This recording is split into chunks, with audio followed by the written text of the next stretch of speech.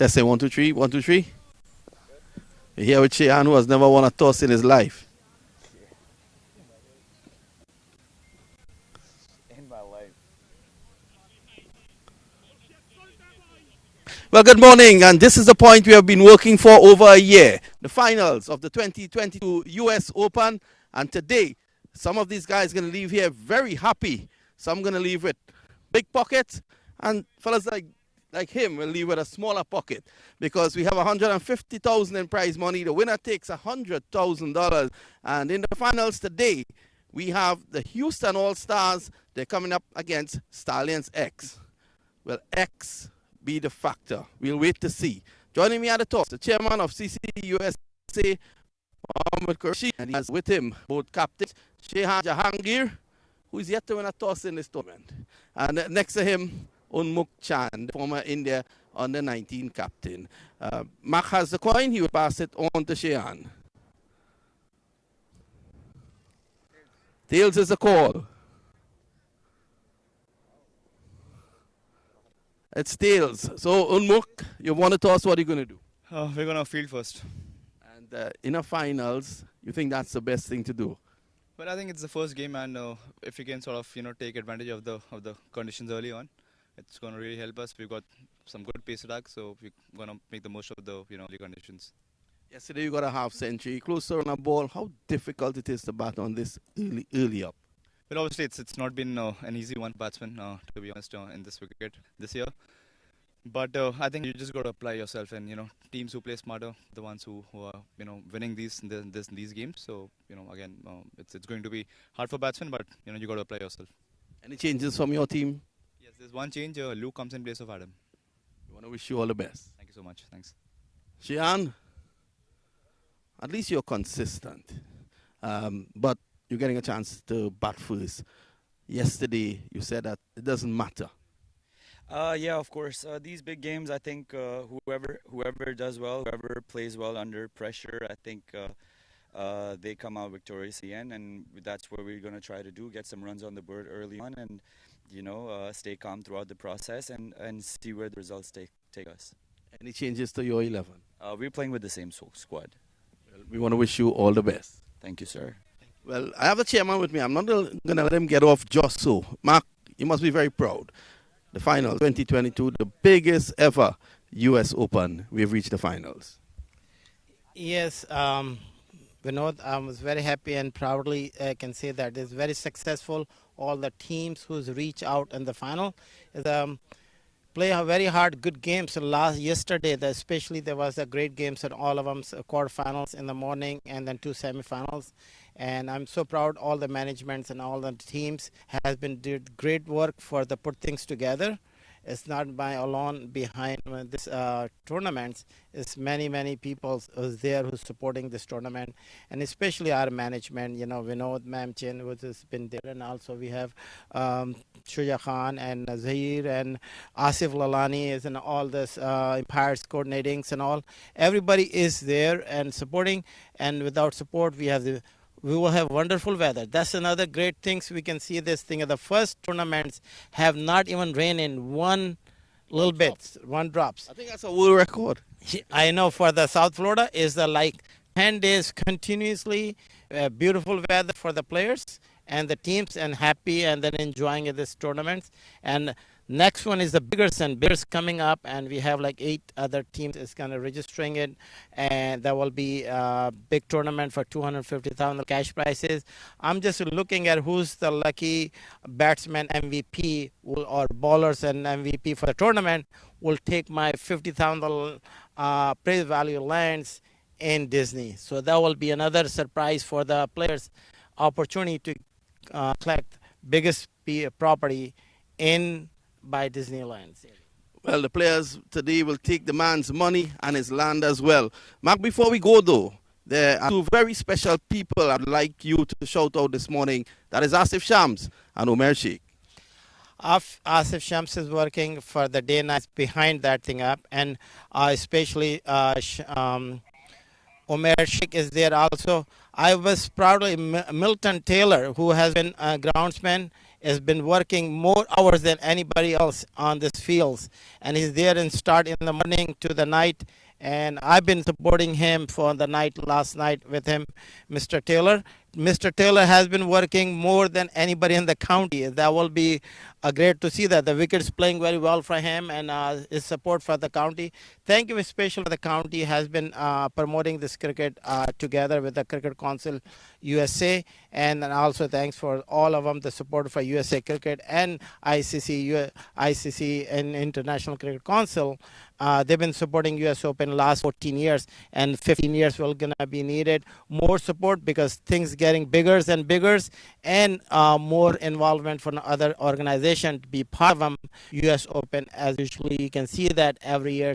And last thing I said, whoever not make it today and it's the wonderful weather, watch these games live on MAQ TV YouTube channel, and also you have opportunity Facebook Live and maqtv.com. So all three platform is there, sharing your friends and family and watch wonderful cricket for one of the best US Open in the world.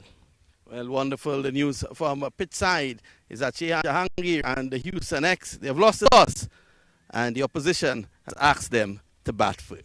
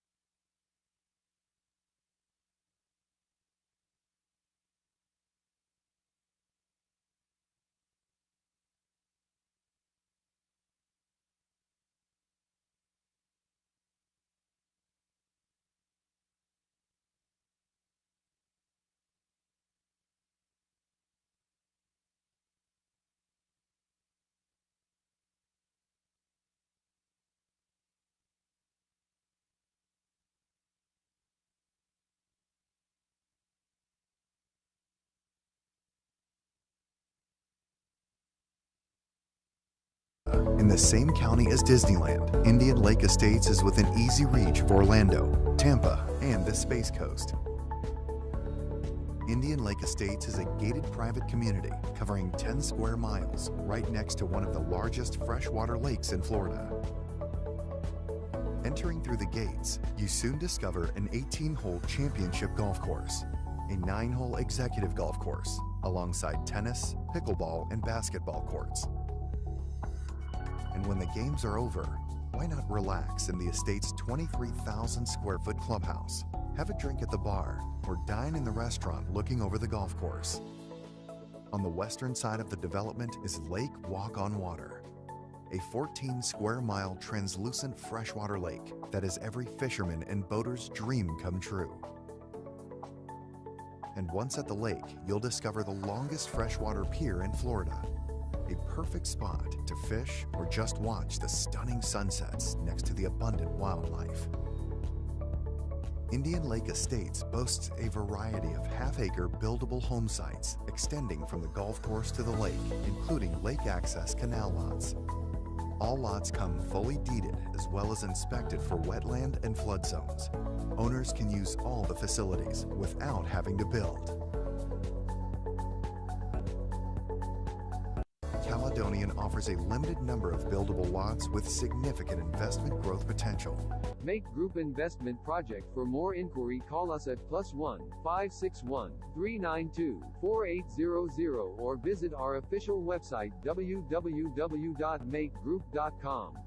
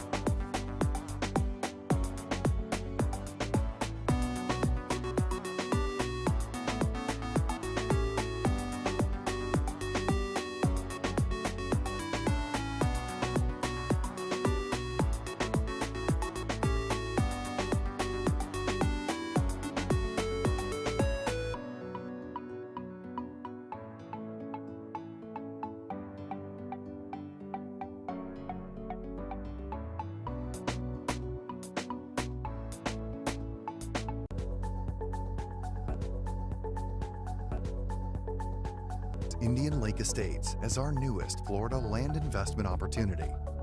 Situated in Central Florida, in the same county as Disneyland, Indian Lake Estates is within easy reach of Orlando, Tampa, and the Space Coast. Indian Lake Estates is a gated private community covering 10 square miles right next to one of the largest freshwater lakes in Florida. Entering through the gates, you soon discover an 18-hole championship golf course, a 9-hole executive golf course, alongside tennis, pickleball, and basketball courts. And when the games are over, why not relax in the estate's 23,000 square foot clubhouse, have a drink at the bar, or dine in the restaurant looking over the golf course. On the western side of the development is Lake Walk on Water, a 14 square mile translucent freshwater lake that is every fisherman and boater's dream come true. And once at the lake, you'll discover the longest freshwater pier in Florida, a perfect spot to fish or just watch the stunning sunsets next to the abundant wildlife. Indian Lake Estates boasts a variety of half-acre buildable home sites extending from the golf course to the lake, including lake access canal lots. All lots come fully deeded as well as inspected for wetland and flood zones. Owners can use all the facilities without having to build. Caledonian offers a limited number of buildable lots with significant investment growth potential.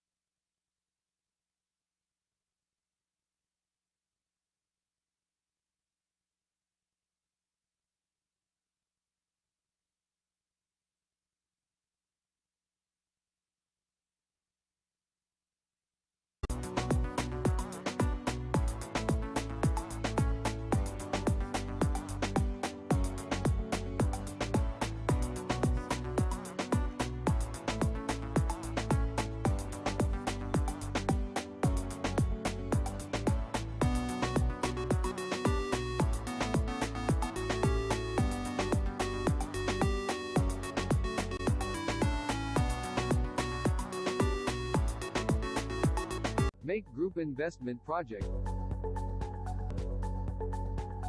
Indian Lake Estates as our newest Florida land investment opportunity.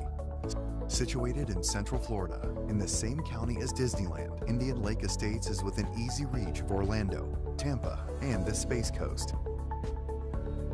Indian Lake Estates is a gated private community covering 10 square miles right next to one of the largest freshwater lakes in Florida. Entering through the gates, you soon discover an 18-hole championship golf course, a 9-hole executive golf course, alongside tennis, pickleball, and basketball courts. And when the games are over, why not relax in the estate's 23,000 square foot clubhouse, have a drink at the bar, or dine in the restaurant looking over the golf course. On the western side of the development is Lake Walk on Water, a 14 square mile translucent freshwater lake that is every fisherman and boater's dream come true. And once at the lake, you'll discover the longest freshwater pier in Florida, a perfect spot to fish or just watch the stunning sunsets next to the abundant wildlife. Indian Lake Estates boasts a variety of half-acre buildable home sites extending from the golf course to the lake, including lake access canal lots. All lots come fully deeded as well as inspected for wetland and flood zones. Owners can use all the facilities without having to build. Caledonian offers a limited number of buildable lots with significant investment growth potential. Make Group Investment Project. For more inquiry, call us at +1 561 392 4800 or visit our official website www.makegroup.com.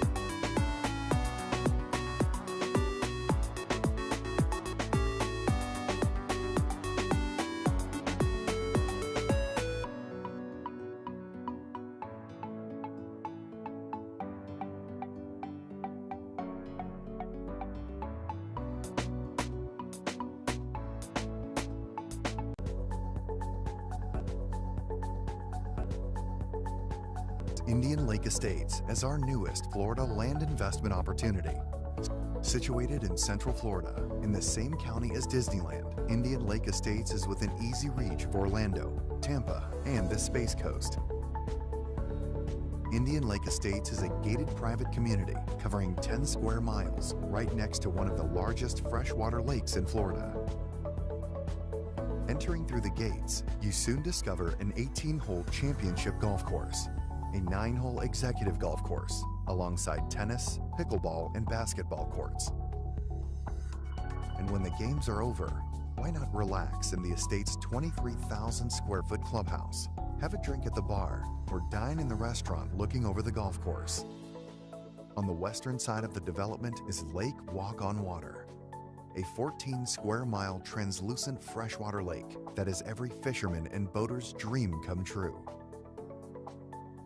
And once at the lake, you'll discover the longest freshwater pier in Florida, a perfect spot to fish or just watch the stunning sunsets next to the abundant wildlife.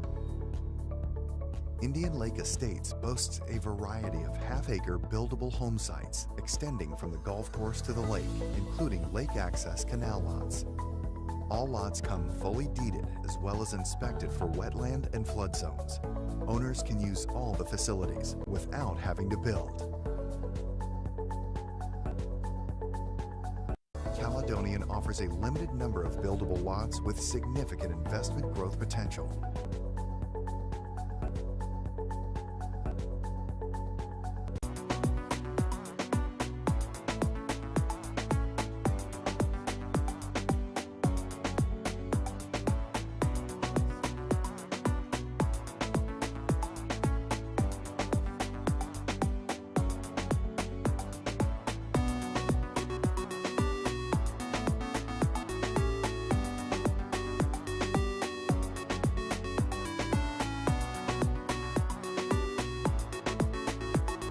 MAQ Group Investment Project. Indian Lake Estates as our newest Florida land investment opportunity.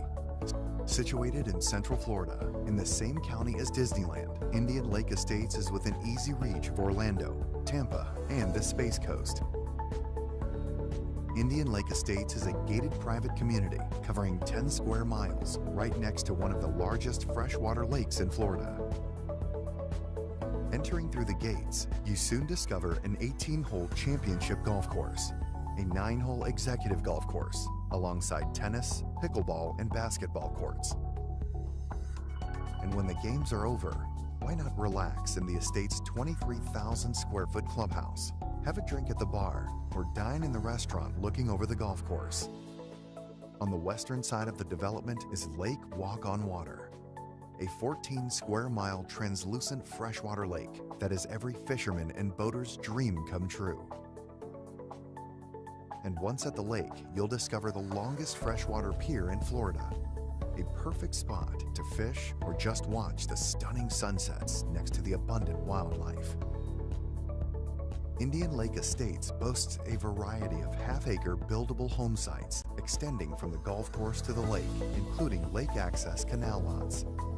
All lots come fully deeded as well as inspected for wetland and flood zones. Owners can use all the facilities without having to build. Caledonian offers a limited number of buildable lots with significant investment growth potential. MAQ Group Investment Project. For more inquiry, call us at +1 561 392 4800 or visit our official website www.maqgroup.com.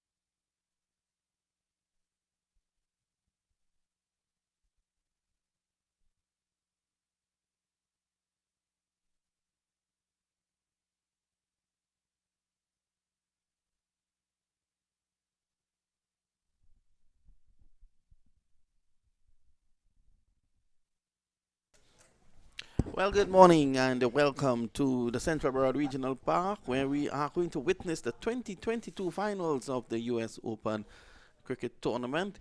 And the finals, it's Stallions X against the Dallas All-Stars. The Dallas All-Stars, they won the toss. They asked the Stallions X to take first strike. Let me say good morning to my fellow commentator, Leonard Archibald. Good morning, Lenny. Thank you, Vinod. As we watch, Shannon Gabriel runs into ball to Cheyenne Jahangir. Wide delivery outside the off stump, and Jahangir not reaching it, just inside the line. So that was in the umpire's mind, a legal delivery. Shannon Gabriel has been magnificent in this tournament. Yes, Vinod, you look at his bowling figure, 16 overs in the tournament. 9 for 79, 9 wickets for 79. Economy just over 5. And his best bowling figures in this tournament so far has been 3 for 9. So he has really performed here for the Dallas All-Stars, having won the toss and electing to bowl first. New wicket keeper Unmuk Chan. Again, just inside that line. Toying with that line, the umpire has decided it's now a wide. So a change here for the Dallas All-Stars. Adam Rossington, who kept and batted aggressively at the top of the order. He's gone. Might have been traveling out to the UK, and Unmuk Chan has taken the glove. So a major change there for the Dallas All-Stars. Otherwise, one will see the same team that has got them through to the playoff session. And here they are into the final. Cheyenne Jahangir on strike. Cheyenne Jahangir would have made his international debut just a couple of weeks ago. Got 100 plus in one of the warm-up games in Namibia and played 4-1 internationals after that. He's a good batsman. He caught my eyes in Tampa earlier this year in the MCL, and I asked the question, who is this man? And they told me that he was good enough to be on the Tridents roster for the CPL a couple seasons ago. We've become very good friends since, and this morning I was poking fun at him. He has lost every toss in this tournament. That's a full pitch delivery, and it signaled no ball. Was that height? Well, probably not for height, and the umpire probably thought it was full and off the pitch. Let's see. We need to see the replay on this to adjudicate. There's a big man bounding in from the northern end.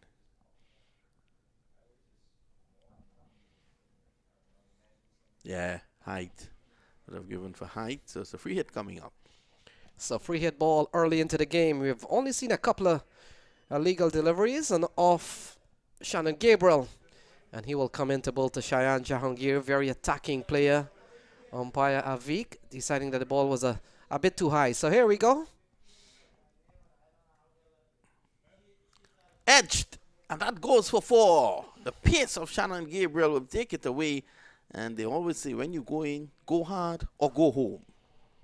So free hit ball. A good productive shot here from Cheyenne Jahangir. Look at that. Doesn't matter how they come, it's how many. And that goes bouncing away. So first boundary of the day comes off the bat of Cheyenne. And took a couple of balls into the final. They're off to a quick start. They're 6 for no loss.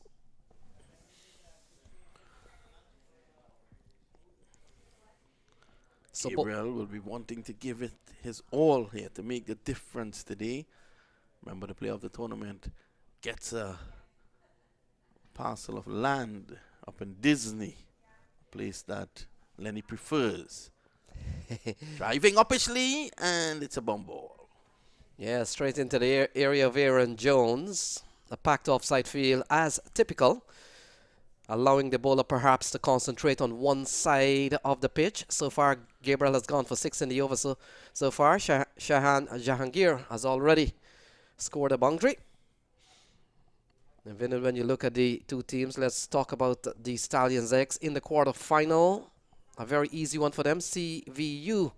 They dismissed CVU for 71. And in the semi-final, got 148-134 win over Masters. That game we saw last night. Edged, and that's going to go down to third man. Protection there. So Gabriel, at least he's operating on one side of the wicket. Let's have a look at the wicket. There's a first slip, third man in place, backward point, squarish cover, short cover, mid-off, mid-on, and the backward square. There's also a man posted on the deep backward square boundary. And when you talk about the player of the tournament, Shayan Jahangir does stand a chance to really get the most runs of the tournament. Just above him is Anwar from the UMMC, and they're gone. So Anwar has 185 runs. Andres Gauss from Samparmi, they're gone. He has 183 runs. And then, of course, third is Shayan with 149. So if he gets 37 runs here this afternoon or this morning, he could be at the top of the heap for the most runs of the series, which could have a big impact. A good delivery here to Tajinder Singh, and there is no run. So 7 runs off this over so far from Shannon Gabriel. It's a long first over. And so 37 runs, Shayan, if he gets going today and gets up to, like, for example, 37 runs, he could go to the top of the heap in terms of most runs. And that, of course, could impact the player of the tournament. How many short? 37. No, Gabriel. Well, Gabriel in terms of wicket, Salman Irshad tops the table on 12. Gabriel is on 9 at the moment. How's my good friend Ziaul Haq doing? Is he on the leaderboard? Yeah, he's on 12. He's on 11 wickets, so he's 1 away from Salman Irshad. The first over comes to an end, is 7 for no loss. So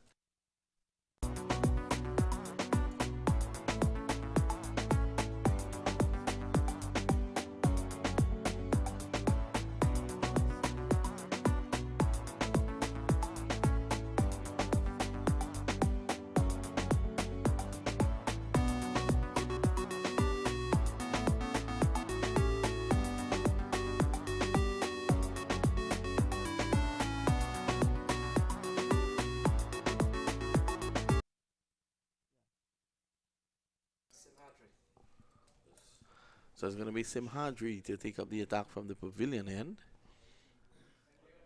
Again, another lovely day for cricket. You know, it's amazing that we've had 9 days and not a drop of rain.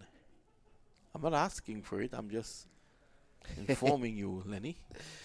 Yes, Vinod, in the past, there's always has to be one day that there was some rain.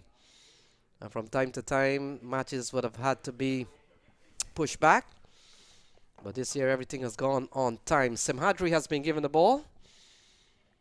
And Simhadri in this tournament, 17 over 8 wickets, 8 wickets for 124. And he's gone at 7.6 per over. His best bowling figure has been 3 for 32. So he will come in to bowl to Shayan Jahangir.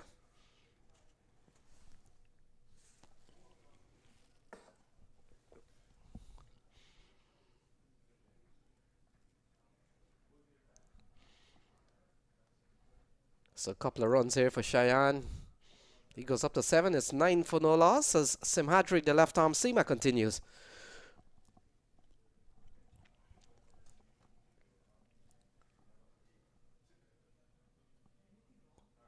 Slow delivery popping in the air and deceived there, Shayan Jahangir. So Tajinder Singh comes in to strike. He's had a couple of good knocks in this tournament. But the sent into bat, Unmuk Chan, of course, donning the glove today in place of Adam Rossington. And Adam Rossington has given them some good starts in this tournament. So we'll have to wait and see how that impacts the top of the order. Already we know Unmuk Chan will have to find a partner for the final. Oh, clipped away nicely. So the quarterfinal games for both teams. Let's talk about the Dallas All-Stars. Would have gotten past UMMC in the quarter. 142 to 144, and then of course took out Samparmi, the mighty Samparmi, in the semi-final. It's a good delivery coming back in late. And Jahangir committed to the front foot.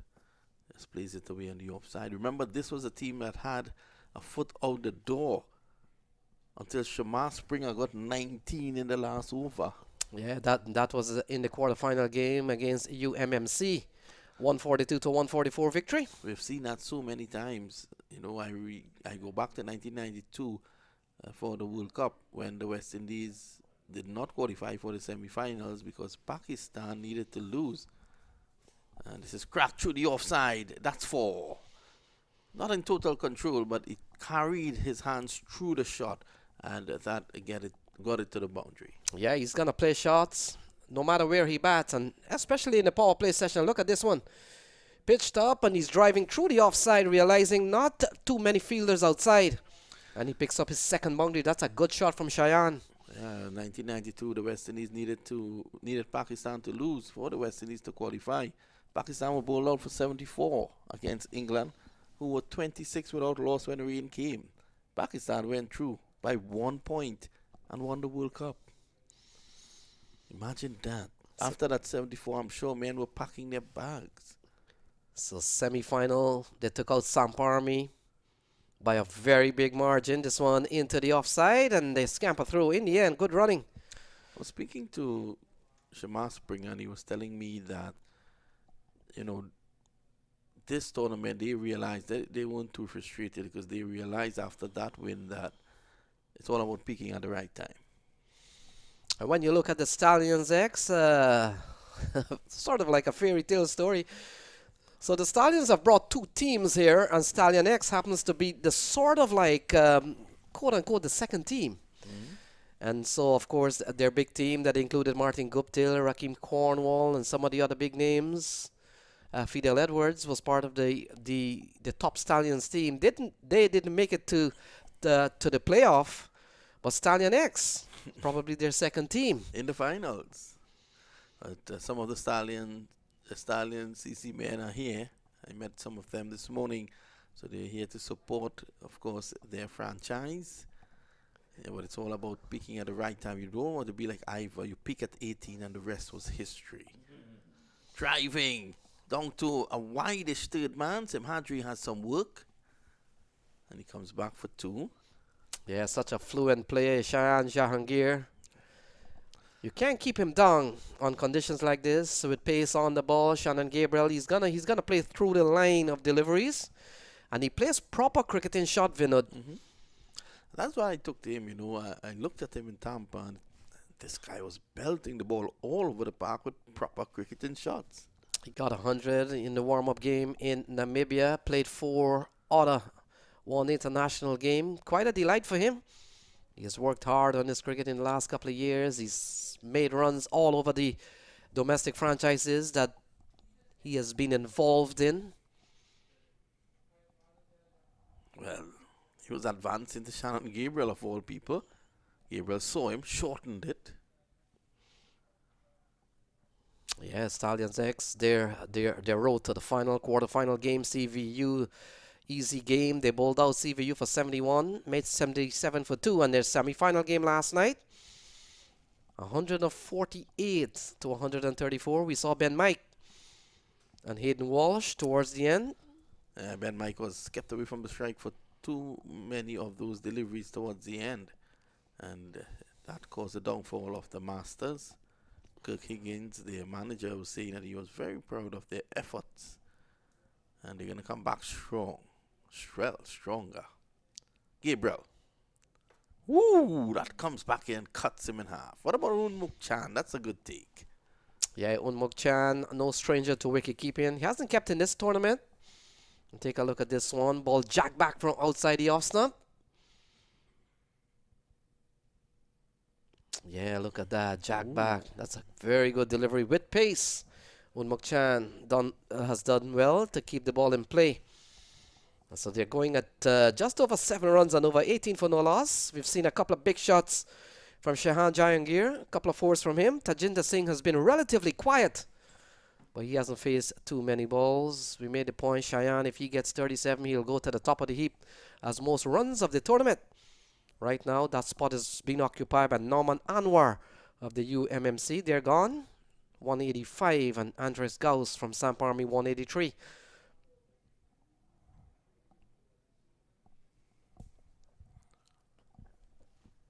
What I like about Gabriel, he's operating on one side of the wicket, and after a bit of a loose first over, he's right back on spot. Yeah, he's a quality bowler. We made mention 16 overs in this series, 9 for 79. 9 total wickets, 79 runs, just over 5 runs and over. And his best effort with the ball has been 3 for 9 so far. So he's among there. He's up to 9 wickets. Top of the heap is Salman Irshad from UMMC with 12. So Shannon Gabriel does have the opportunity to get above 9, perhaps heading towards 12.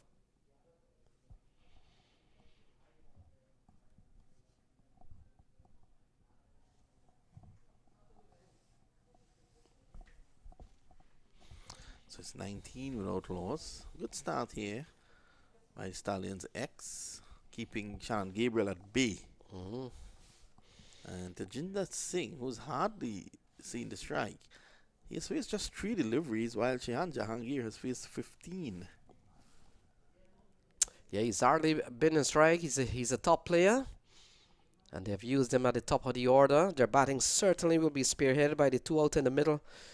And then number 3, we could see Dan Lawrence. Kuram Manzoor is going to be a key man. Fawad Alam, we didn't see him bat last night, but we were told from good source he's waiting for the final.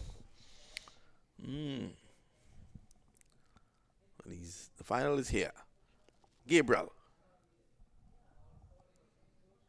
Singh just leaning onto that. Good over there by Shannon Gabriel. That's the 3 runs. At the end of 3, it's a 19 without loss.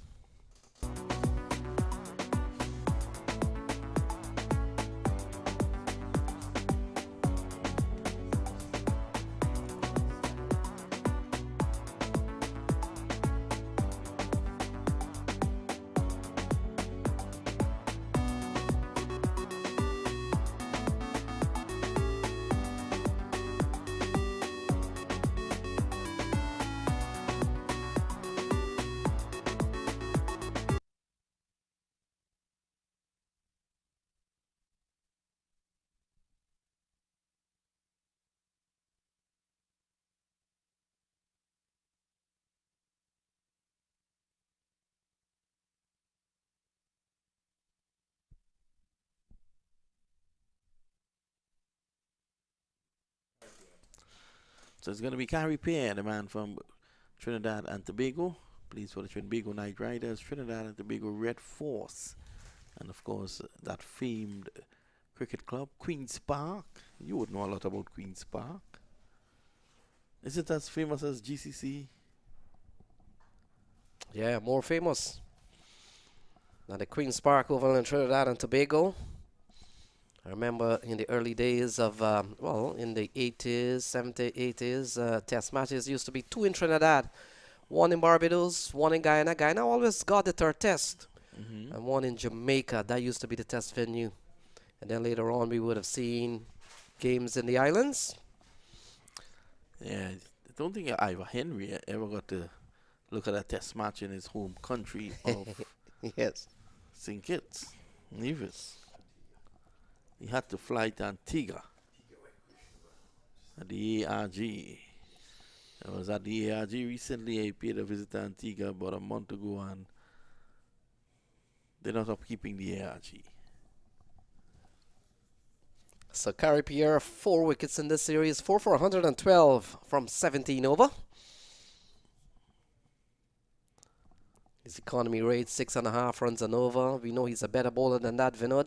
Well, he's showing that here this morning. That was the arm ball, and just following Tajinder Singh, not giving him room to pass the offside. There's a short 3rd man backward point, a squarish cover, short cover, and mid off on the off. In the air, Gary Pear, will he get the wicket? Gabriel drops it. So Shannon Gabriel has dropped yet another catch of Gary Pear's bowling. One wonders if they're on the same flight to Trinidad. As he was sweeping, got the top edge. And I think Carey Pierre must have been shocked when he saw Gabriel even got close to that. So the cricket continues, and Shahan picks up another run. Should have been 21 for 1. Yeah. Carey Pierre would have gone up to 5 wickets in the series. Is it fair to say Gabriel should work on his fielding, on his catching? Yeah, usually the big fast bowlers from the West Indies, they know to bowl extremely fast. And that's it. So 22 for no loss. Tajinder given a life when he was on 1. And Carey Pierre inducing a faulty stroke from Tajinder. So they're going just about 6 runs and over. And still tidy stuff here from the Dallas All-Stars. Sammy back and pulls well for 4. Tajinder Singh getting into the act now. Yeah, any run after this one here will be extra runs for Tajinder Singh. Should have been gone. And look at this one, a short ball from Carey Pierre. And good pull, swiveled into the onside and deliberately lifted over the infield. And that has gone away for the 3rd boundary of this innings so far. We saw 2 off the bat of Shayan Jahangir, 1 off the bat of Tajinder Singh. And we're in the 4th over here, 26 for no loss. This is the final, of course. Last year we saw All-Stars engaging Somerset Cavaliers, a game in which Cavaliers won. Sammy's backing away. And this is going to go into the boundary for 4. Just making room for himself there, Tajinder Singh. That's a good-looking shot, according to Lenny. Yeah, good shot again. Look at this. Just manipulating the field over the infield, over Ashley Nurse's head. And that goes 1 bounce away for 4. So 4 gone is 30 for no loss.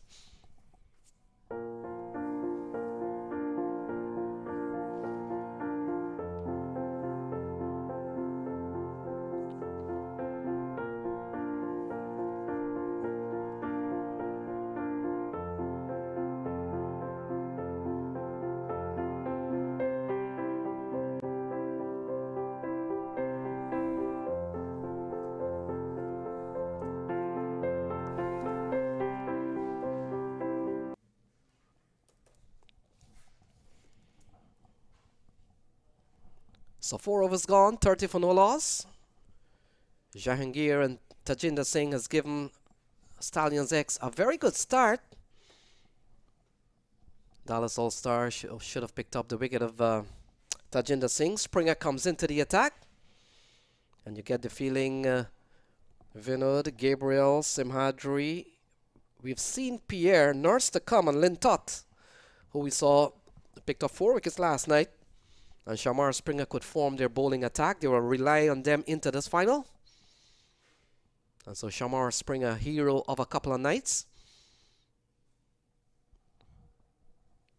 Eased away on the onside by Jahangir. The skipper knows that he has to play a good hand here.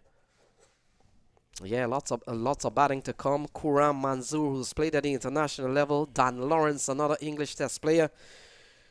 Shehan Jayasuriya and Fawad Alam. That's going to be the top order. We'll have to wait and see if we see Fawad Alam bats today. We saw he didn't get to bat last night, or he didn't bat, and we were told he's waiting for the all-important final. In the end, over mid-off. That is going to go over the ropes as well for 6. Length delivery. And Tajinder Singh all of a sudden has come to the party. So not a good looking shot from Tajinder Singh. Pitched up, driving through the line of the delivery. And that's another good looking shot. Things are on the way here for the Stallions X. They're up to 37, is it? Yeah, 37 for no loss. And Tajinder has gone up to 16, 50 more than he should have made. Had Shannon Gabriel taking care of that catch.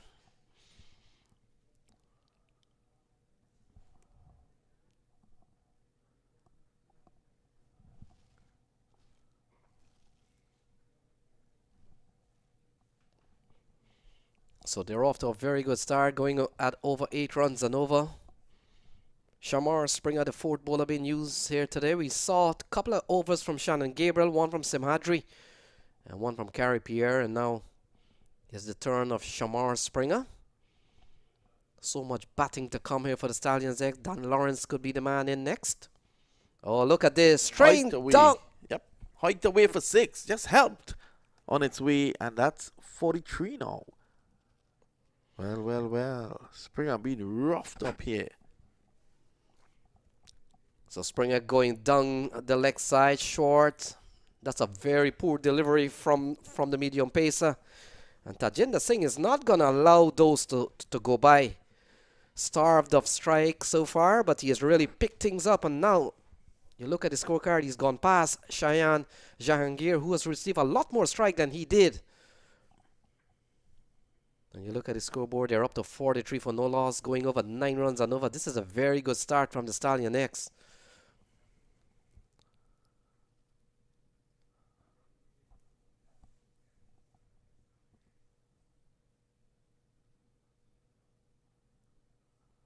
Again, and well, we wait to see.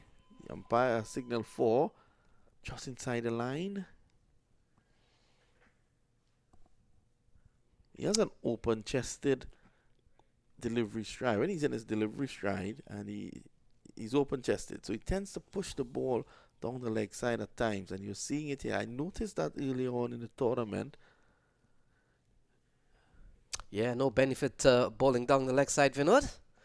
Even if he had missed it, a couple of things could have happened. It would have been called a wide for sure. And Mukchan, not too sure. Sometimes keepers don't get across quickly. Could have been 5 wides. Again, down the leg side. So he's having that technical issue. Yeah, not going too well here for Shamar Springer. He's gone for 18 in the over. 1-6, 1-4, sliding down the leg side. And now the wide, he will have to re-bowl that one. No benefit in, especially in T20 cricket, to bowl down the leg side. You may not be able to get a leg before call. You're putting your keeper in danger of really getting across. And some of the best in the world hasn't been able to get across. A better delivery, but probably enough damage in the over. 19 runs off this over. And 5 gone is 49 for no loss. Well, Lenny, I'll leave you in the very capable hands of the star boy himself, Ivor Henry.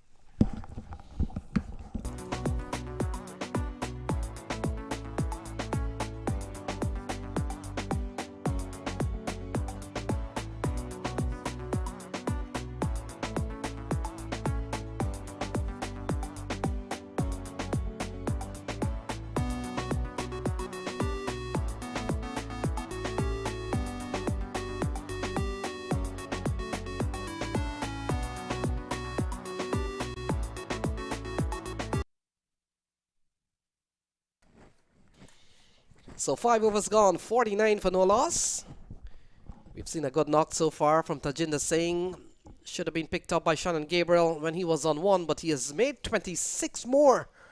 And things are off to a very good start here. Stallions X, the X Factor, as we welcome Ivor Henry into the box. Ivor, welcome to the final, this 2022 final. And it has gone pretty well for Stallions X. Morning, Lenny. Good morning, listeners. Good morning, viewers. And of course, day number 9, the curtains come down, the grand finale. And indeed, we're having a finals on a Tuesday. History in the making. First time we're having a finals on a Tuesday. First time we're having a finals without the semi-finalists in the finals. So ball swept away. That's a good looking shot from Tajinder Singh. He continues to bat well. Brings up the 50 here for Stallions X. Ball heading down the wrong line from Simhadri. Yeah, poor delivery outside the legs. Free hit of some sort outside the legs. Just had to work it into the vacant area down a deep backward square leg for 4. And the pass score here on this ground for the power play is about a 45. So they would have gone past that. So 53 on the board so far. Tajinder is up on 39. You can see that on your screen. 31, sorry. Jahangir, he's on 19. We made the point that if Shayan gets up to about 37, he could be the man with the most runs in the series. But we've seen a very good knock here from Tajinder Singh. And they're off to a fine start, 53 for no loss. Touching on the way through to the keeper, so no wides there. So Shannon Gable this morning bowling a no ball, one which would have bowled that went off the pitch. Called a no ball. Yeah, several ways a no ball can come these days. Yes, indeed, and that was one of them. Going back to the keeper on the hop. Oh, eludes the keeper and runs away over the slip area, and that's 4 more runs to Tajinder Singh. Let's take a look at that. Yes, we'll have a look. And here he is, trying the kitchen sink at that one outside the off stump, coming off the toe end of the bat. And he's saying, well, that was well calculated. There's no third man and there's no slip. The wicketkeeper made a valiant effort to pull that one in. Again, swung into the onside. Not good bowling here from Simhadri. Wrong line. And Tajinder Singh, he's feasting on some very wayward bowling here from the Dallas All-Stars. Yes, all of a sudden he was stuck on one for quite a long time. Gave Gable a chance to pull him in, but it eluded his grasp. Didn't even touch him, but he should have been taken. And since then, he's wheeling the willow and he's gone to 39 from 17. Well, he survived a drop chance. The score was 22 without loss. He was on 1. He's up on 38. He's up on 39. So 38 more than he should have made. But this was gone pretty expensive here for Simhadri. Not typical of him. And now the strike goes over to Cheyenne Jahangir, 62 without loss. Yes, Dallas All-Stars winning the toss, inserting Stallion X, and Stallion X have make merry their way on to 62 for no loss.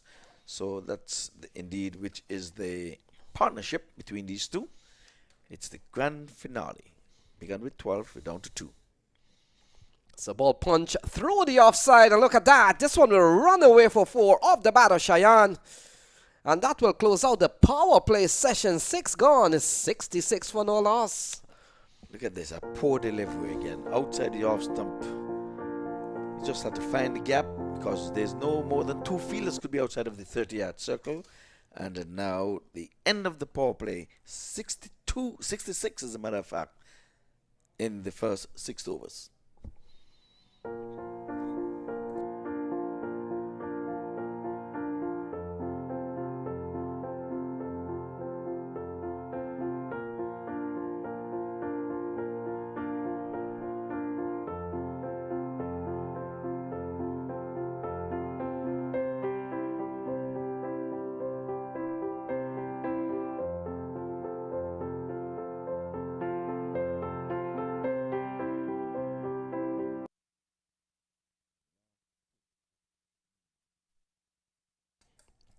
So welcome back to the Broward County Stadium. We're watching Stallions X off to a quick start. At the end of the power play, 6 overs gone. They're going at 11 runs and over. 66 without loss. Yes, let's hope it's not stage fright here for the Dallas All-Stars. They made merry to get here. They worked hard. They're here now. Kyle Pierce got to do better than he would have done in this first over. Should have got a wicket, but he's gone for some 11 runs. So Tajinder is on 40. And a good quality ball here from Kari Pierre. Yes, a good start in this is second over. Good morning to Elton Tucker over there in Port St. Lucie. He's locked in. And the fact is, Cheyenne Jahangir has given the rein to Tajinder Singh for the time being. And with all fairness, Tajinder has really capitalized on some very poor bowling. We saw from Shamar Springer. This one is up and over the offside. It falls into the deep areas there and they pick up a single. It was not timing. And both batters going neck and neck in balls, really. This brings Sayan, who is on 23, 19 deliveries. He's been kept quiet for a while. So ball cut away into the offside. Simhadri challenges the batsman, but they're running well. And they pick up another run, going at over 10 runs and over. We made the point. Stallion X would have gotten past their quarterfinal engagement by defeating CVU 71 to 77 for 2. And in their semi-final clash, we saw them taking care of Masters last night. Yes. A game that we had to wait until the last over. Some suspense in the last over. Ivor Henry, you were here. Yes, and in the last 2 overs is one you would have said for the first time in your commentary history, you would have seen the last 2 overs would have been batted so poorly. So playing a miss, a better over here so far for Dallas All-Stars. Off the bowling of Carrie Pierre. We've seen some tall overs, only 3 in this over so far. Yes, last night the batsman that was set was running a single off the last ball to give a tail ender the beginning of the 20th over, and Lenny was livid. So 7 gone, 69 for no loss.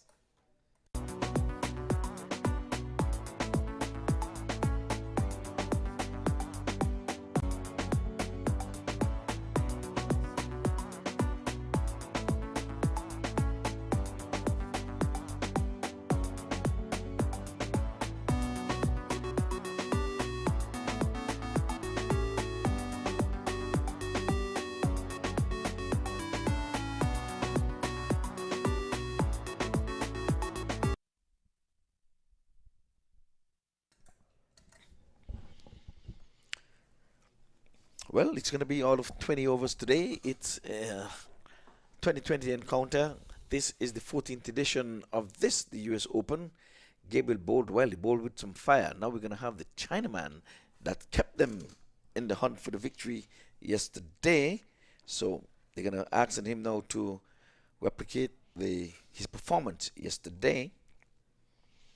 That's Jake Lintott. Yeah, Lintott comes into the attack here. Got 4 for 10 last night. Ball eased into the onside and hands the strike over to Cheyenne Jahangir. So when a left arm bowl, this finger spinner, we call them the slow left arm orthodox. Yes, well, he's bowling back up the hand here, Chinaman. Yeah, he's bowling with the wrist, so he's a slow left arm unorthodox.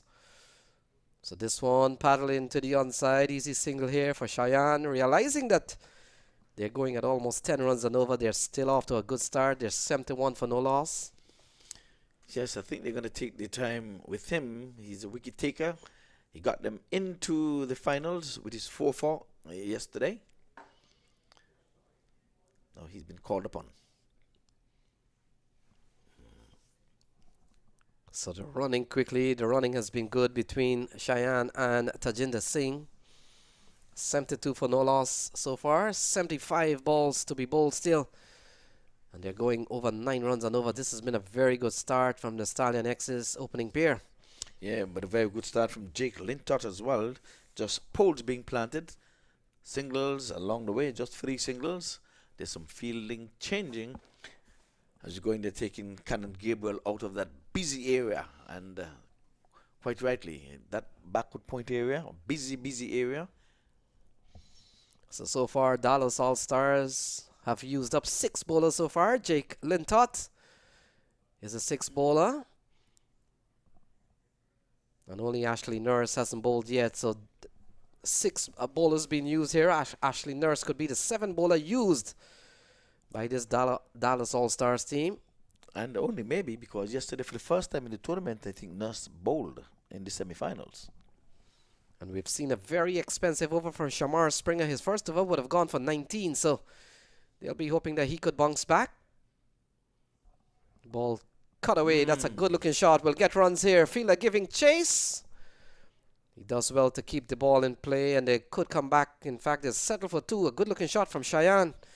So 8 overs gone, 74 without loss. Very late, a late cut. Look at it here, giving chase. That's a valiant chase there.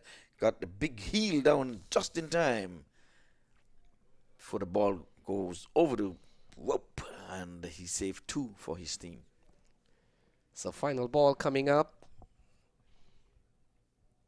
This over's been very good for Jake Lintott. The over comes to an end. 8 gone, 74 for no loss.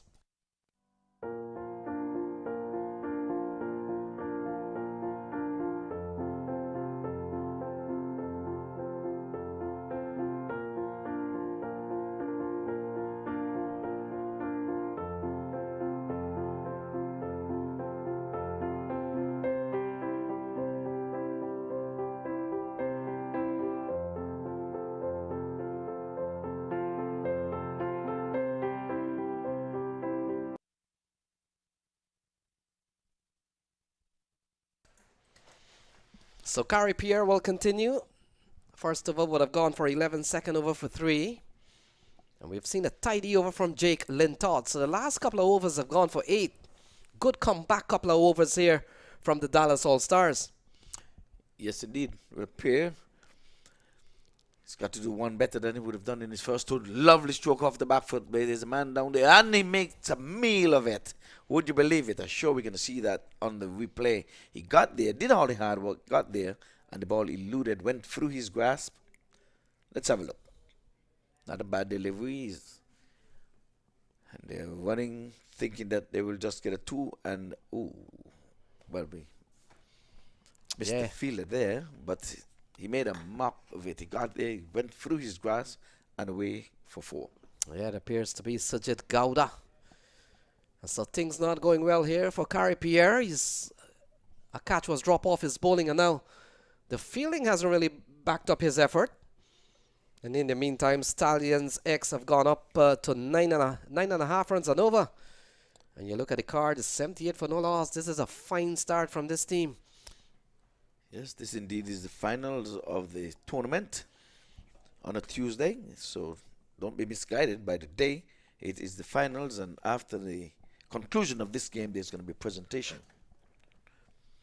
Someone is going to be lifting the hardware, the big trophy, and 100,000 big board dollar note US dollars. So 5 in this over so far. We've seen a misfield for 4. A poor effort from Sajid Gowda. The ball may have rolled through his arm. And a play and a miss, and the ball goes through to Unmuk Chan. So 5 in this over so far is 79 for no loss. Yes, 5 from 3 deliveries. They're halfway through the over. It comes the ball round, and this time he's on the back foot, can't get past Pierre. So he's trying to tighten the screws.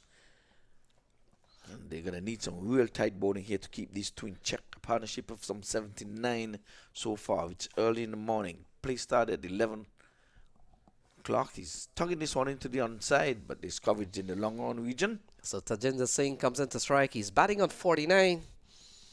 And we saw earlier on, Ivor Henry was given a life when he was on 1. So he's made them pay 48 runs more. Here he is. He's on 49. And ball manipulated into the onside. And so 50 runs on the board here for Tajinder Singh. He gets an equal 50. And well played in so far from this man.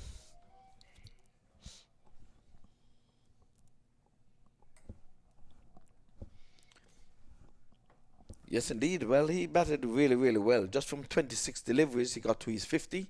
For a moment there, for the first 2.5 overs, he became a spectator as Cheyenne was wheeling the willow. But then he has left him standing on 28 of 29 deliveries. But this is all a team effort. It's not about the individual. As you know, Lenny, there's no I in team. 81 for no loss. And for the first time in a couple of days, we have seen some heavy clouds, but the darker ones are in the west. But the breeze are going from east to west, so they're keeping those dark clouds away from us. But it's going to be one of its kind that we're going to not see rain during the tournament. I think it would be maybe the first time in the 14 years. But that'll be good. Right now, we are bathed in sunshine right here at the Broward County Stadium in the beautiful city of Lauderhill. And as usual, it's in the Broward County, in the state of Florida, and in the country of the United States of America. So Jake Lintott will continue. Quality first over from him, and cut away. In fact, swung away from the right-hander. And Tajinder Singh continues to progress pretty nicely here. Yes, that's a beautiful shot. Swept from outside the off stump. Swept it fine. The square-legged man down there had not a chance just to retrieve beyond the boundary ropes. 85 it is for no loss. Well, the platform has already been set. And any batter that comes in after now would just have a launching pad. So big start here from Stallions X. And this one cracked into the offside. Can he find the gap? Fielder comes around, makes a very good stop. And they come back for a couple of runs. The runs continue to flow. Tajinder Singh, he's up to 56. Again, he's on the back foot, picking his spot. That's good running again. Yes, well played. He was not touching the open, he was touching the ball. So, good call there by the umpire. Allowed just the 2 runs. Lintott. This time it's in the air. There's a man down there. He settles, he takes the catch. Wicket number 1 goes. One time too many. Singh goes for 56. And the wicket taker, Linton, called upon to take wickets. Took the first one. Yeah, Jake Lintott, we saw last night, player of the match, picked up 4. He's gotten into the wicket column, ball into the onside. And this time, Sujit Gowda makes no mistake. And there we go. Easy catch in the end, 87 for 1. Yes, that was a similar delivery that he would have swept fine. This time he kept it in front of square, and mid-wicket was in business and got into the bucket. And he took it straight out of the coach's corner. A disappointed Singh, you can see, he said, I should have done better. Shaking his head saying, I was set, I was in. They gave me a life, but one time too many. I sure hope it was Gabriel that would have been there. Again, folks, this is the finals. We started with 12 teams. We're down to 2 teams. And Samtami was one of my favorites to go on to be parading their ways on this day. They were embarrassingly slumped out of the tournament. Imagine a top score of only 25. Not another batter got into double figures. So Shahan Jayasuriya comes to the middle. And there's still have gone off to a very good start. We've seen given a chance on 1. Tajinder Singh slammed a 50 here this morning. He was out for 56 or 55 more. Given a chance when the score was 22 without loss. Should have been 22 for 1. So Shehan comes to the middle. And Jake Lintott makes the first breakthrough. Yes, indeed. And now he's on top of things. They've employed a slip, quite rightly so. It's a new batter, Jawisura. He's on the back foot and getting off the mark right away as cover sweeper gets in the way. And I like the appearance of this finals.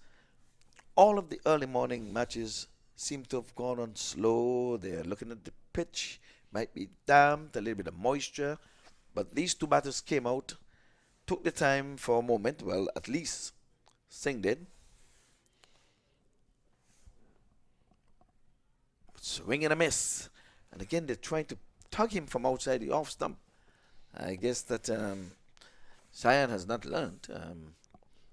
Last wicket would have fell in that area, but he was going hard and missing. So Lenny, you're going to be in for the long haul because they need to hit the goal in the air just out of the outstretched left hand of the extra cover, and that's overcome to an end. A wicket with the 3rd delivery. 89 for 1, which indeed is the latest score here at the Broward County Stadium.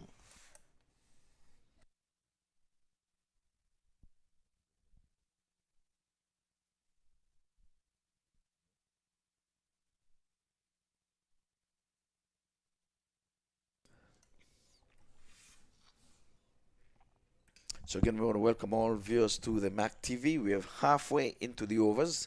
10 overs has gone, 89 for 1. And I was just about to say that, Lenny, you're going to be in for the long haul. The folks that want to hear the man with the golden voice for a long time. So you're going to be stuck in here. Normally you'll be taking a break. You're going to go from start to finish. So Ashley Nurse comes into the attack. 4 for 64 in the series so far. And heading down the leg side, flicked away from Cheyenne. He picks up another run. 59 balls to be bowled. Stallions X, they're batting at 90 for 1. They've lost the wicket of Tajinder Singh. We would have seen some poor bowling earlier on. We would have seen some poor fielding too. A drop catch from Shannon Gabriel, a misfield from Sujit Gowda. So things are really benefiting the Stallions X so far. Shehan Jayasuriya has come out at number 3, a strong batting lineup. And this one is working into the onside. So much batting options to come. Dan Lawrence is in this lineup. Kuram Manzoor is in this lineup.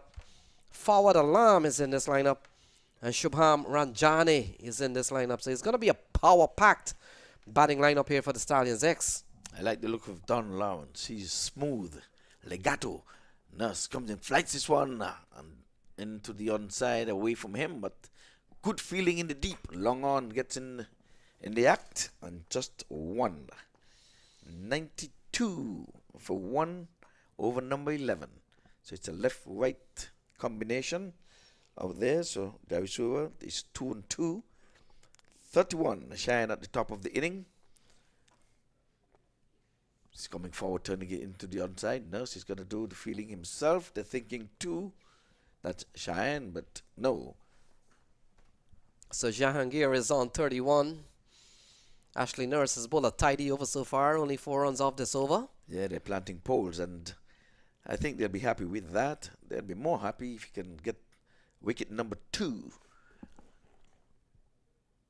So ball that is well bowled again from Ashley Nurse, and we made the point Ashley Nurse didn't bowl too much in this tournament, but coming down to the latter stages, we're into the final now. He's been given the ball, and we'll come into bowl to Cheyenne, who's batted extremely well again. This one into the offside. Fielder will come around. Aaron Jones not in time, and that has gone away for 4. So good looking shot again from Cheyenne Jahangir. Yeah, we'll have a look. I thought he could have made a better effort down there. And the long on, he really got into it. David he gave up on it. Yes. One more stride and was a good accommodating bounce. He could have put his hand out, but he didn't. And it went away for 4. The end of the over, 8 for mid.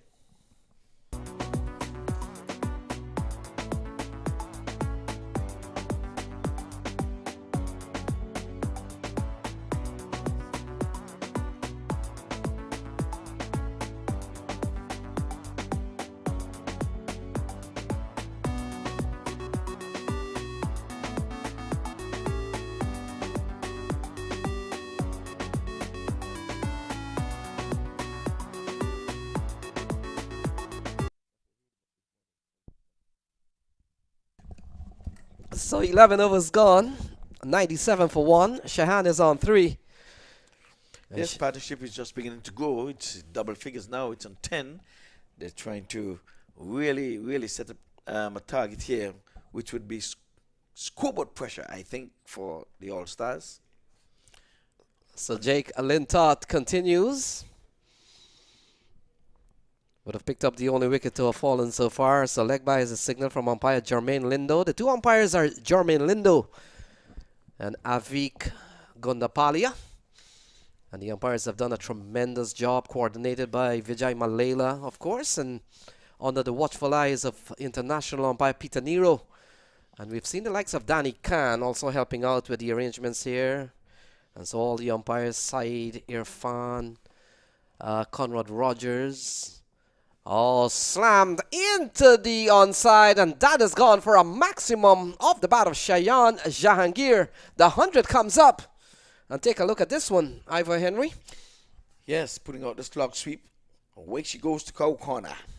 And he got all of it. He was down on one knee. It's not Sunday. It's Tuesday. We're having a final, but he was praying, and he got the 6 that he prayed for. So another good-looking shot from Cheyenne. And they've taken Stallion X's score beyond the 3-figure mark. They're up to 104 at the moment. And Jake Lintott, the Chinaman bowler, better ball, the big appeal. Not all, says the umpire. Easy decision, pitching outside the leg stump. And I'm sure we'll see that again. Would have knocked the sticks over, but the laws of the game, you can look at it here. Lining up outside the leg stump, I would think. Just about, I would say. Give or take. That's, I think, what the umpire was thinking. But it comes in now. Let's see, outside the off stump. He's not going to be given a wide, although he would have passed that mark, because the batter would have taken the line with him. That's good bowling. Good bowling.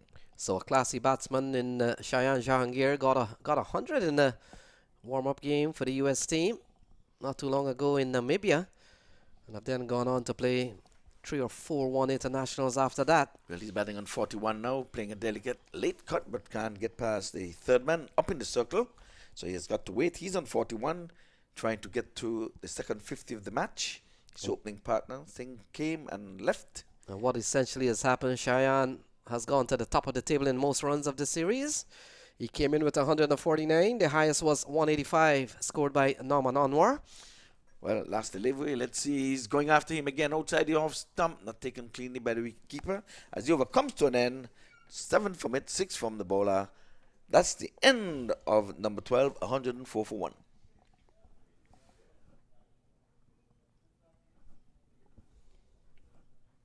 Not to this.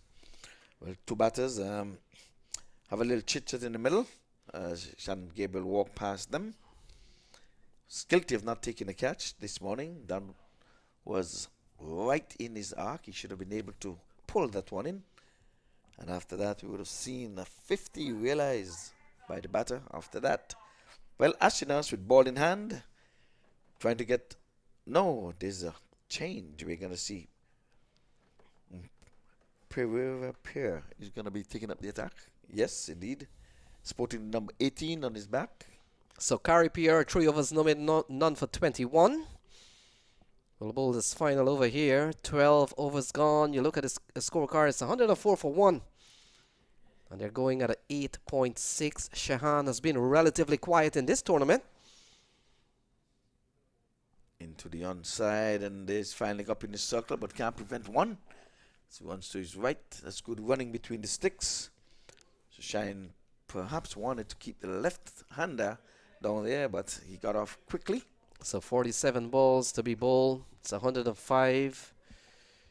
Carrie Pierre, things have not gone well, not because he has not bowled well. The fielding has really not supported his effort.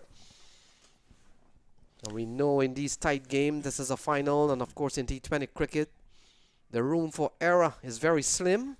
Yes, well, Pierre round the wicket, and his body's inside out, and he's placing this one very nicely, getting it past extra cover, and away she goes for 4.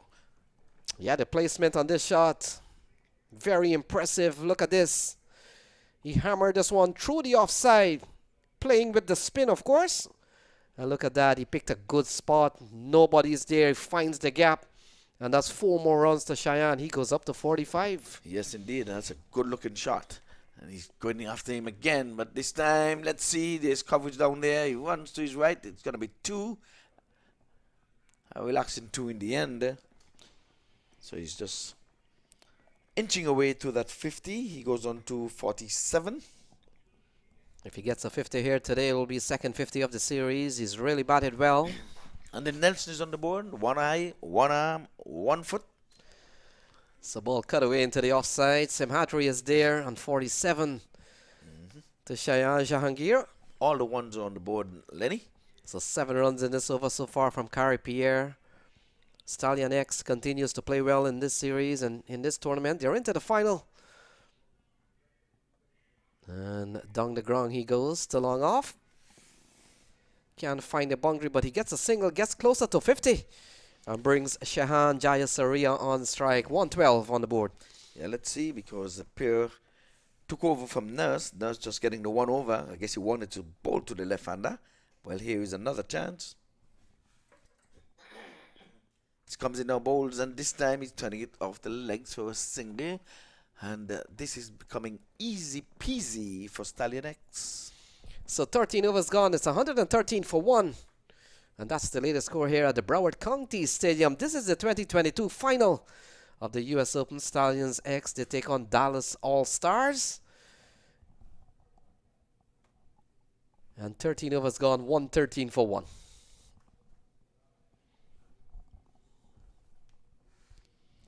Well,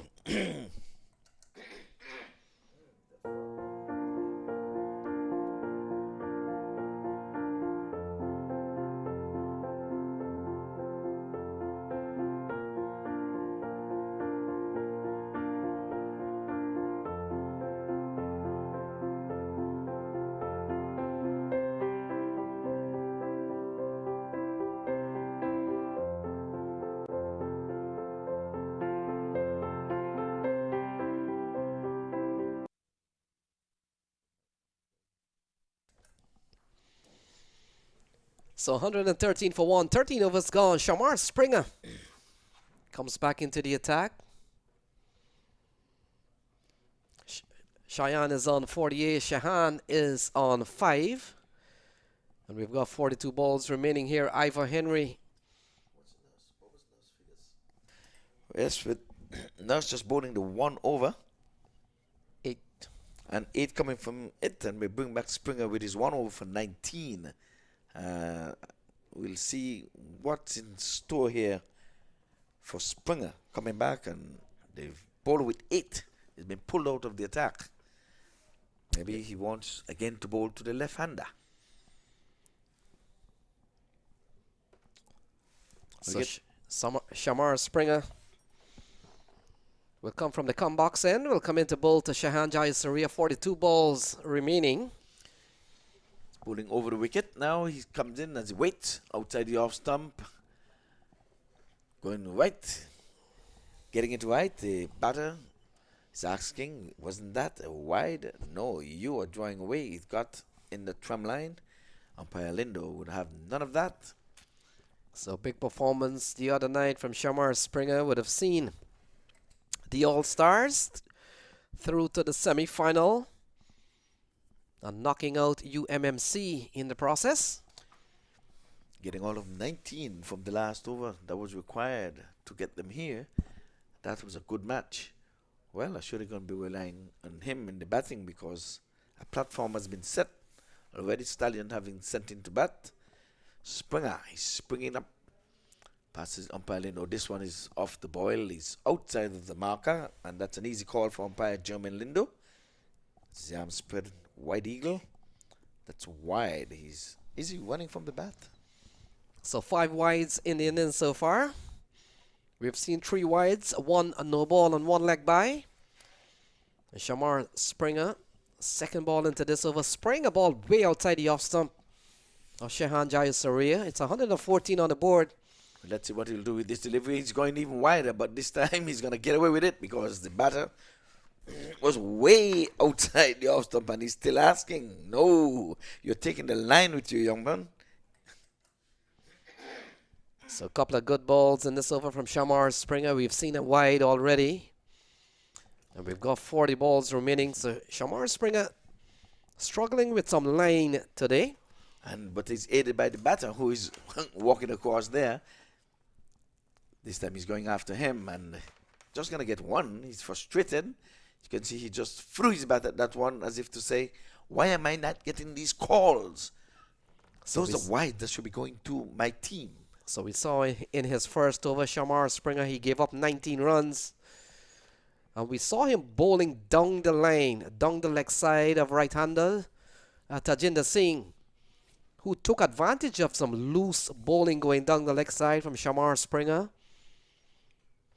Yes, that was poor bowling, but much better in this over. So Shahan Jahangir flicks and flicks well. It's going up towards the boundary. The fielder, has he saved it? He has not. And 50 to Shahan Jahangir. So well played 50 from this man from 45 balls. And he brings up a second 50 of this innings. One we saw from Tajinder Singh. And now Shahan brings up a 50. Well played knock. Well played. Well played. In the morning session, we have not seen this. Let's have a look.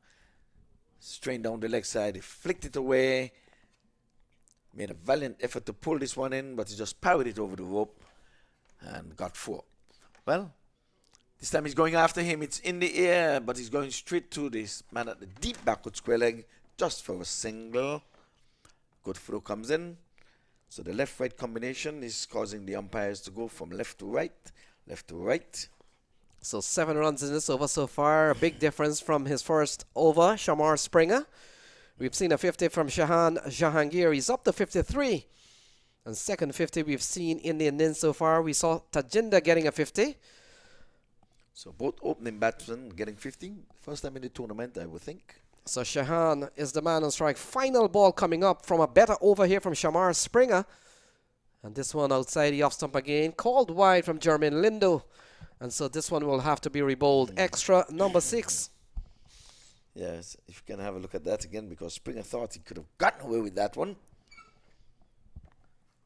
German Linden says no. We'll have a look. Oh, yeah, the line belongs to the umpire. So final ball coming up, and over has gone for 8 here from Springer. And again, wide outside the off stump. Yes, well, he's trying to paint the line. I think Mr. Melton Taylor is not going to have too much work to do in painting those lines because Springer is doing the job for him. And I think the problem with Shamar Springer, he struggled against the right-hander. He kept putting the ball on the leg side of the right-hander. And he's done the complete opposite towards the left-hander. And this is Shehan Jayasuriya, of course. Oh, swept away. Look at that. A very flat 6. And that has gone out of the playing area. Very flat off the bat of Shehan Jayasuriya. 6 runs. Yeah, he has been expensive. He has been expensive. He has gone for some 34 from 2. He's going for 17 and over. I don't understand this strategy. They've left me here bewildered, bemused, confused.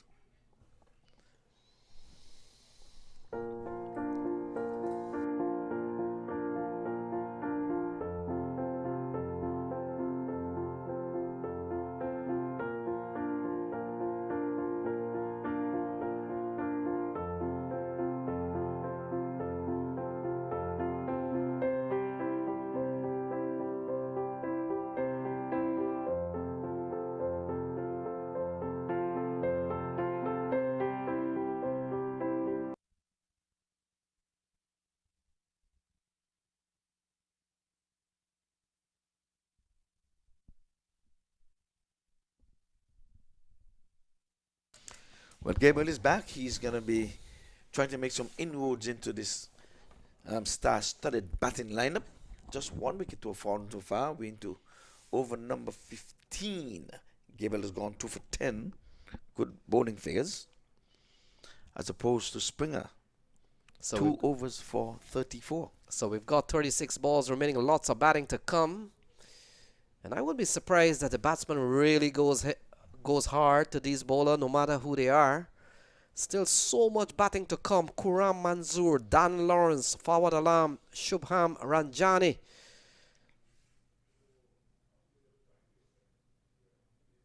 So ball cracked into the offside. Very good fielding from the man at backward point. And with his right hand at that, I think it was going to the wrong hand. Knocked it down. He would have been in business once he would have passed him. There's a cover sweeper, but that was hit really sweetly. Time to perfection with that feeling. Yeah, that might have been Benkenstein, who's done a tremendous work, the South African. So Shehan comes back into strike. He's on 12. It's 129 for 135 balls remaining. Lots of batting to come. They've only lost the wicket of Tajinder Singh. Well, time for the launch. I think the party should start now with all of 9 wickets in the hut. They can afford to take a few more risks. I should have played a lovely 6 of the last ball of the last over. But Shannon Gable with ball in hand comes in, bowls over the wicket. Outside the off stump and swinging a miss. Oh, that eludes wicket keeper. So he too gets into the sloppiness. Yeah, we made the point. The wicket keeping duties were performed by Adam Rossington. But he has had to travel back to the UK, so donning the gloves is Unmuk Chan.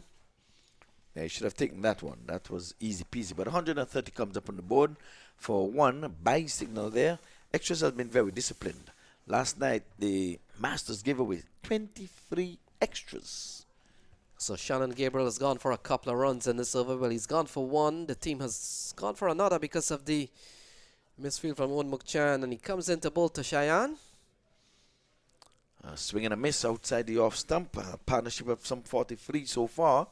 And they're building nicely. These two have come together since the fall of Singh's wicket. And since then we've realized Shahan have moved to his 50. He's on 54. 130 for the loss of only 1 wicket. Folks, it's a 2020 encounter. So we go to over number 20. Early in the day, Dallas Stars would have won the toss and inserted Stallion X. This is the finals. day number 9. So 130 on the board. Cheyenne is on strike. Shannon Gabriel, the West Indies pacer. He's gone for a couple of runs in this over. His first over would have gone for 7, and he runs in to Cheyenne, cuts into the offside. Simhadri is there, and it's 131, 32 balls remaining. We wonder who will come next. It could be Kuram Manzoor. Yeah, I think they're going to have a change in the batting order because Don Lawrence is a purist, and I think there's a launching pad for some big hitting. I'm not sure if he can just swing the willow like that, but he's easy in the eyes. He plays proper cricket strokes. That's Don Lawrence. I like him. So lots of batting to come with 32 balls remaining. Wouldn't be surprised if Shehan and Cheyenne take on the bowlers, but we've seen a tidy over so far from Shannon Gabriel. He's a world-class bowler, and so far this over's gone for 3. A partnership you made mention was 43. They made 1, so that's 44. Good partnership here. Yeah, they're treating him with a lot of respect, deservedly so. This time he's pulling though, and he's pulling well. Splitting. Was he a field? No, he wasn't a fielder. He's outside. So he picked a good spot because there's acreage there. Let's have a look. It was short. Going over the top of off, and he pulled it. For a moment, I thought there was a fielder down there, but there was a spectator walking beyond the boundary ropes. So that's 4. Commentators curse. I just said they're treating him with respect. The very next delivery, it was guarded over deep mid-wicket. So good looking shot from Shahan Ajay Saria. This over's gone for 7 now. And it's 135, 31 balls still to be bowled. And Shahan, he's a quality player along with Cheyenne. Stand there waiting this time. He's ducking from this one as the over comes to an end. There's life in this pitch. And 135 for 1, which indeed is the latest score here at the Broward County Stadium.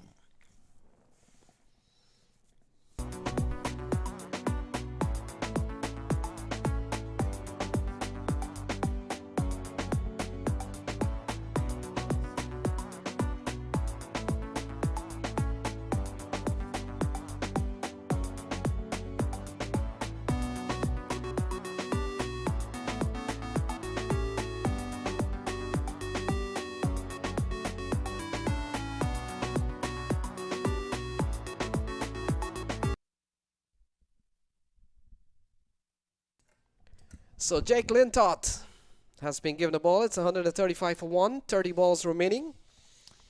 Yes, they're asking him now to finish his quota of 4. As you know, per rules, no bowler can bowl no more than 4 overs. Comes the bowlish Chinaman, and Googly's outside the off stump. Taken there by the wicket keeper. So partnership of 48. This is the second highest one. We saw 87 put on by the opening pair, Tajinder Singh and Cheyenne. Cheyenne has gone on to make 55. Tajinder fell for 56.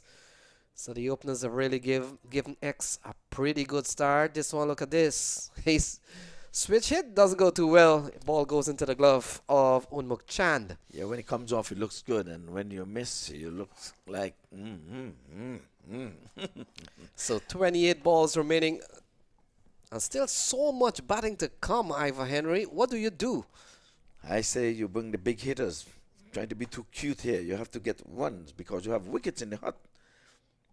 So 2 dots on the trot. Let's see if a hat-trick of dots. No, it's going to be 1. So good bowling so far. We're halfway through the over. Yeah, Just certainly. Three balls into this over. He's only given up 1, Jake Lintott. Several English players have made the trip to Florida this year. And Jake Lintott, one of them. Yeah, with star-studded with first-class cricketers. And the first of its kind. We've seen a couple of test players. Dan Lawrence, John Simpson making the trip. The likes of Danny Lamb, of course. Josh Cobb. Oh, it's going big. It's got all of it. It's gone for 6. And he didn't really get a good hold of it. It came from the toe-in of the bat. Let's have a look.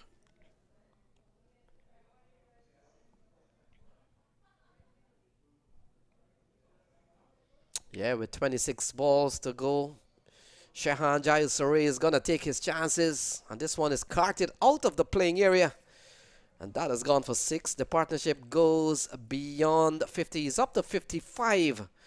And we've got some 26 balls to be bowled. 7 of this over so far. Yes, and that's what he's telling Cheyenne. Don't be too cute. Just go for the hills. And he's again, this time squarer, over the man at the deep backward square leg for another 6. I sure indeed we'll have another look. Yeah, poor delivery here from Jake Lintott. Short and down the leg side. And this one is hammered. He got into position quite early looking for shots. And in the end, Shehan Jayasuriya over the onside. That's gone a long way onto the banks. And that's gone for 6. It's 148 for 1. 25 balls still to be bowled. Yes, well, the 50 partnership has come and gone. It's gone to 61. Quick, fast, and in a hurry. Well, that's what Jayasuriya is saying to Cheyenne. He said, don't try to be too cute. Let's go and get 200 on the board. Want to follow in the manner of Sam Army, who got 200 twice. Let's see the comeback delivery. 2 6s in a row. He's going again. This one is in the air. He's going to get away with it. The top edge. Goes for a single. As we come to the end of over number 16, it's 149 for 1.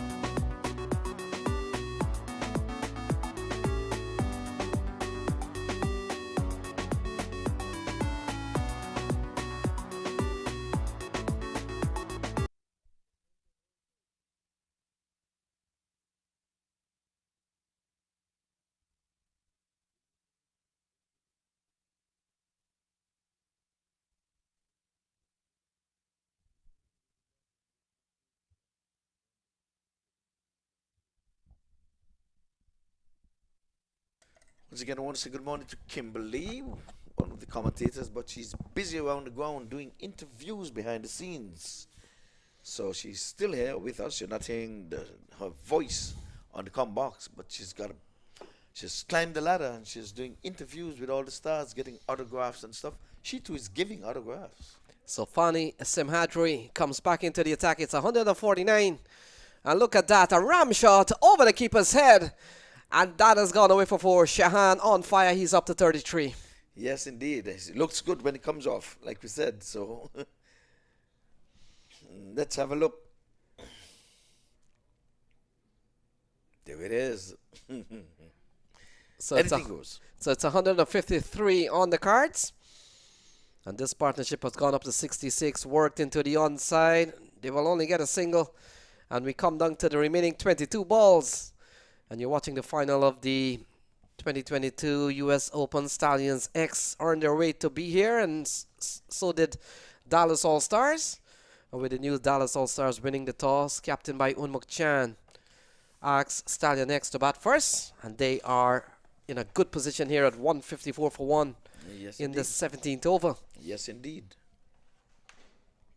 Well, he bowls round the sticks and down the leg side. It's going to be called wide, just barely missing the leg stump, but it was off the mark. And the extras has worked their way now to 8. Still discipline in that regard. We're into over number 17. Partnership of some 68. Both from the far and left arm round, down the leg side. Let's see if that would have touched something along the way. Leg buys, signal. Take extras on to 9. And the total indeed up to 156. So 21 balls still to be bowled. 7 in this over so far. You look at Simhadri, he's really been off today, and so has been Shamar Springer.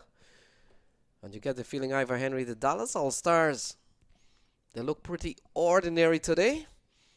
And look at this one into the onside, and that's the end of Shahan Jayasuriya. So he falls. It's 156 for 2. Yeah, he has gone for 34. So we'll see that again. Here it is, premeditated.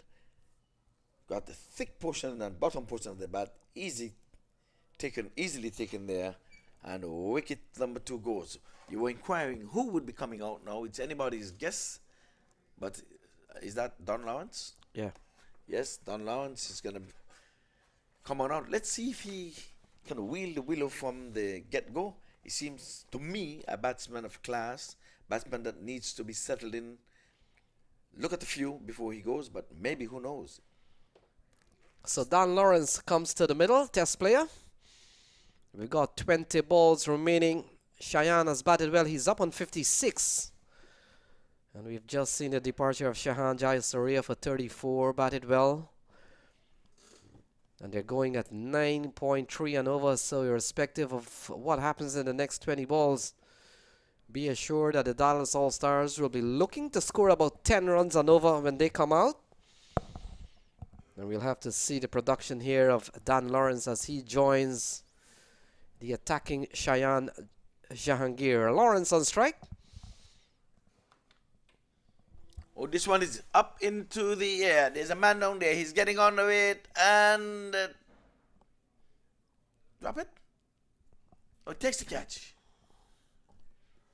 I'm not too sure what's happening here. There's something happening here, and we'll have a look. Umpire has not signaled anything. Is he saying dead ball? We're just as lost. Yeah, I'm not too sure what happened here.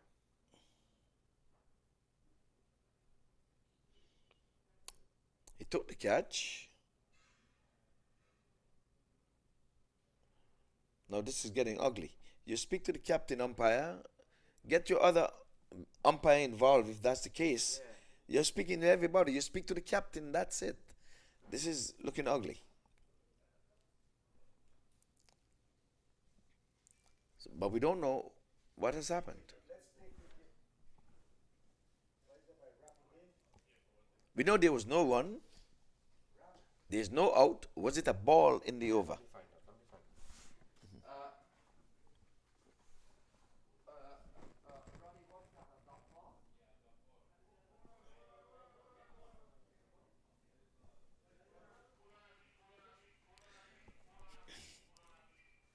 Well, we need to clarify. It was a dead ball. So it's not a ball in the over. So he must have, umpire was not in the ready position or what have you. But anyway, it's a dead ball, so we would not count that for you. Those of you who are scoring at home or maybe in the pavilion scoring, that's a dead ball. Just clarify that. So Lawrence went after it. This time he's stroking it in the manner which I think he's best suited for, and he gets off the mark. So 19 balls remaining. Cheyenne comes back into strike. He's up on 56. We've seen a big strike from Don Lawrence off a dead ball. Yeah, He saw an excellent catch in the deep. He held on for dear life. So here's the final ball.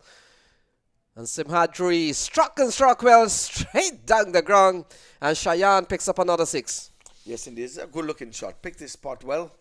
And let's have a look.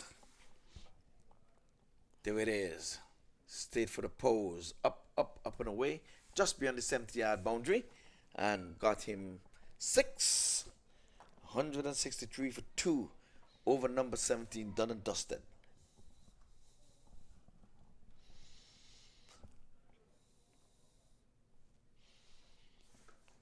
So 163 for 2. The batter's out. Agenda for 56. Shahan for 34. And Cheyenne Jahangir continues to pile on the runs here. He's up to 62. He's batted extremely well.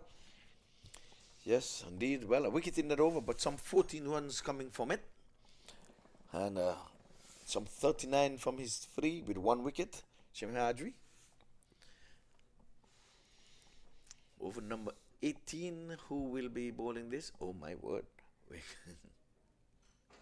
So Shamar Springer has been thrown the ball. Again. So 2 overs, no made, none for 34. He's been really expensive today, Shamar Springer. And his line has been so off today. 163 with 18 balls remaining. Still batting to come. Kuram Mansoor, the hard hitter, Fawad Alam. We haven't seen him in a couple of games. And of course, the likes of Jaskaran Singh Buttar and Shubham Ranjani. Into the offside. Fielder will come around. Can't get there.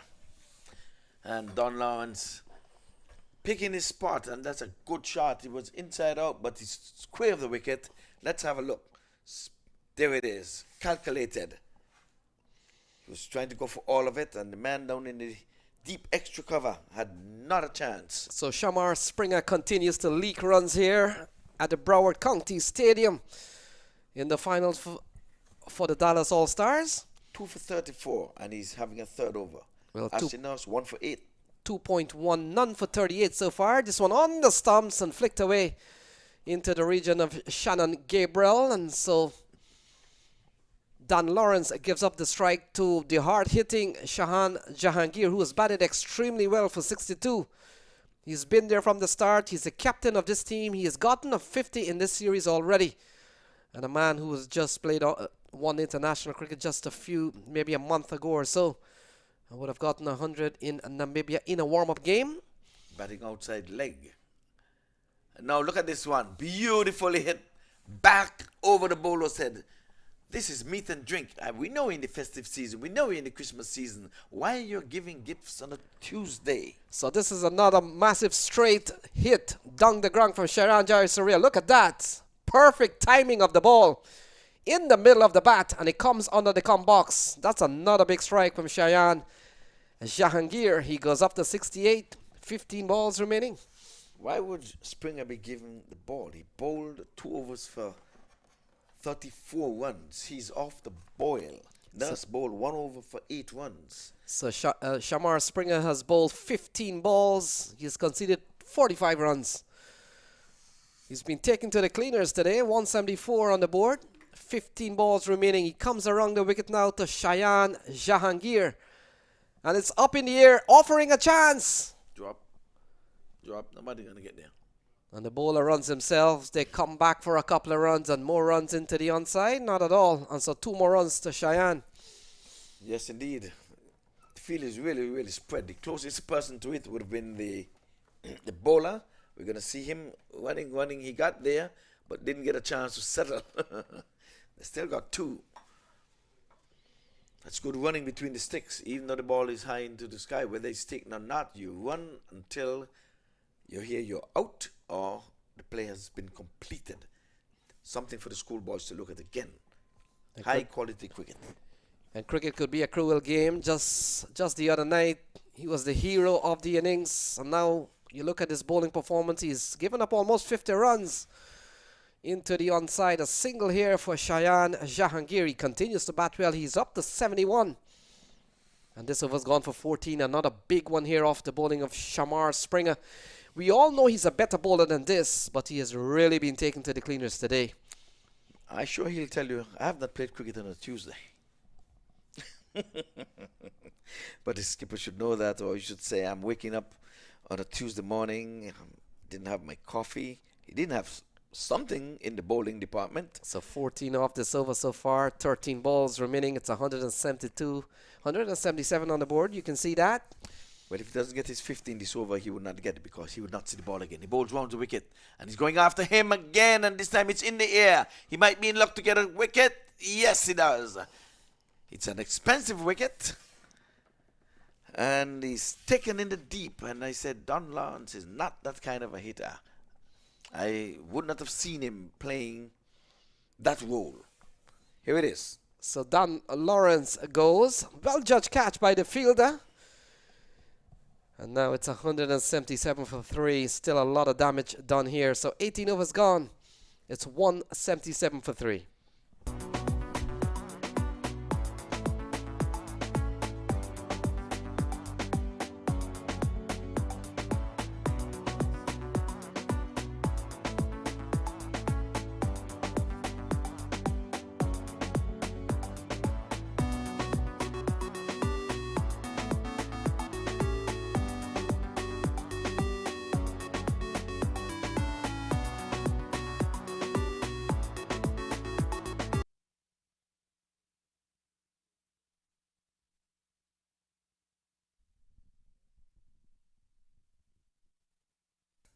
the penultimate over is going to be bowled here, I think, by Shannon Gabriel. It's going to be his fourth.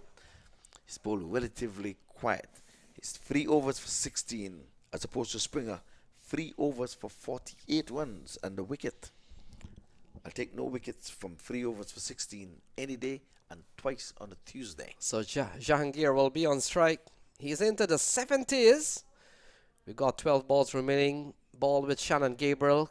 Khurram Mansoor is the new batter, but he's at the non-striker end. We're watching Cheyenne. He's batted extremely well today and goes for one of those big shots, and why not? We've got 11 balls remaining here. Yeah, plays that one into the pad.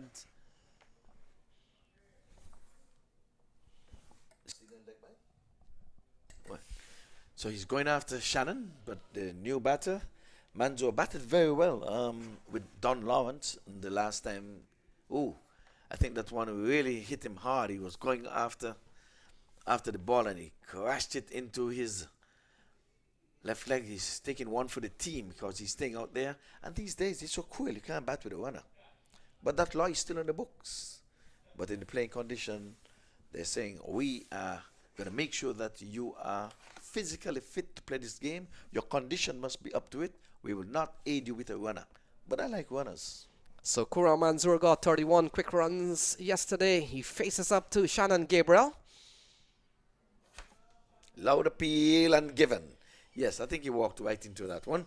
That one was easy peasy. I'm sure we'll see it again. Shannon Gabriel is too good for that. He's too good a bowler. He can still play for the West Indies, trust me. So realizing the batsmen are looking for runs, Shannon Gabriel knows he'll have to keep this wicket to wicket. And with the pace that he has, take a look at this one. Fair delivery. Yep. That left foot was right planted right in front the sticks. So Avik Gundapale sends him packing. So that's the end of Khurram Mansoor. Didn't get much today. And all of a sudden it's 178 for 4. They won't mind. They're looking for runs. They still got a lot of wickets in hand. And with 10 balls remaining, the license is there for them to go aggressively. And that's exactly what they're doing. 178 for 4. Yes, well, he's gone for naught. But in this instance, you see a well-played naught. Because he's a much better batsman than that. We saw what he would have done yesterday playing with Lawrence. Was it yesterday or the day before? But they batted beautifully, and this time he was asked to change gear, just like Don Lawrence. He's asked at this time, change gears, have a swing. But I don't think that's their natural game. They're test cricketers. So Shubham Ranjane comes to the middle with 10 balls remaining. This over's gone pretty well for Gabriel. We have only seen a single. He's picked up the wicket of Mansoor. And Shannon Gabriel 1 for 17 so far. Not bad bowling figures in 3.2 overs. And going down the leg side, flicked away. The man in the ring had no chance at all. And Shannon Gabriel is certainly not pleased with something there. Yeah, he should have done better up in the final. Let's have a look. I hope we get it on camera. It was a weak effort. It was too close. It was right there. You're there for that. That's what he's there for, you know. So 9 balls remaining. They get into the 180s. And it looks like the Dallas All-Stars will be asking to score almost 10 runs and over. It's going to be an asking. And now Simhadri moves out of the ring and he goes all the way down to the fine leg position. I get the feeling he was not doing anything in the ring, especially a fast bowler, the caliber of Shannon Gabriel. Ranjane gets a single and brings the equation down to 183 with 8 balls remaining. Yes, with 5 men allowed outside of the circle, I think that's why they were pulling him up and expecting the mid-wicket to really be in play. Now they're pulling him back up into the circle, and perhaps they're going to ask the short mid-wicket to go back. But that's the area where they're going to really try to go at. So Jahangir is on 72, and we made a call that he scored the most runs in this tournament. He came in with 149. The highest, of course, was Norman Anwar, 185. He needed 37 to overhaul Norman Anwar. He's up on 72, so he's gone past that by several runs. And now a couple of balls in this over off the bowling of Shannon Gabriel. I think they've got the fine leg position all sorted out. Yeah, I think this is the better move. And he runs in to bowl to the captain of Stallions X. Oh, he gets a top edge. It doesn't matter how they come. It's sometimes how many. And that's got away for 4 more. Over the keeper's head, yes. It was swinging for the heavens. And he got it right over the keeper's head off the top edge. Let's have a look. He's swinging and swinging hard off the high end of the bat, out of the shoulders, and away she goes for 4. So Stallions X in a very good position here. And we made a point during the earlier commentary stint that Stallion X is one of 2 stallions that have come into this tournament. Stallion X was supposed to be the sort of like the second team, and here they are playing in the final. 187 on the board. This is a good T20 score. So this time into the onside, it could. Nurse comes around the backward square area, and 2 more runs to Cheyenne Jahangir. Yeah, look at the big man go. Nurse, I should show that again on camera. They think that Nurse can't go. Yes, you look at Nurse go. It was a joy. So 19 overs gone. It's 189 for 4. We've got 6 balls remaining. Who do they turn to bowl this final over? It looks like Simhadri has been called upon. Again, good bowling by Shannon Gable. Just going for 7 and over. He bowled his 4 overs for 28. And a fortress 4 that went over the keeper's head from a slash. From, whom was that? That was on Cyan. He is on 78 from 60. And they're just 11 away from 200. I was saying they would make 200. And the right move has been made here. We're not seeing Springer to bowl the last over. And that's, I have 1 right for the morning so far. I said if they doesn't get the 50 off his 3rd over, because he's gone for 48, they would not get it, because I know he will not be bowling the final over. I knew that. When he comes in bowls outside and he's going after him, outside the off stump. An appeal, not out, says the umpire, taken by the wicket keeper. So this is the final over. He started well. This is Simhadri. Starts with a dot. Just what the doctor ordered. If you can hit those poles over, it'll be much to the delight. He's going after him again. There's a man down at the deep backward square leg. They're going to be running 2, taking on the arm. Throw comes in. 1 bounce to the bowler. Doesn't gather cleanly. They made good their ground. So 2 more to the total. It's gone up to 191 now. They've just lost 4 wickets. The license to thrill, the license to kill. So we saw during the course of the tournament a couple of double hundreds made by Samparmi. This time he's edging, but can't get past the 3rd man up in the circle. Knocked it down. They're going hard, and that's the way to go at this time with only 4 wickets. Down 192, halfway through the over. Good one so far. So 3 balls remaining, 8 runs to get to 200. We saw Samparmi getting 200 one time and then 218 another time, or it might have been 221, but we see Stallion X in the final. No, he's getting after him down the ground. He's slashing this one. Nurse gets in the way, just a single. This over has gone very, very well in terms of keeping them in check. Just 4 from the over so far. 4 ball, 4 runs. So 2 balls remaining. It's 193, irrespective of what happens in this next 2 ball. Dallas All-Stars will be chasing 10 and over. Yes, and scoreboard pressure maybe with the turn at bat. So 79 to Shahan Jahangir. Look at this. Carted out of the playing area. And it's gone a long way off the bat of Ranjani. That's gone for 6. Yes, indeed. Well, 199. I think we're going to see the 3rd double 100 in this series. Used his feet well, picked his spot, and away she goes over the boundary rope. Fielder just to retrieve. So 199 on the card. Here is Ranjani looking for more. That brings up the 200 here for the X. And they're going to come back for a couple of runs. So 201 maybe. 201 at the end of 20. And this is a big score here from the Stallions X. Extremely good batting, led by Cheyenne Jahangir, who got among the runs.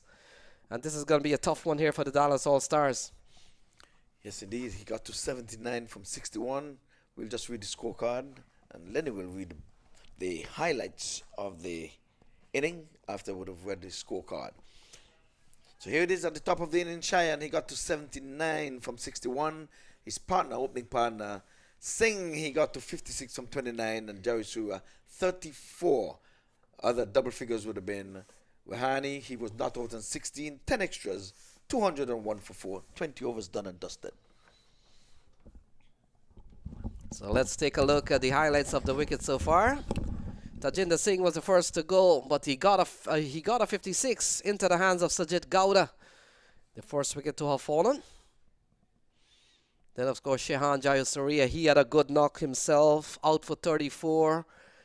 One of those ram shots that didn't go too well, and he fell for 34, second wicket. Then of course Dan Lawrence, he came in looking for quick runs.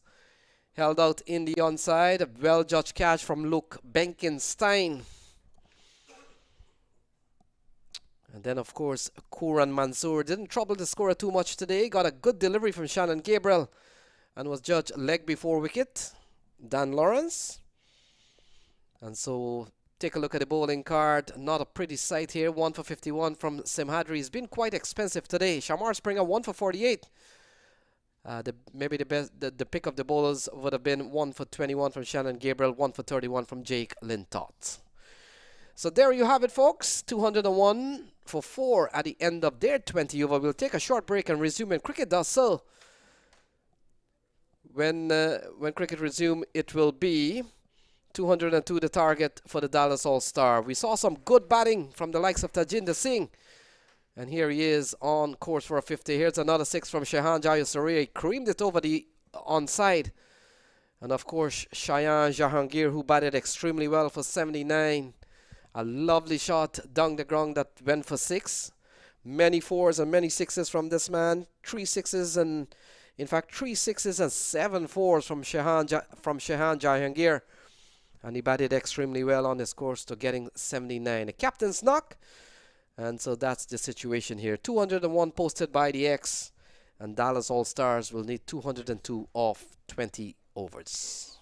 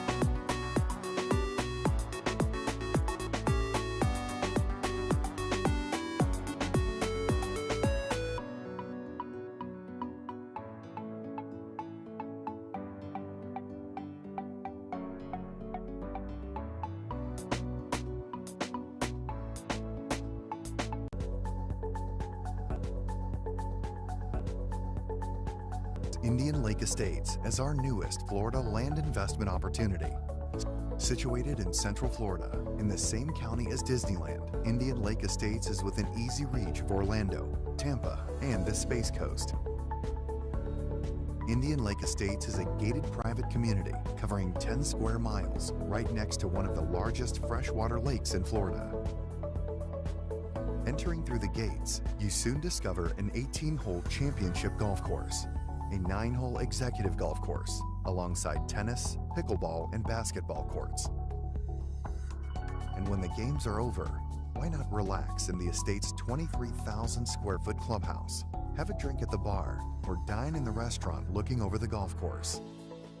On the western side of the development is Lake Walk on Water, a 14 square mile translucent freshwater lake that is every fisherman and boater's dream come true. And once at the lake, you'll discover the longest freshwater pier in Florida, a perfect spot to fish or just watch the stunning sunsets next to the abundant wildlife. Indian Lake Estates boasts a variety of half-acre buildable home sites extending from the golf course to the lake, including lake access canal lots. All lots come fully deeded as well as inspected for wetland and flood zones. Owners can use all the facilities without having to build. Caledonian offers a limited number of buildable lots with significant investment growth potential.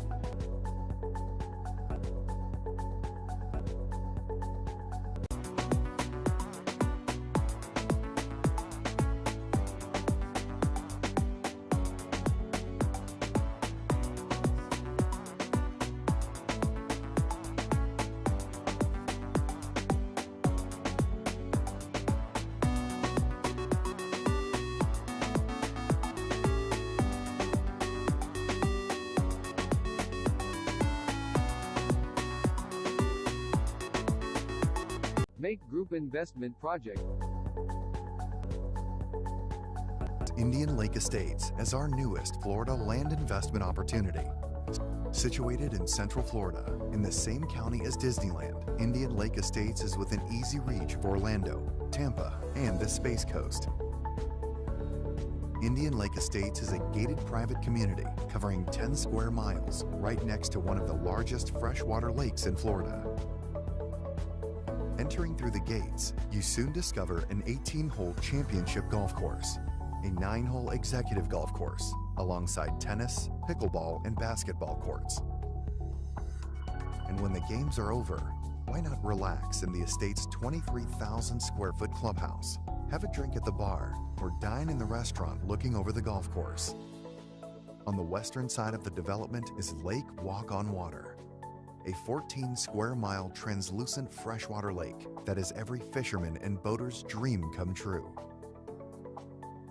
And once at the lake, you'll discover the longest freshwater pier in Florida, a perfect spot to fish or just watch the stunning sunsets next to the abundant wildlife.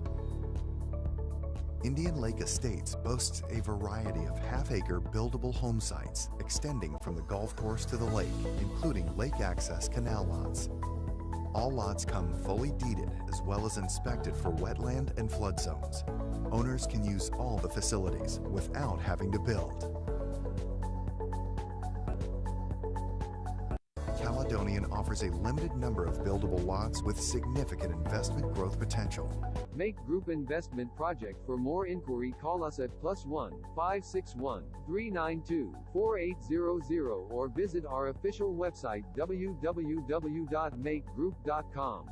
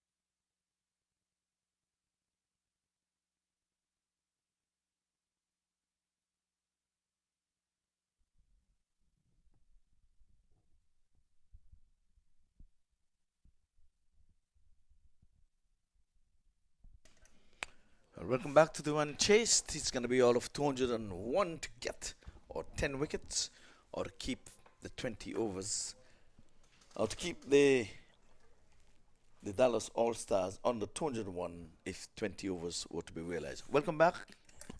Thanks a lot, Ivan. What a performance there by Shehan Jahangir. You know, from early on, he looked as if he wanted to bat out the innings. He allowed the guys around him, you know, to attack. And he was able to post 201. What a total to get in the finals. Shehan Jahangir is now a top scorer in the tournament. So it's going to be Josh Cobb to take strike. Unmuk Chan is at the non-strikers end. It's a good delivery. Quick. Good hard length. Just back off a length. No drives here today. No license given today with Josh Cobb. Ulhak has been impressive. 11 wickets. Second on the table. Yes, that one was really into the stumps there, into the pad. He really had to work, get some will on that one. So there's a first slip waiting. Point, cover, mid-off, and third man on the offside. Here he is again. Down the leg side. That's 4. Wide, it is. Yeah, that one was badly lined. Pitching outside leg, still going further away from the wicketkeeper. I'm sure we'll have a look. Down and still going further away. Poor delivery. So extras to open the account here, all of 5. Still a long way for Natty to be from home, trying to get to 202. This is the finals. See how Ulhak will want to strike early. Here he is. Again down the leg side. Signaled another wide by the umpire. Well taken by Jahangir. Yes, those would be beauties for the left-hander. But it would be unplayable. Yes. But for the left-hander, 4 times in the day they will be called wide. 4 times on a Tuesday. Those unplayable deliveries remind me so much of you, Ivor. When you played, you lined up for your team in South Florida. You were unplayable. They just couldn't give you a game. I got you back. Good length. Good length. Pushed away down to point, and there is no run. My friend Ivor is laughing on finals day here. Yes, I was unplayable. Couldn't get in the team. I like that. That's a good one. That's a good one. And you can borrow that anytime you want, anytime you please. Yes. A word on the weather, it has been magnificent throughout this tournament. Yes, I was telling Lenny that. I mean, first time you're having the finals on a Tuesday. First time you're having the finals without one of the finalists not having to play 2 matches in the day. Yeah, it's good. It's good for the game. Oh, that's a good delivery. Right up. Cobb comes down on it. So, no run off the bat just yet, but it's 6 without loss. Yes, indeed. Well, that's for the team. The batters have not opened their personal account, but the team has been gone 6 so far. Like we were saying, yesterday we had one team having to play twice, but it was early in the morning and late in the evening. Normally we have the finals with back-to-back games on the final day. Slow delivery. He's going to get a single. So Cobb is off and running. It's 7 without loss. This is the first over. I was looking at a strip this morning, and I'll tell you something. You can't rule out Dallas All-Stars. As the day has progressed, this pitch has played better and better. It means that you're better off batting second. But 201 is a huge score in a T20 match. Scoreboard pressure. Double scoreboard pressure, I want to see. So that could really, really tell here. Unmuk Chan, who is not the quickest in terms of his strike rate, but he's an excellent batsman. What he needs to do is just get the strike rotating. He cuts all over that. And it goes through to Jahangir. Yes, well, the All-Stars, I think their strength is in their bowling, and they were not able to keep them under 200. So if they can come good with the batting to score 200, it'll be a surprise to me and to many, maybe even for themselves. But it'll be good. Yeah. How would that be for finals? 400 runs in the day. viewers and listeners would be pleased with 400 runs in a final match. Oh, what a delivery. That nearly toppled Unmukchan. Give him credit. He played it well. That was a toe crusher. Let's have a look at it there, Ivor. Yes, indeed. Bowling over the wicket. Comes in now. Right at the laces. He had to. He wanted to untie his laces for him. I'm telling you, you want to keep him barefooted. Do you remember 19... End of the over. 8 without loss.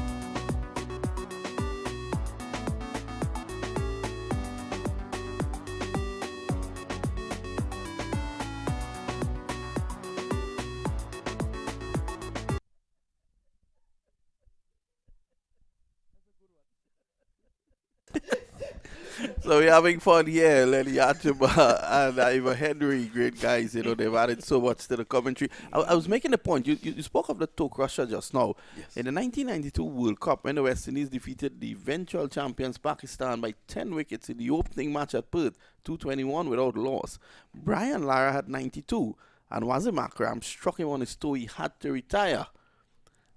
Only last year, Lara took the shoe for Wasim Akram to sign, and it was missing the leather. He had knocked the leather out. Oh, my goodness. True story. True story. Okay, 1-1 in the meantime. That was done around the corner. That was unplayable. That was unplayable. Dallas All Stars, 9 without loss here. And it's going to be Shehan Jayasuriya bowling from the... It may very well be beneath us here in the long on position. Scoreboard, we are upscored here by the scoreboard.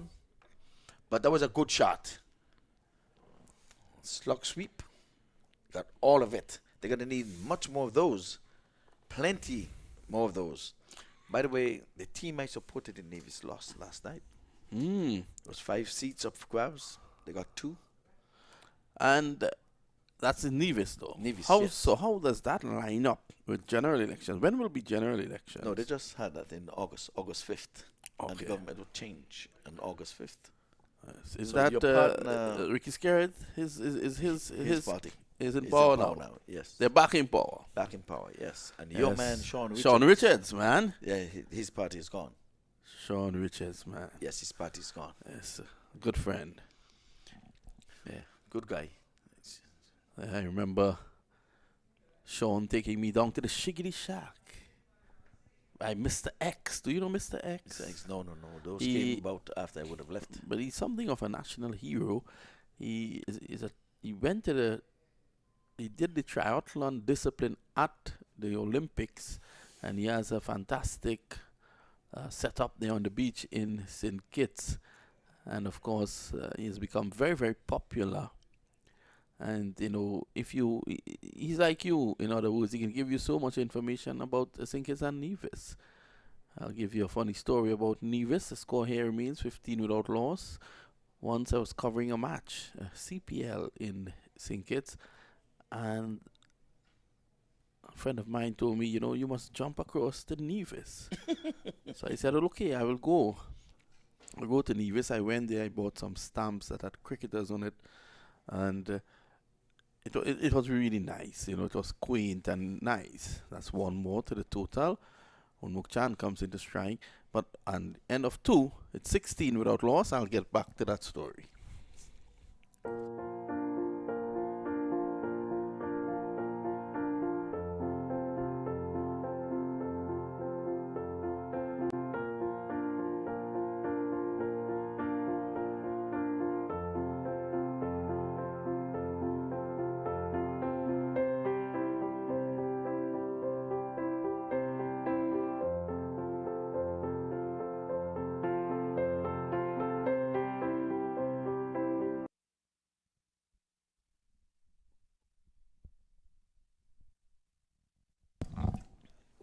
Yeah, so we're back. So I was heading across to Nevis, and I was on the ferry, and it was packed with people. And I saw a a nice area on the outside of the ferry to the back. And I said, well, no one is sitting here. This time it's a top edge, and he could be in trouble. The catch taken. And that is the first wicket. Talk about scoreboard pressure. You have to play at deliveries that normally you won't play at. And Fawad Alam takes the catch. Zia ul Haq is now joint highest wicket taker with 12 scalps. Yeah, that ball got big in him. It was a good delivery. Right over middle stump, chest height. He was trying to swing. He was in no position to play that shot. And just thought he had to go after it. It was a good catch taken in the end. And rushed on. Yeah, he rushed him and he played it out of his chest. He didn't get around it. He was trying to pull it, but he was not in any position. Let's have a look. See? Not in any position. He was just hoping for the best there, and he went towards the sky, and it had to come down. What goes up must come down, and came down into the bucket hands of the fielder. All Stars under some early pressure here. Sujit Gowda is the new man coming in. So it was crowded, the ferry. And to the back there was a nice seat. And I said, these people can't be serious. They're crowded in there. You know, you can sit to the back of the ferry, enjoy the atmosphere, and there's an empty seat. A big seat is empty. When I reached the Nevis now, and the boat anchored along the pier, there was a hearse that took away my seat. Apparently it was a coffin I was sitting on.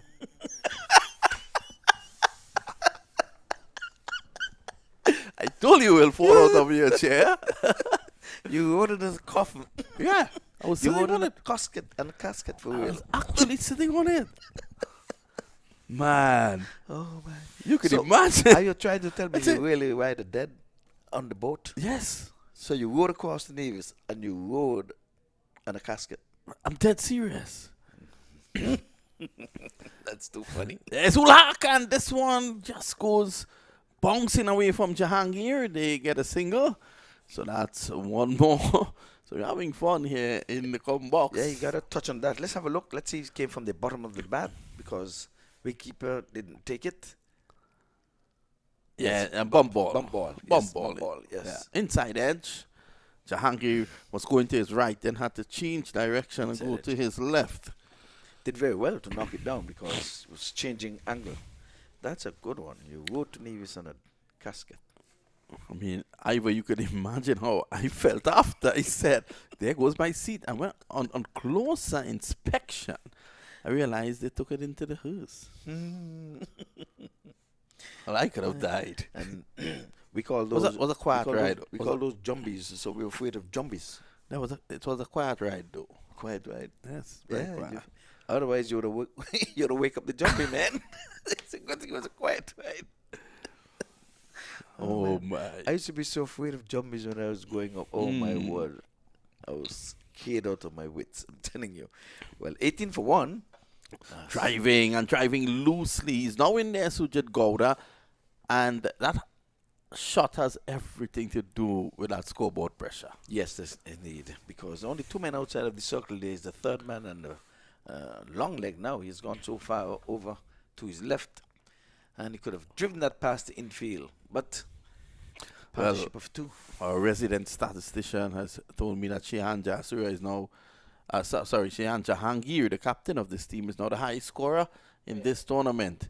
And I tell you something, should he take his team to victory here, he'll be in line for the player of the series to collect that parcel of land. Oh. Be joining Chris Gale. Chris Gale did get a pass of land. Ali Khan, Chris Gill, Kyron Pollard, Zishan Qureshi, all these guys. Who knows? Probably Ira Henry soon.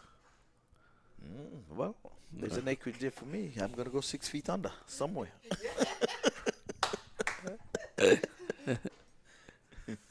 Prime real estate. Clipped away wristily. And the fielder down there covering good ground and then losing the ball. They're going to come back for 2. Adil, I was told. Tall man. So it's going well here for the Stallions X. Yeah, he was not too sure where the boundary rope was. I think he was more worried about that than keeping his eyes on the ball. End of the over. At the end of 3, it's 20 for 1.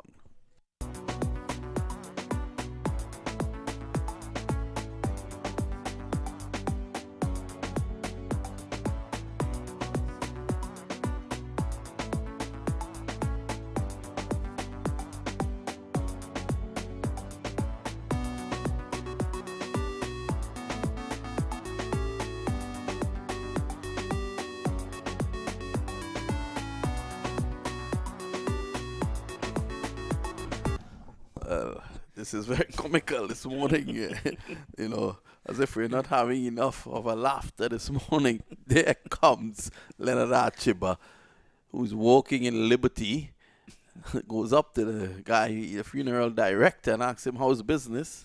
And what did he say, Ivor? He said, business dead.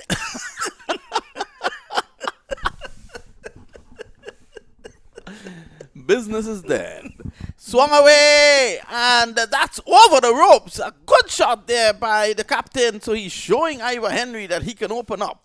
Yes, he's not dead for real. He's not dead for sure. Some juices in that bat. Here it is. Going, slog sweep. High backlift Getting coming all down. of it. Bang. Over the ropes. 6 more. Captain has to lead from in front. He has to play a similar type innings to that of his opposite number, Shehan Jahangir. The required rate is 10.6 at the moment. It's difficult to maintain that over 17 overs. Let's see. Yeah, they're going to have to get a few 15 runs over and maybe a big 22 in and over to bring that down to manageable. Like 7 to 8. 10, it's not going to be. They cannot try to get just 10 and over. They have to target at least 2 bowlers. They need more than one. You're quite right. They'll need more than one big over. Yes. Jasuria. Simon's in the air. Top edge. Problems here. And he goes. The catch taken. And the Shehan Jasuria strikes. Well. 27 for 2. That's Yes, the let's end have of a look. Gouda. That was a free hit down the leg side. The ball was outside the leg stump. Go hard. Only 2 men out of the circle. And you're playing a baby shot like that. Just go. You have to go hard. Yes. Or go home. Well, that's what it is. The winner stays and the loser goes home. I think the winner will be around this park here for a while today because they have to lift up 100,000 US broad dollar notes. Yes. What a moment that'll be for the team. And, of course, 150,000 in total prize money. So 50,000 goes to the runners-up. I think it's 25. I'm not sure. We'll check on that. I'll get that information from Mr. Qureshi. And we'll see how it goes. But they'll be lifting a silverware. There's silverware for the runners-up, and there's a big golden trophy. So stick and stay this afternoon to see those hardware on display. Going to be having a player of the match as well.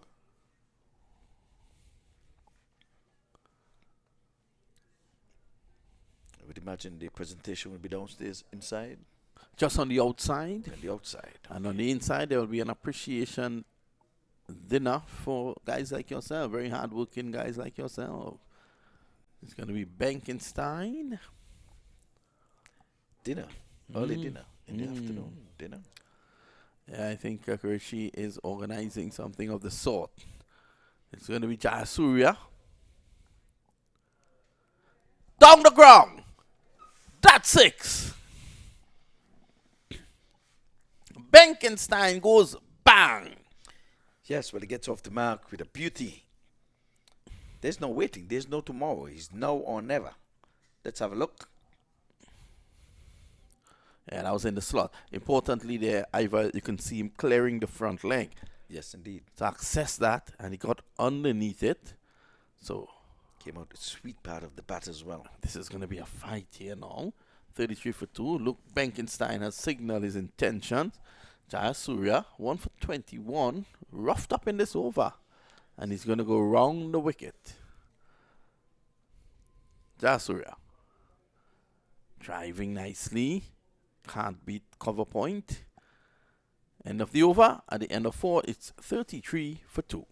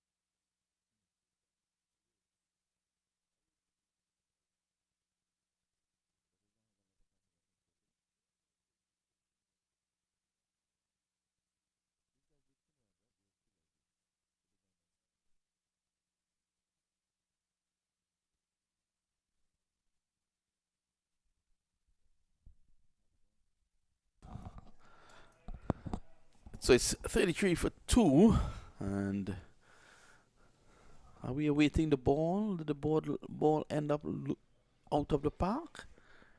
I don't think so. No, the umpire has ball in hand.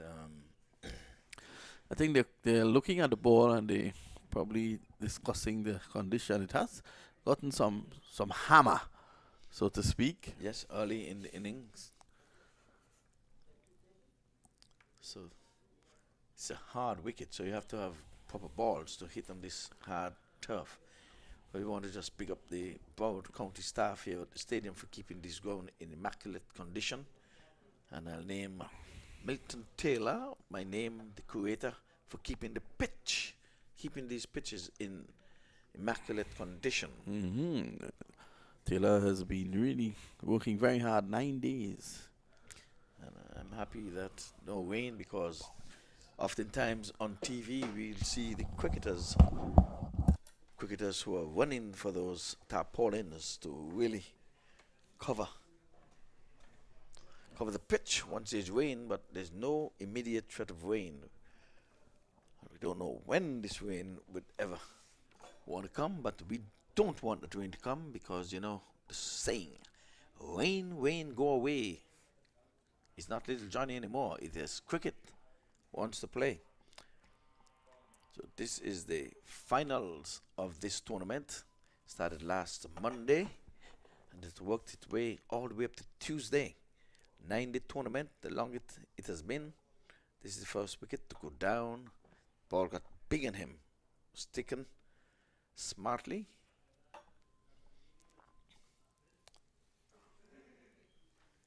And here comes wicket number 2, one outside the leg stump, playing too cute. He should have gone hard at that and got no further than up in the short fine leg. Good catch taken.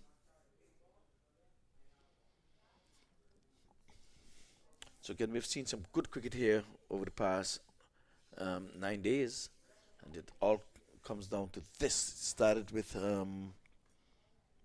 12 teams, and we're going to take a commercial break.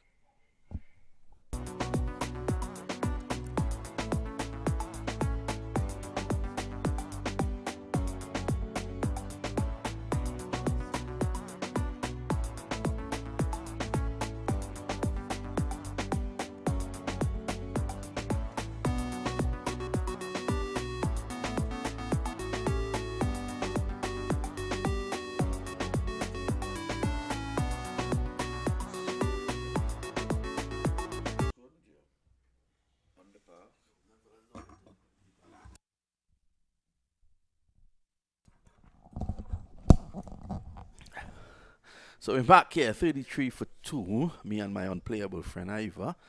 The score is 33 for 2, as I said before. It's a big ask, 202. And from the fine, it's going to be Butter. Ivor is going to have a field day with Butter. This is down the leg side. And a chance for run out. Direct hit, no. That was good backing up. That would have split those two men, I believe. Would have gone for overthrows. But my real position in cricket, though, apart from when I played and being unplayable, when I did not play and was unplayable, my position was left back. So even in football, you struggle. I played left back. This is why you ended up being one of the top umpires here in South Florida, I might add. And keep leaving me out. Ooh. Oh, just over the fingers there, down to the boundary. And a gallant attempt. Wow. Just out of the reach there. That would have been spectacular. Yes. And so he didn't touch it. So there's no way that the bowler can say he has butterfingers. No. He was out of his reach. But he made a gallant effort to pull that one in. He would have needed a step ladder to get up there. But it was a good effort. And bowlers and captain and fielders, even spectators like to see that sometimes. Make an effort. 36, and here it is, Bob Marley's age. That's the age when he died. Yep. Young man did so much in his tender years. 36, April 1981. It's left us. Oh, that's a wide. Should be signal. Yes, it is. Tumbling save there by the wicket keeper.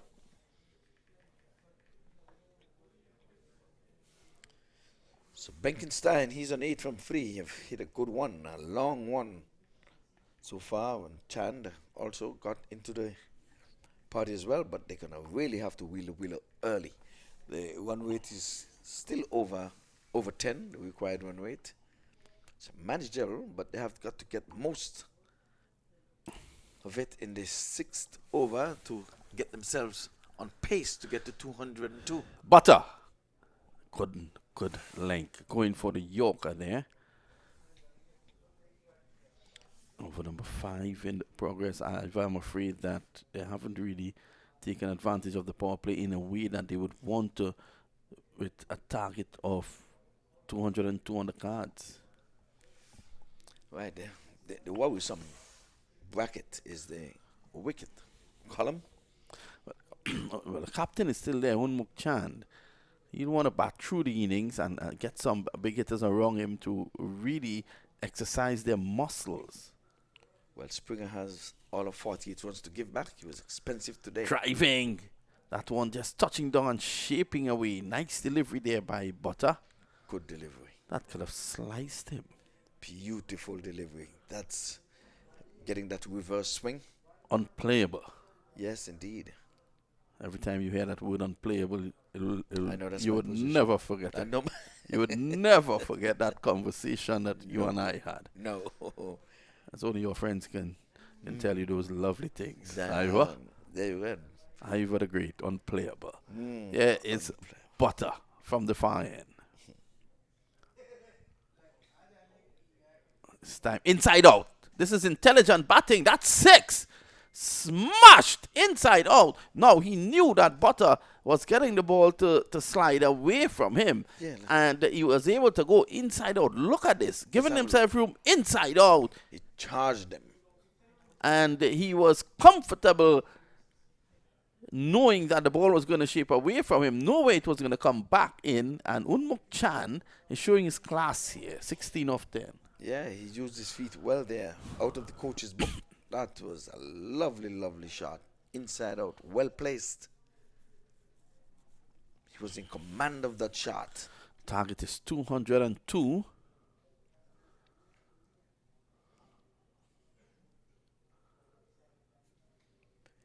Umpire examining that ball to make sure, first of all, it is the same ball. Yes. Left the ground. Yes. Second, to see if it is good condition, fit for play, fit for purpose.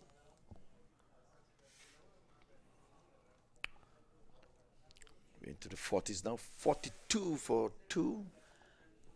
Last ball coming up. Last delivery. Let's see the comeback delivery. Stroking it nicely, but too sweet as mid-on gets in the way as the over comes to an end. At the end of it, the latest score here at the Broward County Stadium, it's 44 for 2. Well, before I leave you in the company of Lenny, I'd just like to say a very good morning to your good friend Joe Siuharak from New York. He said he's listening to you. Joe, the great man. Good morning, Joe. Good morning, good morning, good morning.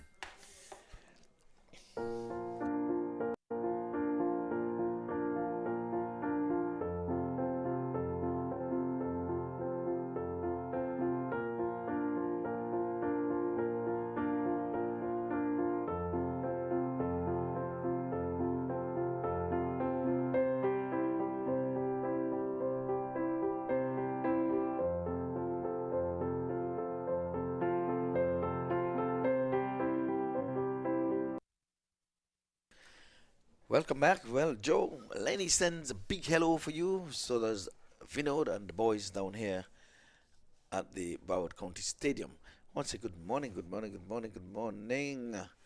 Mr. Leon Francis over there is listening, and my good friend down there in the land of wood and water, Sharon. We want to say good morning to you at the hairdressing saloon. Good morning. And my wife is listening. Barbara, she said she is listening up, so we want to say good morning to her as well. Dr. Roger Brown says he's taking in some of this viewing. Well, we're bathed in sunshine. Welcome back, Lenny. Thank you, Ivor. A long way to go here for the Dallas All-Stars. They require 158 from 90 balls. They need to go 10.5 runs and over. Unmuk Chan out in the middle as Isan Adil comes into the attack and starts with a wide.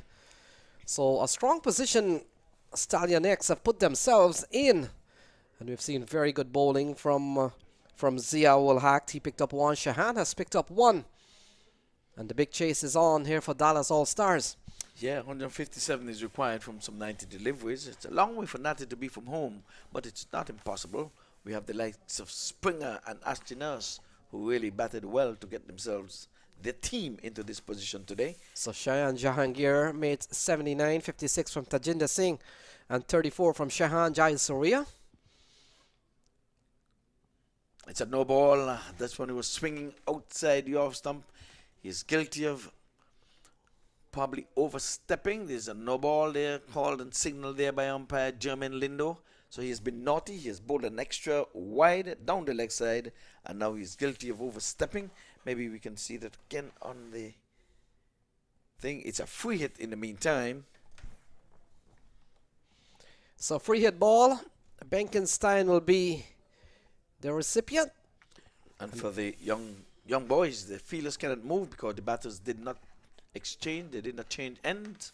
So they've got to stay in their original position from the last delivery, from that no ball delivery. So here we go, free hit ball. And Adil to Benkenstein. Slower ball outside the off stump. That's well executed here from Isan Adil. Yes, slow ball taking pace off. And I think he was hoping for wide there, but he went across and he took that line with him as well. So he was hoping, the skipper there was hoping that umpire Jermaine Linden would call wide, thus giving him a second opportunity to strike that free hit out of the grounds. So we would have seen a couple of Stallions coming to this tournament in 2022. And in the end, it's the X who makes it to the final. Of course, the other Stallion teams would have included the likes of Martin Guptill from New Zealand, Rakeem Cornwall from the West Indies. And it's a pity we haven't seen the Stallions Cricket Club or the Stallions unit. Not a play and a miss, and the ball goes through to Shahan Jahangir. But it's a pity we didn't see them in the playoff. Such big names on the side. Fidel Edwards part of the side. Ramiz Raja Jr., Christopher Benjamin, Josh Layler. Harry Tector was also part of the side, and not forgetting Harmeet Singh. Yeah, well, I'm surprised they didn't get him because they would have won 2 games in the preliminary rounds. Don't know the point standing. I don't know how they would have done it, but I know for sure they won 2 games. So this is X into the final. 46 for 2, they're batting.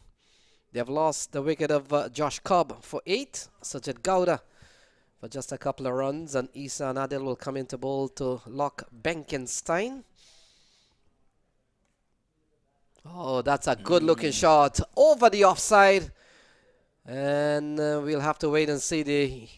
I think it might have been pulled back and they come back for a couple of runs.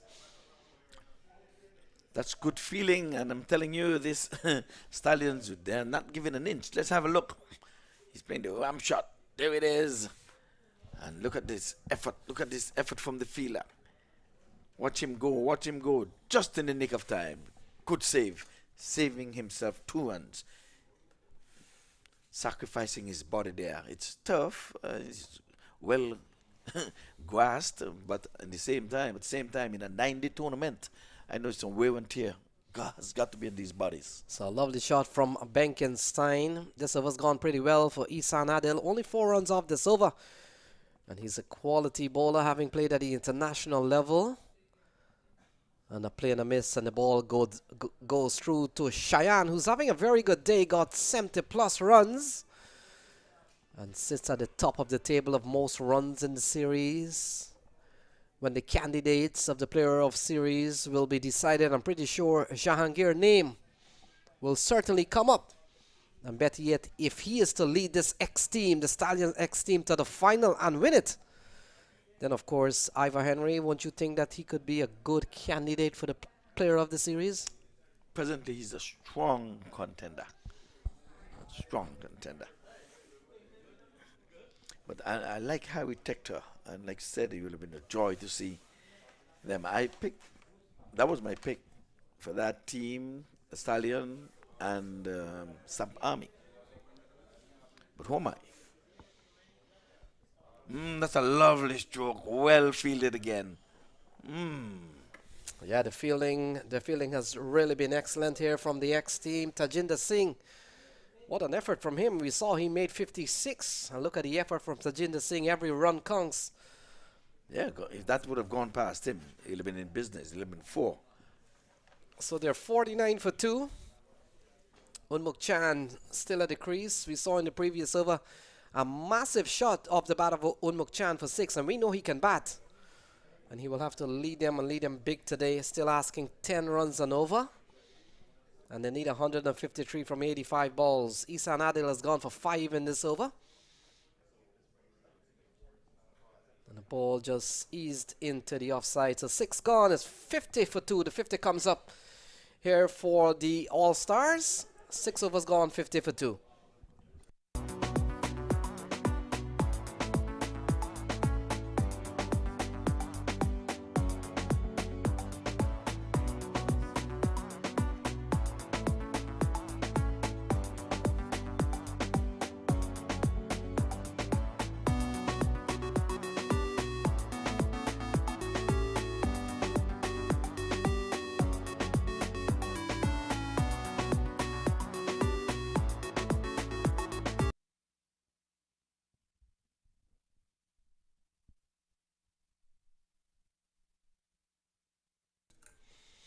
So 50 for 2.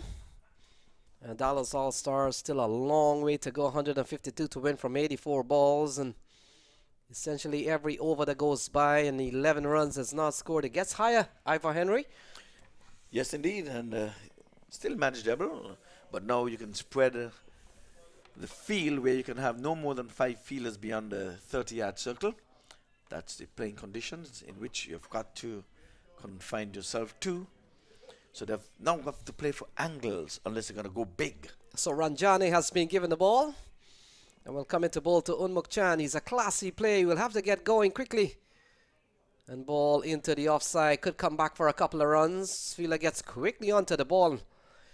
And they settle for 1. But you've got to say, in addition to them posting over 200 runs here, Ivor Henry, the fielding of Stallions X has been equally on par with their batting. Yes, high class, high class. It's a good final so far.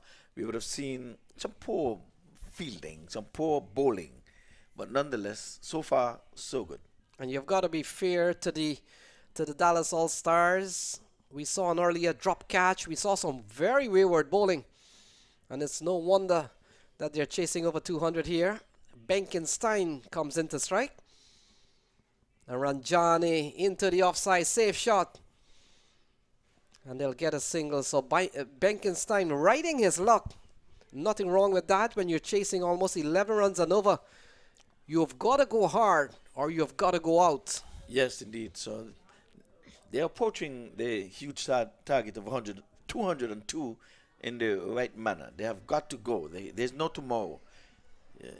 There's no Wayne, no threat of Wayne, there's no Duckworth Lewis, there's no nothing. You've got to go get the runs. And the fact is, Dallas All-Stars would have been dealt a blow with the absence of Adam Rossington, their top aggressive batsman. Cut away. That's a lovely shot from Unmuk Chan.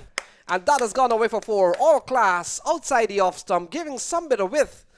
And he executed brilliantly from Unmuk Chan. 4 runs. Let's have a look.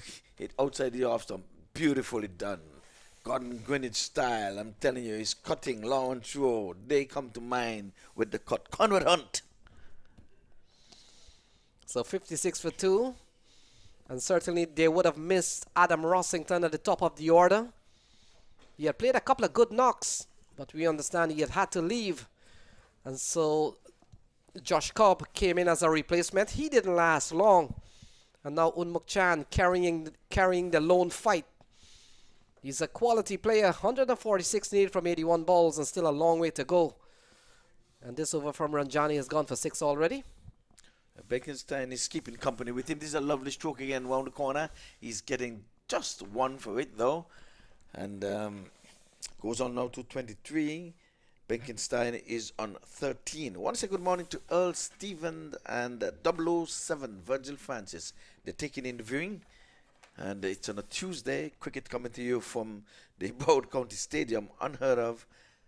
But this is the finals of the US Open edition of number 14. 14, all of 14. It's the 14th edition. So last year we would have seen Somerset Cavaliers taking on the All-Stars. A final that we saw Somerset Cavaliers won for the third time in the history of this tournament. The ball worked into the onside, and the US All-Stars, well, they were in the final last year, but they've won one time in the history of this tournament. They won against that Afghan team, Al Masafi. Yes, yes, yes. It might have been 2016 if I recall correctly. 58 for 2, and this over's gone for 8 so far. Well, Cavaliers has won it some 3 times. Every other year, you brought it to my attention. So they skipped this year, and probably they'll be back next year. Next year, maybe for the win. It's driving. There's a pleasant stroke there. They should be looking for 2. They're going to be taking on the arm. Yes, and I think he's in danger of getting one out. He hesitated at the striker's end. You cannot be backing up and getting back up there late. He made his mind up late. Let's have a look. Here it is. Stroking into the onside. They are off and running. Good bit of feeling. Now the throw going to be coming in. Coming in at the bowler's end. Here it is. Here it is. And he's well short of the mark. He ran too wide. That angle, when you're down there, you have to narrow the angle. He's running away. He was even out of the frame. Took the long route. So another wicket goes down. Benkenstein goes. It's 59 for 3. Aaron Jones comes to the middle. And so 7 overs gone. 143 to win from 78 balls. And you would have said it.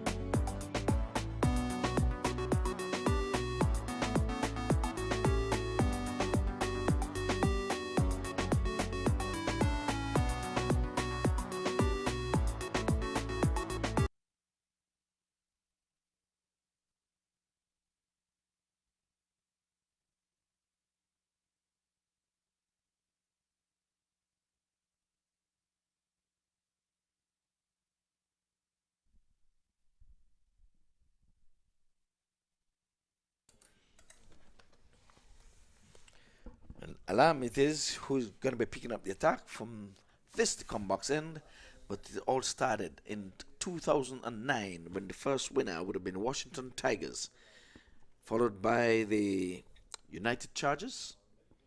That's in 2010, 2011, Trinidad and Tobago, they got it back to back, 11 and 12. 2013, Smart Choice, they came a calling. US Tigers 2014. And we had a washed out in 2015. All teams were awarded the trophy. So the teams that came that year can say, well, they did not lose. But we're going to be having Aaron Jones. So Jones faces up to forward Alarm. And Alarm has had some decent performance in this tournament. So quality bowler is forward Alarm. We didn't see him bat in the last couple of games. International player. And he goes down the ground. That's a good looking shot from Aaron Jones. Gets off the mark. And restricted to only a single here. Ivor Henry is 60 for 3. Yes, he didn't time it as well as he would have liked. Picked a good spot over the bowler's head, but we have wide long on and wide long off. Both converged. He can only score 1. So like we were saying, 2015, all of the teams would have said, well, we did not lose the tournament because it was rained out. Just had 1 day's play. Working this one into the onside for a single. They're thinking 2, but the answer is no from the Aaron Jones. Says we're not going to be getting run out here. So 2016, we had the US All-Stars, the only chance of winning. Not the only chance of winning, because it was on the parade last year against Cavaliers. And went down. So they would have won it. They raised that trophy in 2016. But Aaron Jones, he's on strike now. He's on one. He's off the mark. He's on the back foot, punching to the left of extra cover. And that's good running between the sticks. They're going to need much more than singles, though.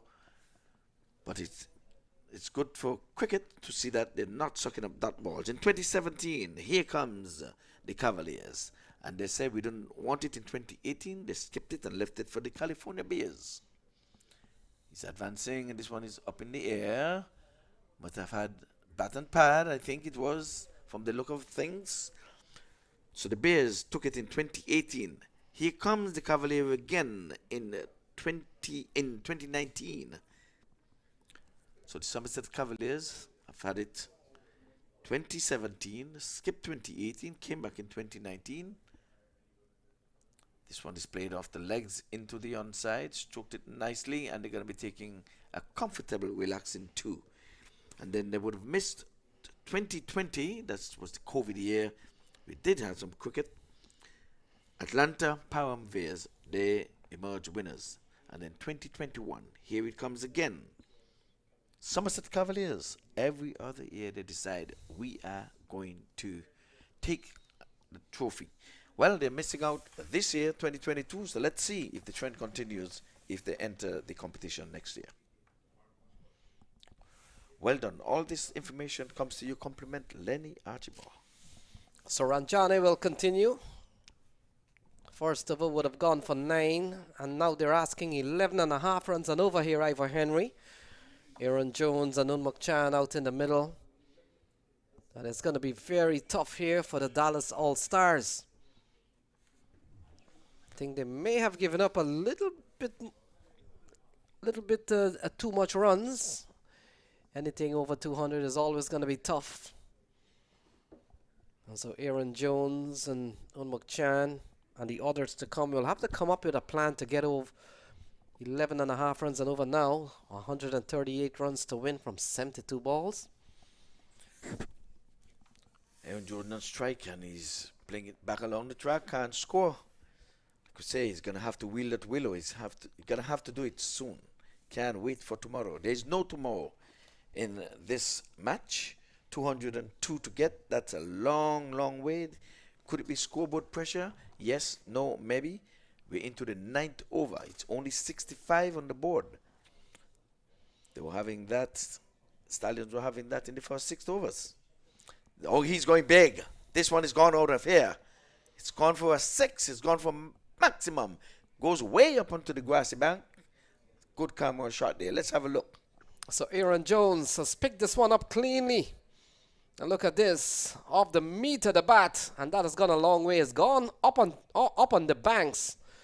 And that has gone for a massive 6 from Aaron Jones. Good strike. Yes, gone in the area where those owls nest.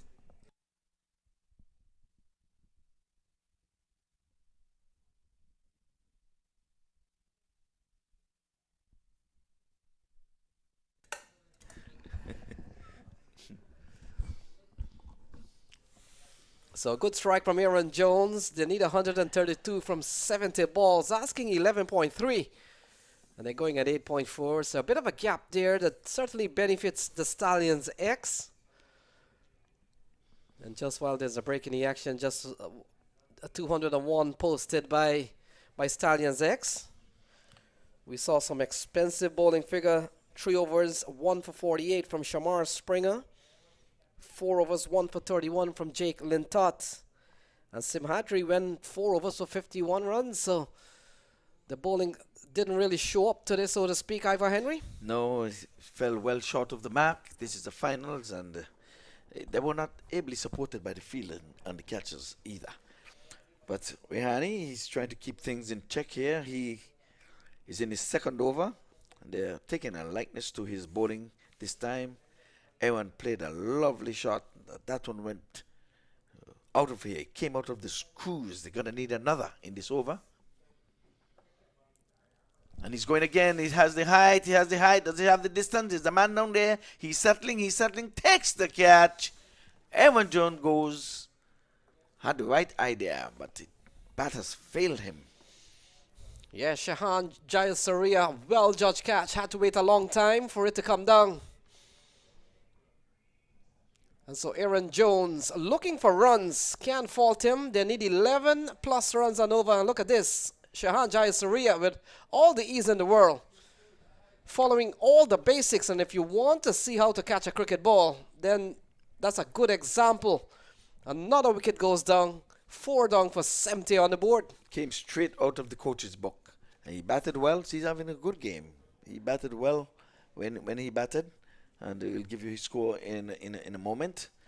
And he played some ramp shots. He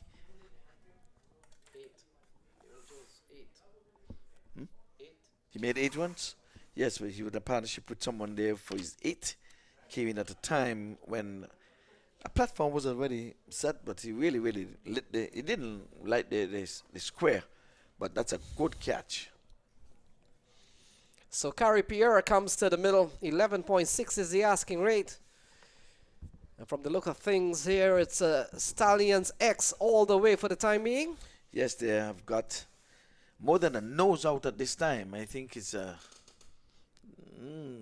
half a neck. I'll give it a half a neck because anything can happen. We saw what Springer would have done. We saw what Nurse would have done when they batted to get to this juncture of the tournament. So we're not going to rule him out. And Springer, he owes the team 48 runs. So Kari Pierre comes in here at 132 to win from 68 balls. Ranjani has picked up 1. That's a good-looking stroke. Into the offside. Away she goes for 4. That's a proper cricketing stroke. Once you get it past the gully fielder, third man, which is wide, had no chance. Extra cover had no chance. He gets off the mark right away. Let's have a look. It's a ball outside the off stump and just pushing into the offside, opening the face of the bat. Very fast outfield here at the Broward County Stadium. And that races away for 4. That's a good-looking shot off the first ball that Kari Pierre faces. Yes, you don't have to go aerial to get to the 202 all the time. Comes in this time. Ooh, and he's gone. This one is getting an edge outside the off stump. Beautifully taken there. That one we call a stick catch in the big glove. Going to his left, he was leaving him. And we'll have a look at that. That's an effort catch there because he was going away from him. So a brilliant catch from Cheyenne Jahangir. Look at this one. Peels the outside edge and a diving take from the wicketkeeper. And another wicket goes down. So Kari Pierre has to go 74 for 5. Yes, in the wicket column, they're halfway there. But with the runs, they're no way close to the halfway mark. They should be at 101 if we're speaking about the halfway mark in terms of runs. In terms of the wicket column, 5 down of 10 wickets. Let's have a look again. It was a slow one. He was in it, shot too early. He was going away from the keeper. We a second step would have taken it. And there goes the wicket keeper, one-handed. And he's stuck into the gloves. I'm sure he has good webbing in those gloves.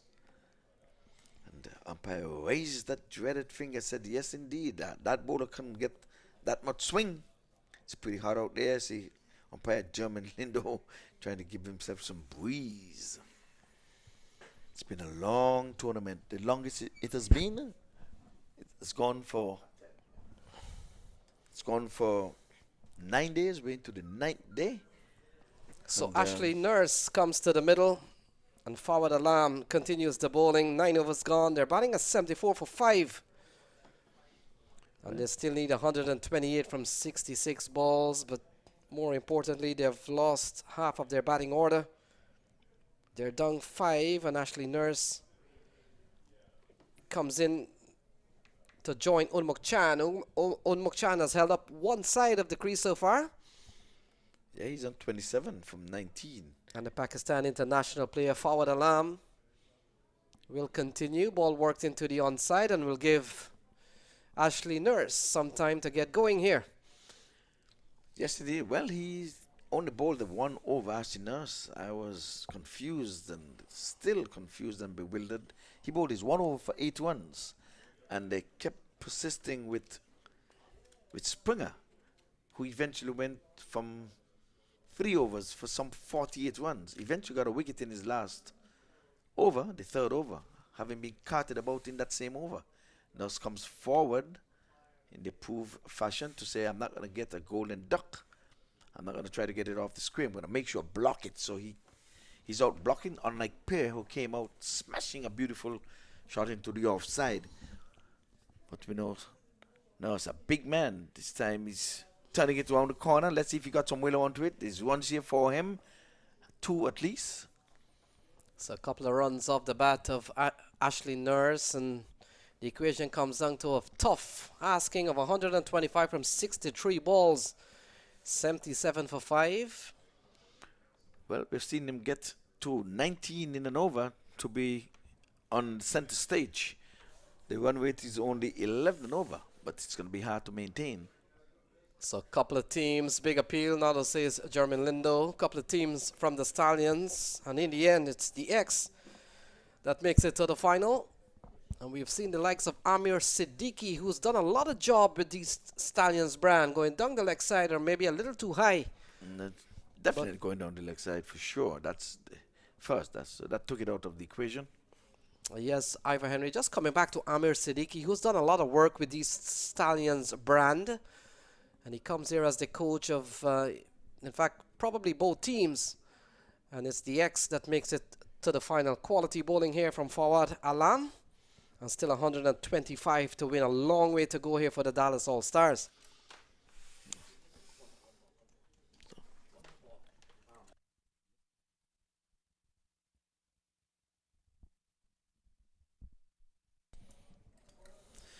Well, one more delivery in this, the 10th over. Nurse is going after him and he's bowled him, knocked him over.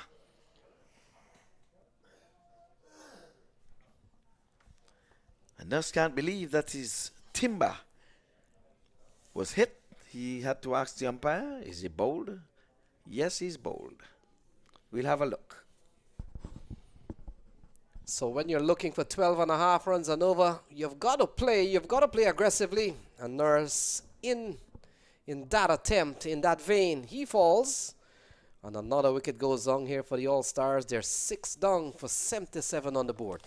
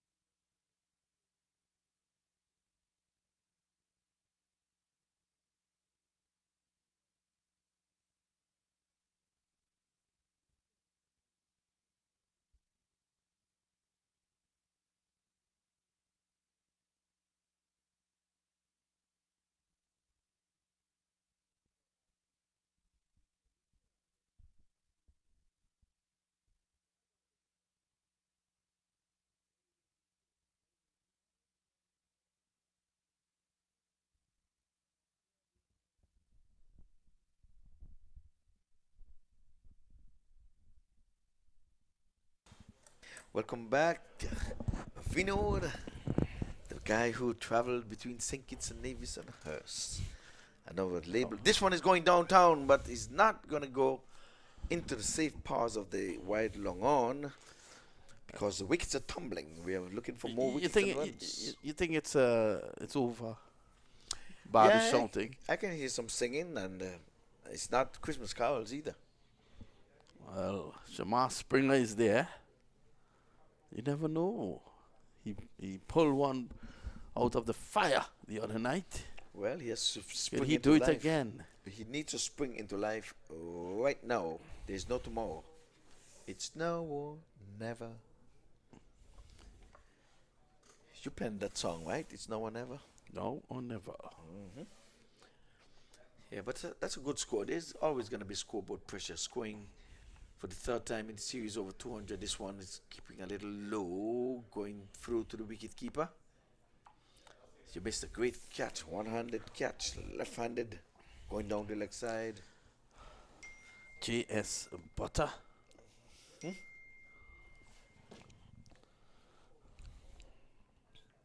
Yeah, butter. I like butter. You know, you like to be buttered up. Yes, so I'm sure his wife is in good stead. She gets a lot of butter. But what about Mark Wood? What does his wife get?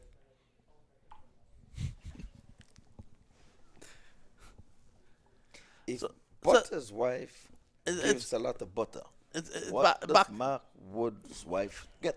Well, I think she gets to look at him on television on maqtv.com. Hopefully, he'll come to the tournament next year. You never know. 79 for 6. Shawar Springer is on 1 and Unmuk Chan 29.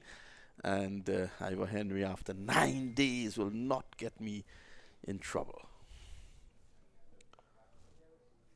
I'm going after you. You say he butters his wife because his last name is Butter.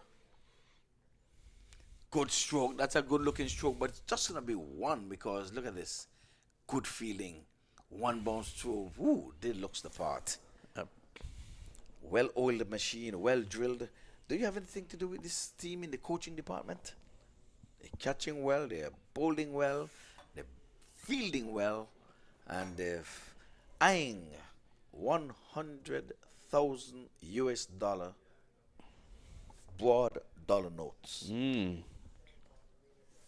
Can't put it no better than that.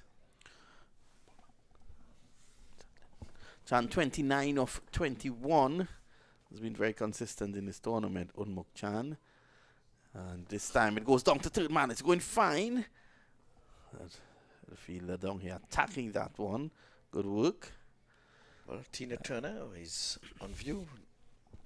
Look alike. Behind the camera. Yes, Tina Turner. And the guy's, well, she's wearing a Stallions jersey, Tina Turner. Tina Turner is no longer neutral. Paudal 1 for 8. He's had a good tournament so far, but in the meantime, it's going to be Butter from the far end. That's a good delivery by the big man. No, that's good running, but they're going to need boundaries. Because he's farming the strike. That's the only reason I can see him. 9 overs to go. The score is 81 for 6.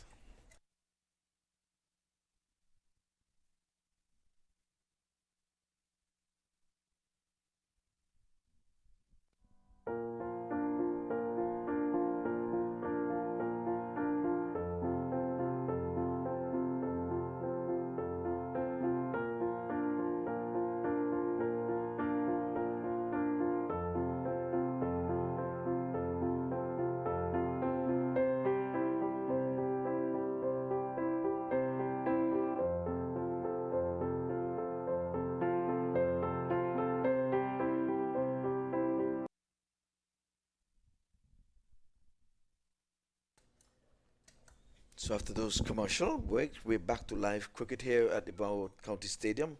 Day number 9 started a long time ago. We've seen 2 Mondays and 2 Tuesdays for the first time playing cricket. We'll have a Monday game, but after the finals, you might have a little schoolboy here or there. Remember when the kids came along and played on a Monday? But the tournament would have been over on the Sunday, but this time we're having a finals on the Tuesday. First time up? Well, yeah, these are international players here we have, and you know, this is their livelihood, this is their work. So now you can have finals on any day of the week, no longer being on a Sunday where guys have to go back out to work on a Monday. This delivery nearly trickles onto the stump. So Unmuk Chan Fawad Alam has really done his part here with the ball, surprisingly, in this tournament. And he doesn't want to bat. Seems as if he's just leaving it for the sweeping and sweeping well. He's going to get 4. As the short leg up in the circle couldn't do nothing but to look at it, go past them. And the deep backward square leg can only go to recover beyond the boundary ropes. Here it is. In the approved manner, rolling the wrist over, getting it past short fine leg.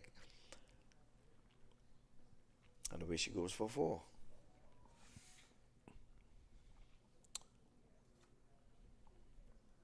So Fawad Alam decided not to wheel the willow. And again, 2 consecutive boundaries. That's lovely. And just enjoying himself here now. Unmuk Chand. I knew there was a plan for that quick single of the last delivery, that he wanted to be on strike. And he's working these balls well off the legs. Not everybody can do house cleaning, you know. And he's doing a lot of sweeping. So he's dusting off himself. They got into the 90s now, getting the total to look a little bit more respectable. 90 for 6 over number 12. He's driving into the offside but can't score. Goes straight to extra cover. A partnership of 13. Last man out, Ashton Nurse. This time he's on the onside. He's working into the onside again for another quick single. So he can get back on strike. So he's shielding the batsman, so to speak. And he's getting on strike. 90 for 6, which indeed is the latest score here at Broward County Stadium.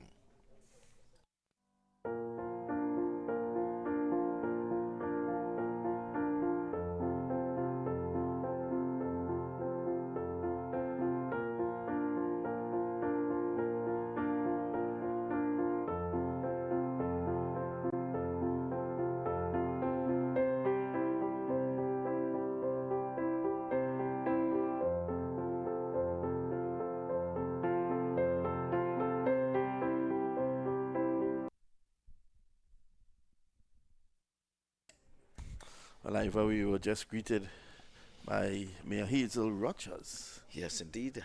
What a lovely lady she is. Great supporter of cricket. Known from the golden days of netball. Driving Bang! Into the offside. There he goes. Well, Unmuk Chan is showing an array of shots here now as the score goes on to 95. He is now on 42.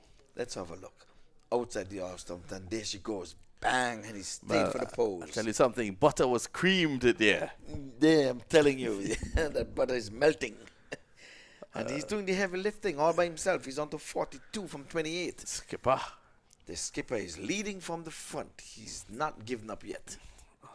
Ivor Henry has become a believer in Unmuk Chan now. Oh, come on. Yesterday, he tried those shots. I think he could have well driven that again over the infield. Yes. It was premeditated. Man, it's ugly. You can't get out of it once you've gone so far across. He could have played it into his stump. He went so far across. It looks ugly when it doesn't come off. But again, 95 it is for 6. And again, the skipper is doing the lifting all by himself. But Shamar Springer, he owes the Dallas All-Stars some runs. He was carted all over the park with some wayward bowling. He went for 48. He's better than that, but with the willow, we know he can wheel the willow. So, he's playing right across this one. No appeal. That's a good appeal. I like to see that. Maybe he struck outside the off stump from our advantage point. I'm sure we'll see it again. Let's have a look here. But it's difficult with the umpires there because of our elevation. But let's see. Now going down the leg side. Going down the leg side, yes, of course. Yeah. Going down the leg side, yes. Definitely going down the leg side. So this camper through for single. So this brings Springer on strike, and he has got to steady with the skipper. It's not out of the reach of him. Springer would have struck some 19 runs in the last over to take his team to victory, and the required run rate is only 14. So this is easy peasy for Springer if he can only stay with his captain. Butter. Oh, that's a lovely shot by Springer for 4 over mid-on. and deliberately hitting it in that area. He's a very smart cricketer. Shamar Springer, the 100 is up. Is there still a sting in the tail? Whipped away off the legs. Picked his spot to perfection. And away she goes for 4. Well, they're spreading butter all over the field. Yes, splatter. But Springer sprung into life. And the captain loves that. He's on 7 from 6. He's not sucking up deliveries now. He started that way when he battled with Ashley Nurse when they won that match. He was just here, quiet, playing possum. But there's no tomorrow. Another 102 to get. Here's Butter. Short. He ducks. Good bouncer. And Butter is not going to die wondering. He's giving it his all. 1 for the over. 100 for 6 at the moment. Yes, we're quite one way to 14. They have to keep an eye on that as well. But they know if it comes down to under 19. Last night, 20 was required from the last over for victory with the Masters, and they fell short.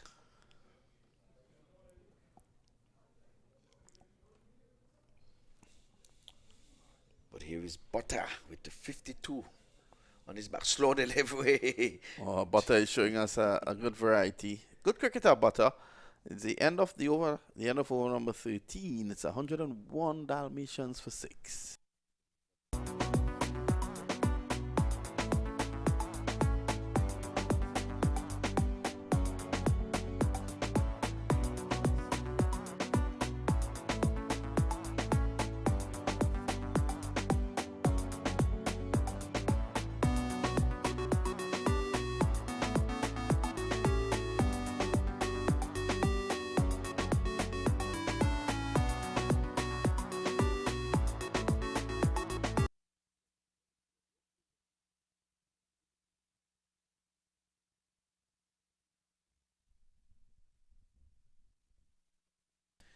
Yes, indeed. So, Finod had it right there. The 101 Dalmatian. The bow wows are out.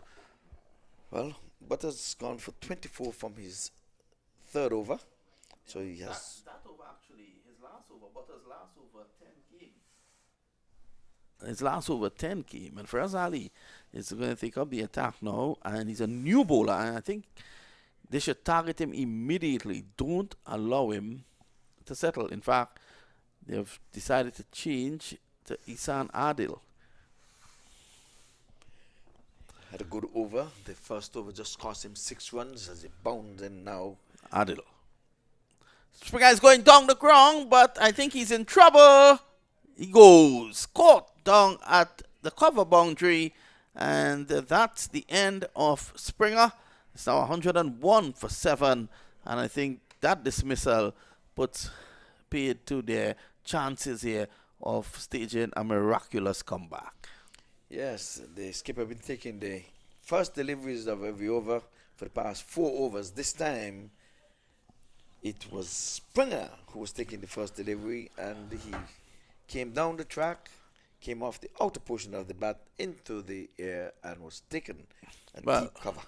Probably it's a good time, Ivor, to give the list of winners over the years. 2009, Washington Tigers Cricket Club. I want to say good afternoon to Dawood Ahmad out there in Washington.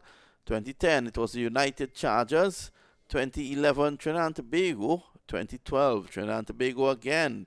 2013, Smart Choice. 2014, the US Tigers Cricket Club.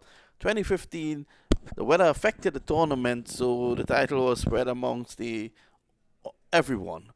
And 2016, the US All-Stars, led by Zishan Qureshi, he won that. 2017, the Somerset Cavaliers. 2018, California Bears. 2019, the Somerset Cavaliers again. 2020, Atlanta Paramveers. And 2021, the Cavaliers again, Somerset Cavaliers. So they've won 3. Trinidad and Tobago, they have won 2. And at Paramveers, they have won just 1. So, Who will win this year? Definitely we will have a new winner. And at this point in time, my money is on the All-Stars. The Stallions are galloping though, so if you Sorry, not the All-Stars, the Stallions. No, you're right. You pointed that out to me. My mistake. Isan Adil, who just took a wicket, is now going to bowl to your guy, Jake Lintott. So let's see what Lintott has in store for us.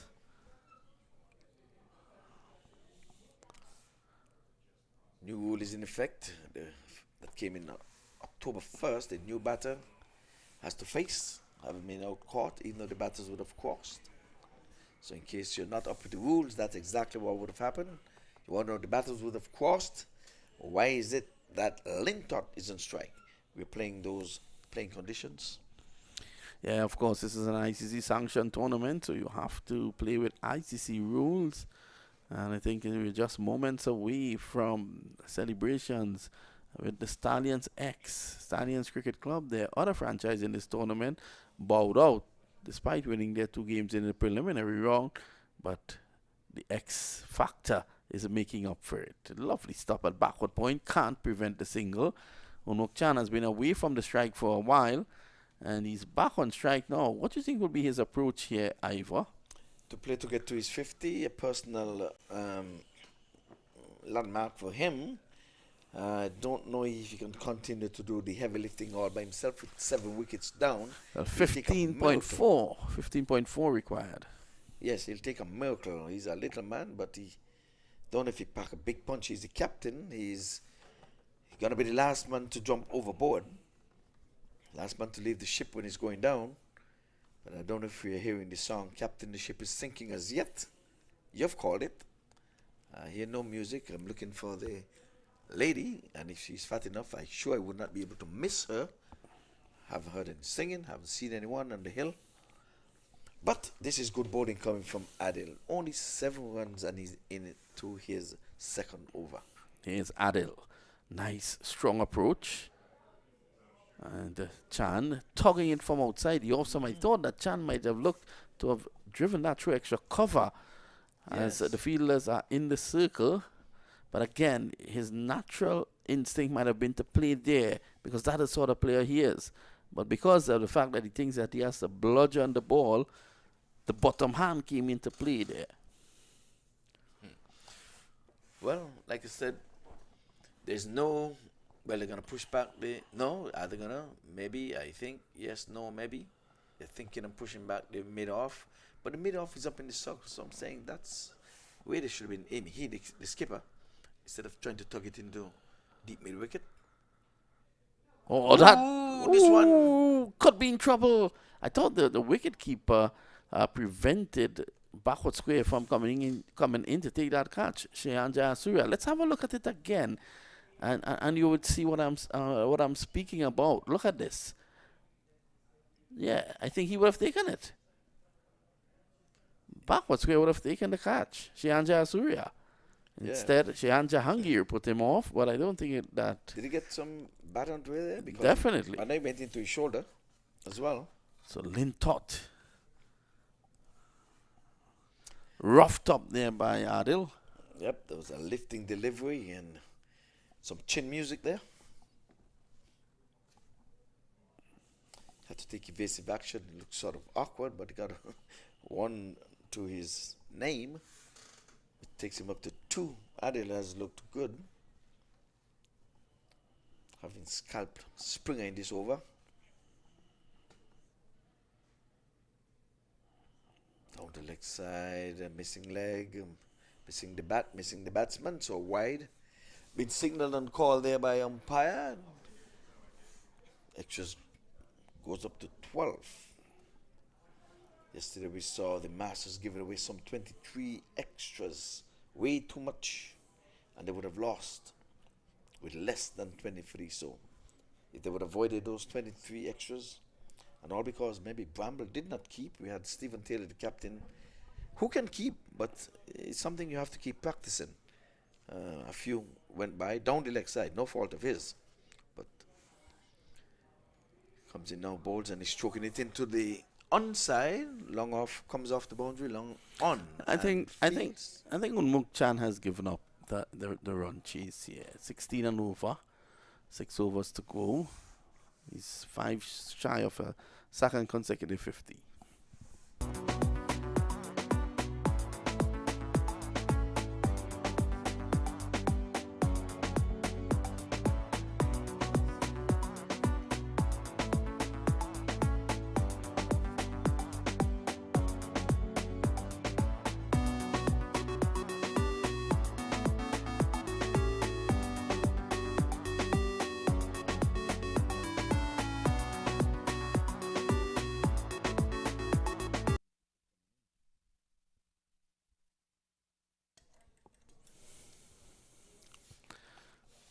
So it's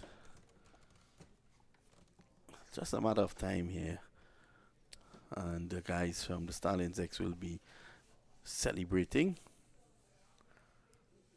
Also Tina Turner, who's wearing a Stallions top. Ball him! Unmuk Chan should stop playing that shot. He tried so many times. He tried to play it and did not get through with it. And that's a wicket for Zia-ul Haq, who becomes now the leading wicket taker in this tournament with 13. Plucked out the off and center stump, and you're going way down left, and he can play the offside shot. When he comes off, it looks good, but not the ones that are on the stump. So left arm bowling round the wicket, the angle is going to take it in there. Just a matter of time before this game comes to a close, and the Stallions X will be crowned champions. Well, we're urging the viewers to stick and stay, because there's going to be a presentation immediately after.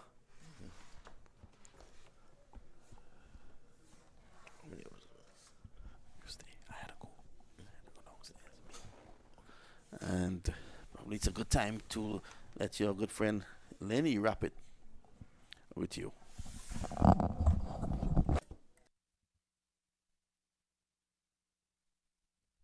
Yes, indeed. There's going to be the presentation immediately after the conclusion of this match. Seems as if it is in its wrapping up stage, because the skipper has gone. It was naughty playing one outside the off stump, coming back into him, and had his off stump knocked over. I want to welcome back Lenny, who is going to anchor the ship. So here is Al-Haq now, and this time he's bowled him and knocked him over. And just like that, he's on a hat-trick. We have not realized a hat-trick in this tournament thus far. Springer was on a hat-trick. That was averted. And here it is, neck and crop. He's been bowled. First delivery. Let's have a look. Lenny. Yeah, Zia-ul Haq, he's been a top competitor, top bowler. Look at that. In the block hole. Not much someone can do with that. And Simhadri has to walk back. And another wicket for this man, Zia-ul Haq. 106 for 9. And it's the Stallions X all the way. Yes, what a ball. Yorked. Look at this. Yorker. My word, you can't get no better than that. That's a Jewel Garner special. I'm saying, look at him. Look at him go. I get a chance to say bang a while ago. You didn't? Yes. 106 for 9. The closing moments are here. Now we can hear the cows singing in the background. And it's Kumbaya for the Dallas All-Stars, winning the toss this morning, sending in the Stallions. Stallions made good at their turn at bat. They scored 201. And we saw good knocks from the two openers. They got to half century each, and they laid the foundation for the 201. There was always scoreboard pressure, Lenny.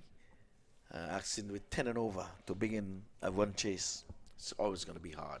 So the cup, it appears, will be going to Houston this year, not New Jersey. As Shannon Gabriel comes to the middle. Zia-ul Haq on a hat-trick. Let's see what happens here as Shannon Gabriel settles and waits for Zia-ul Haq.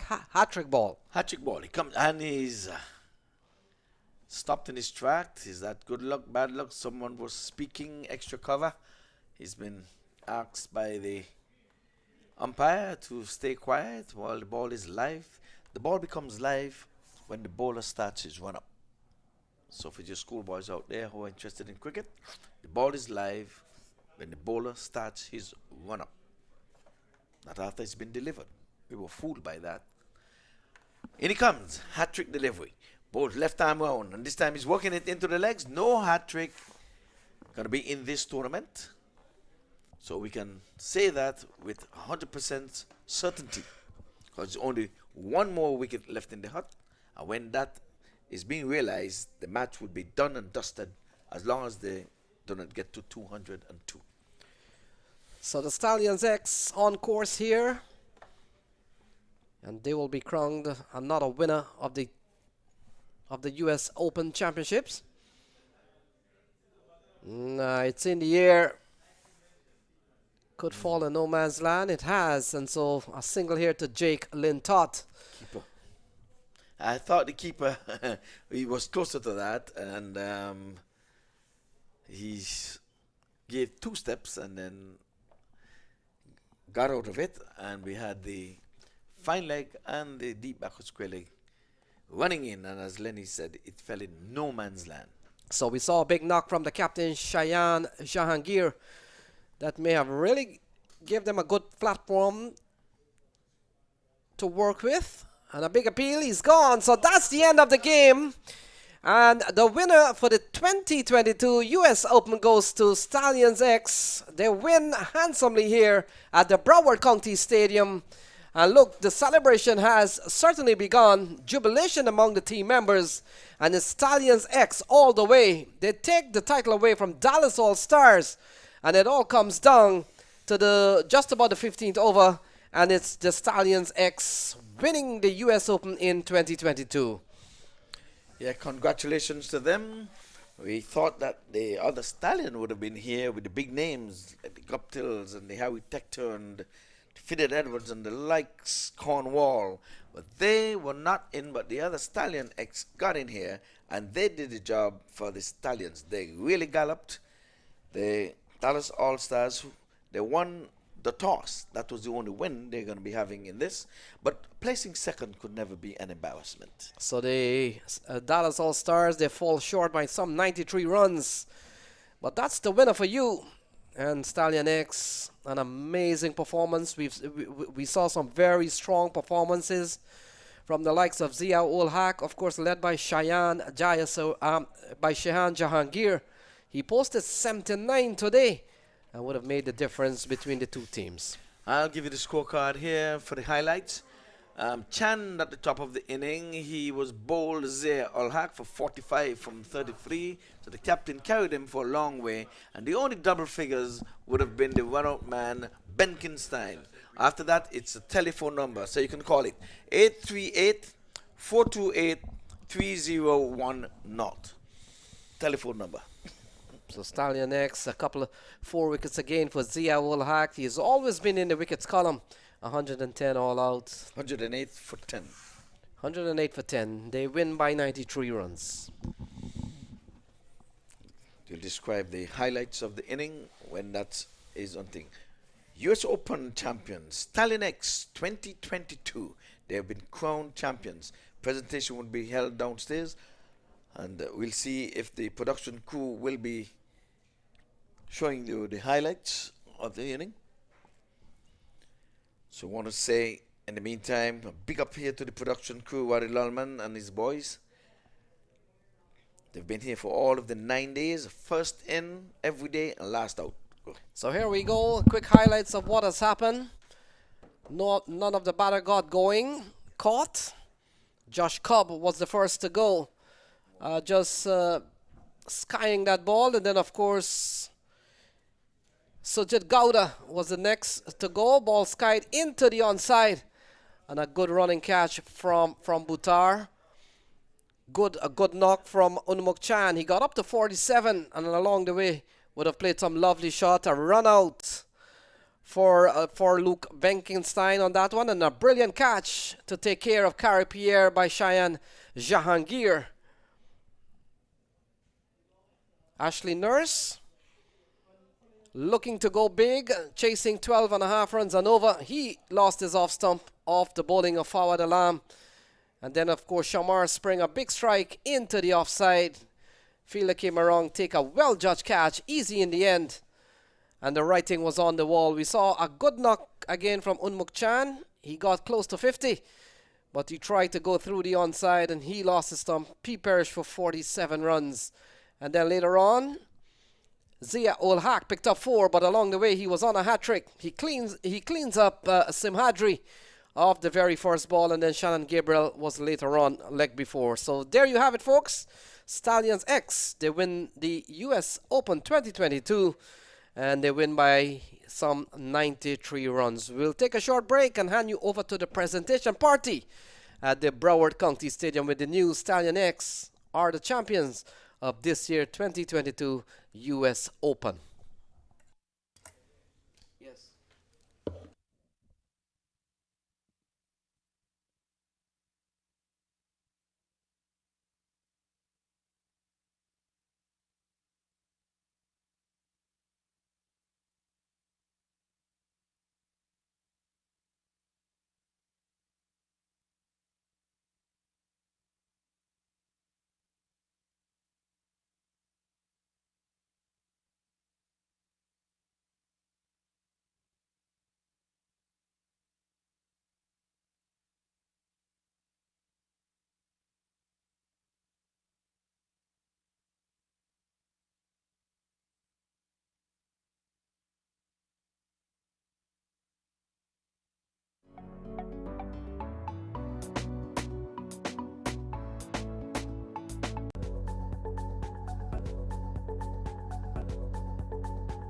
Indian Lake Estates as our newest Florida land investment opportunity.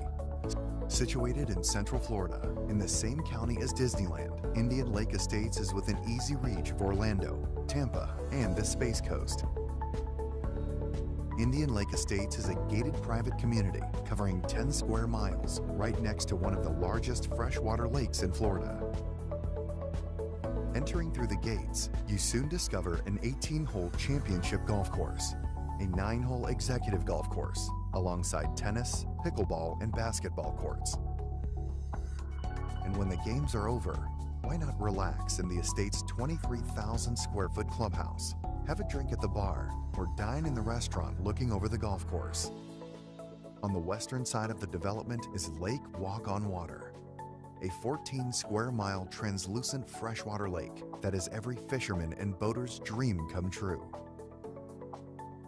And once at the lake, you'll discover the longest freshwater pier in Florida, a perfect spot to fish or just watch the stunning sunsets next to the abundant wildlife. Indian Lake Estates boasts a variety of half-acre buildable home sites extending from the golf course to the lake, including lake access canal lots. All lots come fully deeded as well as inspected for wetland and flood zones. Owners can use all the facilities without having to build. Caledonian offers a limited number of buildable lots with significant investment growth potential.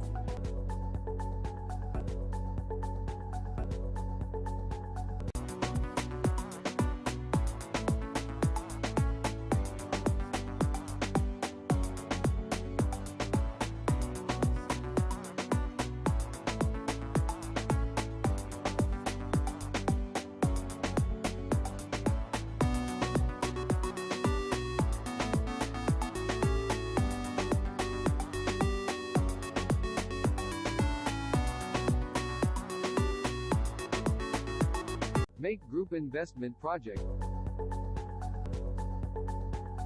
Indian Lake Estates as our newest Florida land investment opportunity. Situated in Central Florida, in the same county as Disneyland, Indian Lake Estates is within easy reach of Orlando, Tampa, and the Space Coast.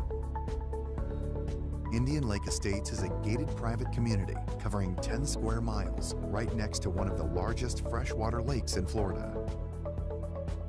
Entering through the gates, you soon discover an 18-hole championship golf course, a 9-hole executive golf course, alongside tennis, pickleball, and basketball courts. And when the games are over, Why not relax in the estate's 23,000 square foot clubhouse, have a drink at the bar, or dine in the restaurant looking over the golf course? On the western side of the development is Lake Walk on Water, a 14 square mile translucent freshwater lake that is every fisherman and boater's dream come true. And once at the lake, you'll discover the longest freshwater pier in Florida, a perfect spot to fish or just watch the stunning sunsets next to the abundant wildlife. Indian Lake Estates boasts a variety of half-acre buildable home sites extending from the golf course to the lake, including lake access canal lots. All lots come fully deeded as well as inspected for wetland and flood zones. Owners can use all the facilities 1 2 without testing 1 having 2. to build. Give me a test, Roddy. How is it sounding? Yeah. Testing Caledonian 1 offers a 2 limited number of 3 buildable lots 4. with significant investment growth potential. Make group investment project. For more inquiry, call us at +1 561 392 4.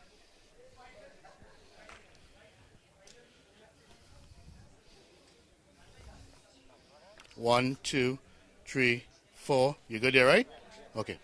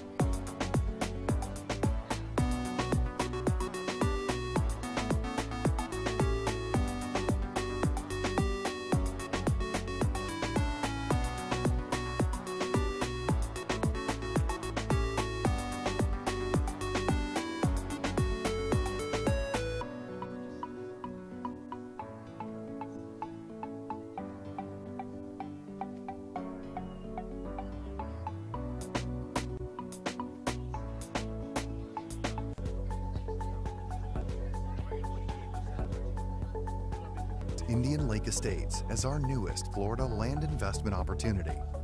Situated in Central Florida, in the same county as Disneyland, Indian Lake Estates is within easy reach of Orlando, Tampa, and the Space Coast.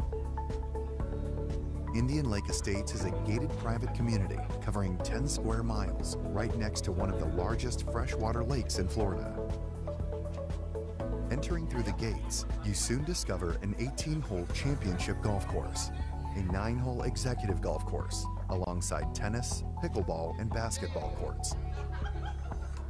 And when the games are over, why not relax in the estate's 23,000 square foot clubhouse, have a drink at the bar, or dine in the restaurant looking over the golf course.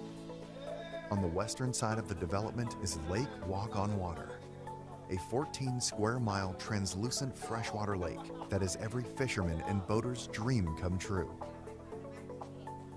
And once at the lake, you'll discover the longest freshwater pier in Florida, a perfect spot to fish or just watch the stunning sunsets next to the abundant wildlife. Indian Lake Estates boasts a variety of half-acre buildable home sites extending from the golf course to the lake, including lake access canal lots. All lots come fully deeded as well as inspected for wetland and flood zones. Owners can use all the facilities without having to build. Caledonian offers a limited number of buildable lots with significant investment growth potential.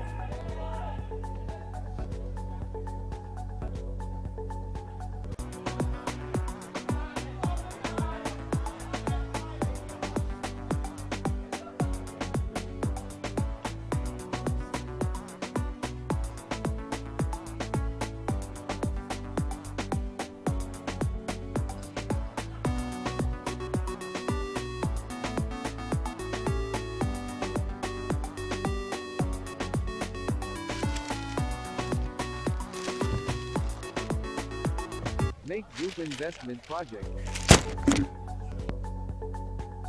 Indian Lake Estates as our newest Florida land investment opportunity. Situated in Central Florida, in the same county as Disneyland, Indian Lake Estates is within easy reach of Orlando, Tampa, and the Space Coast. Indian Lake Estates is a gated private community covering 10 square miles right next to one of the largest freshwater lakes in Florida. Entering through the gates, you soon discover an 18-hole championship golf course, a 9-hole executive golf course, alongside tennis, pickleball, and basketball courts. And when the games are over, why not relax in the estate's 23,000 square foot clubhouse, have a drink at the bar, or dine in the restaurant looking over the golf course. On the western side of the development is Lake Walk on Water, a 14 square mile translucent freshwater lake that is every fisherman and boater's dream come true. And once at the lake, you'll discover the longest freshwater pier in Florida, a perfect spot to fish or just watch the stunning sunsets next to the abundant wildlife. Indian Lake Estates boasts a variety of half-acre buildable home sites extending from the golf course to the lake, including lake access canal lots. All lots come fully deeded as well as inspected for wetland and flood zones. Owners can use all the facilities without having to build. Caledonian offers a limited number of buildable lots with significant investment growth potential. Make Group Investment Project. For more inquiry, call us at +1 561 392 4800 or visit our official website www.makegroup.com.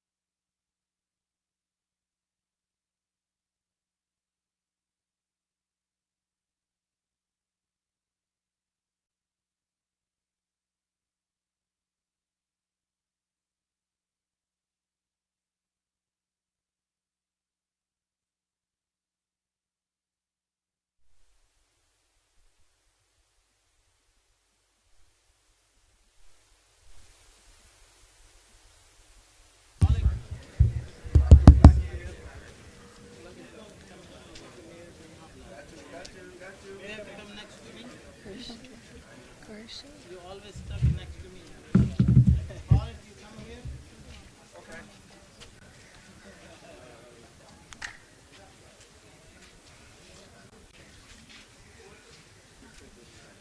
Stop.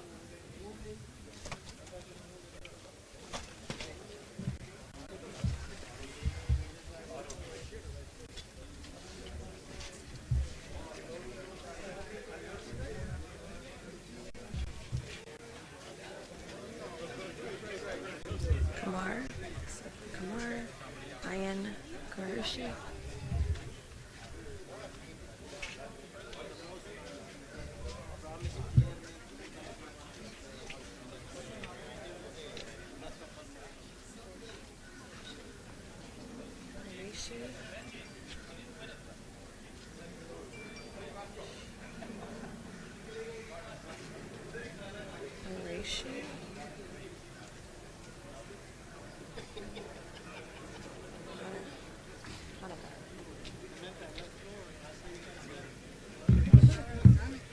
And Hanagar, right? Pardon? Hanagar is the other one? The other last name? Hanagar? Who's it? This one right here? Jahan, okay.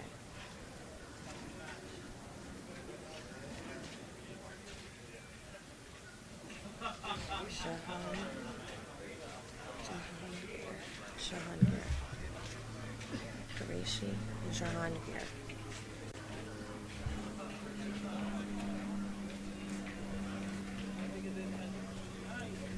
Abida.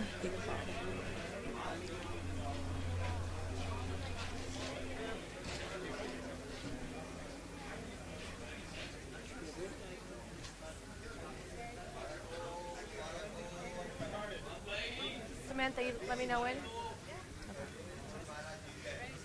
I'm ready? Okay. Welcome everyone to the US Open Cricket 2022. Thank you so much for being here for the 14th year. Congratulations to both hardworking teams for making it to the final. I'm Christine Curran, your host, and I want to bring up now MAQ, the founder.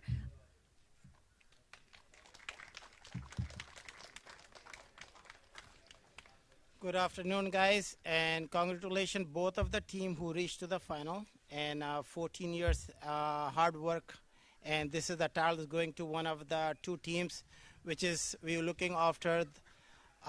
Dallas play very well all the series, as you've seen that thing up, very comparable cricket and wonderful cricket. Give them big hand for the Dallas. And Stallion was the champion for 2022. Give him big hand for the champion. As earlier I said that in the beginning of the tournament, is not the bigger players who are going to take the trophy hands and the biggest teams. Is a lot of big teams came in and play on the US Open, and surprisingly, one of the teams, they never mentioned that will going to be a title for this year, and I'm so glad to see that thing up. This one of the both team actually went to the final, is they never ranking that thing out. They will going to come to the champion. I'm so happy be seeing them. They play the championship on the last two teams, Dallas and Stallion, and both is the same neighbor, and they win this thing of champion for Stallion. And we have biggest prize surprise basically, which is MVP. We're gonna be looking after it. They will gonna have the land. They're gonna build the house on there. We're gonna be MVP, which is gonna be biggest house is gonna build in by Disney area, and we will gonna visit to him. Everybody who's coming, go visit him, his house, and has a vacation for Disney World. And they have a golf course, and they do have also biggest lake, fishing lakes. So do the fishing there also, enjoying that thing up. I'm so happy to see that somebody made it MVP on this tournament. Is over $50,000. Has his dreams come true for him. I don't know his first home. He's gonna build the second homes, but have the biggest opportunity for him to move to the Florida. That's the only way we can bring that person to bring in Florida.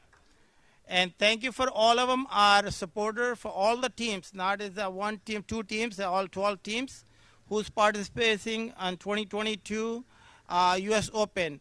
And supporters and management also. We have team from the best coach, also Nasir Javed, as you see on the left-hand side. He's always been participant in US Open, and he's also managing, and he's a captain. He's great personnel to be involved with the US Open from the day one. And we have Rizwan Muhammad, the local league, as a president before, now on the team also for Coconut Creek, and his player was been playing. And we have number of the player Waseems and all been supporting. And we have Ivali glasses this year, one of the most famous glass in the world is coming up. Eyeglasses, Ivali with the Stephen will give the man of the match for every single. I hope make sure you will gonna take that glass home for this final man of the match. And families, I was appreciated, been supporting for all these years to put things together, your times and effort. And my daughter, who is CFO, who's running this management, and Sufyan, who's the president, has been delegated from the Delhi and Broward County Cricket Stadium, who have been then supporting for last 14 years this tournament from the day one. So congratulations and give them big hand for Broward County #1. And our MAQ TV staff, who's been managing this thing up, live streaming all over the world. Give them thank you for them too. Also, cameraman is behind the scene, and Chris and Nagi, both of them, they give him also big hand. They've been working on the social media on this thing up. And we have new commissioners actually for this district, and she was the mayor for the Lauderdale Lake, now has become District Broward County. New commissioners in District 9 is here, and Hodges. She is the one from the day one when I started the cricket in Broward County. She always been supporting. I'm so happy to see that this year she is become our commissioner. And without Empire, as you see in the Vijay and all Empire panels, as cannot be done this tournament, I really appreciate it for your effort have been done. Danny Khan, who's been day one involved with US Open, and make sure all umpiring go through. There is a up and down things, is always Empire the last final decision. Empire make you the winner, Empire make you the loser. So you have to respect them always. There is the time coming you hate them, but there the time coming you love them because they give you right decision under your favor. Which is, I see that today where the guy got the catch out and he said not out because Empire was not ready or somebody was not ready. And that was surprising to us what happened. There was the out become not out. So anyway, first of all, both teams, the captains and all, congratulations again. And our family, my brothers, my sisters, and my wife and children, all been supporting. Our attorney is there, is Rob Hyman. We're gonna do the paperwork for the land, who gets the man of the MVP, who will do all the paperwork for him. So please see him after this prize distribution. See Mr. Rob Hyman, and we're gonna come back to, he's right there, is the biggest tall guy. You can see them, is there, and Al Pollack, who's basically lobbyist person who's been supporting us for all these days. And we have number of investors, number of the friends, number of family, all congratulations, been participating, supporting behind the scene. And Roddy Lallman, we cannot forget him, is do that TV productions. And Vinod Memchin, you've seen him every hour and every minute, listen his voice on the radio and TV. That's the guys who's behind on there. Is the great work has been done during the tournament. This is the first year, if you've seen this thing, a first year in 15 years, no rain affected. No rain affected, and you have wonderful cricket, wonderful. Every single game made it full 20 hours games. And that will call God bless America, God bless US Open. I see you the guys next year and all of them. As you see, this is the tournament is getting bigger and bigger. We have 8 teams got commitment already for 2023. I have to congratulate to all 8 teams who's been commitment with the 5 years already there, and we will looking at another 2 more teams on. They have left or 4 from there.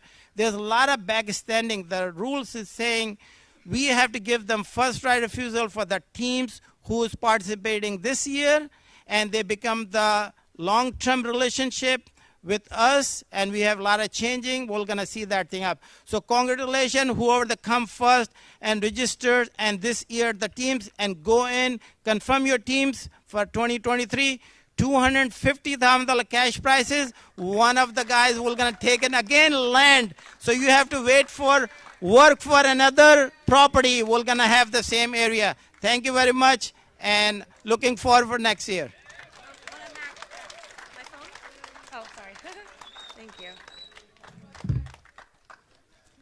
All right, thank you, Mac. Next up, we're going to call the Commissioner of Broward County, Hazel Rogers.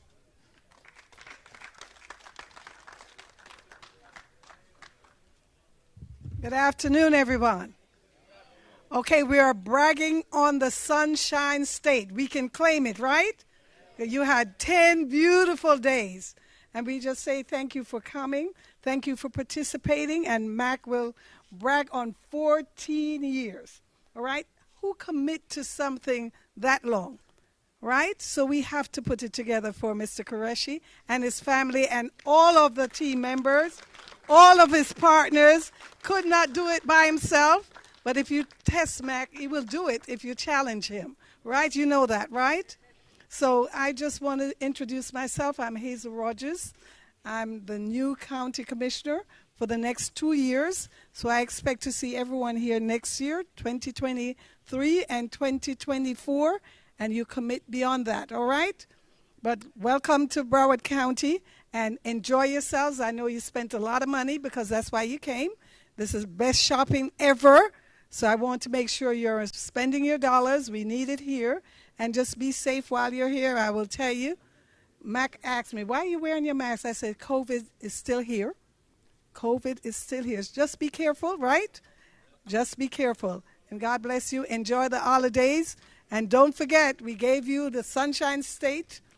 Beautiful name, sunshine, no rain, sunshine. Thank you for coming.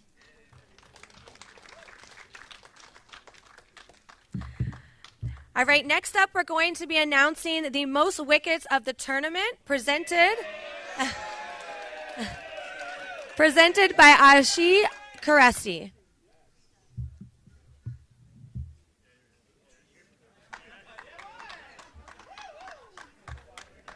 Are you guys ready to hear the winner? You sure? I don't know. I can't hear you. Are you sure you're ready to hear? Okay. All right, and the winner is Zia El Haq.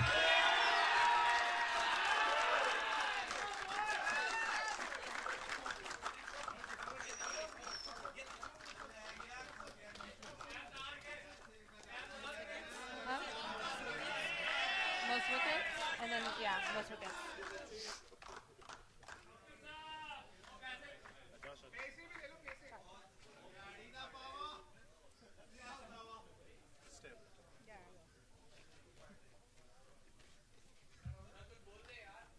Do you want him to speak or no? Okay. You can take this with you. Okay.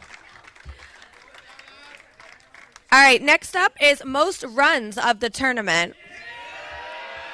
Is he presenting himself? Okay. And the winner is Shihan. What? He's the same person, right? No. Oh, I'm sorry. Presented by Abida Egbak.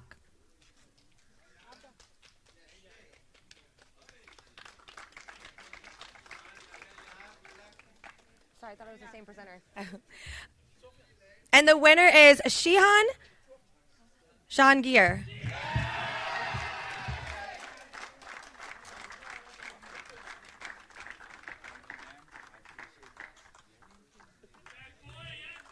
Okay, got it.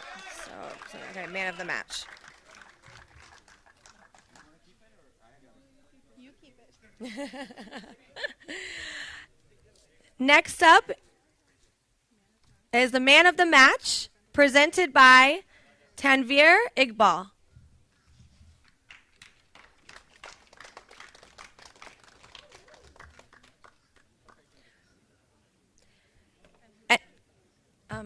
What? Shihan again. Okay. And the man of the match is Shihan Jangir.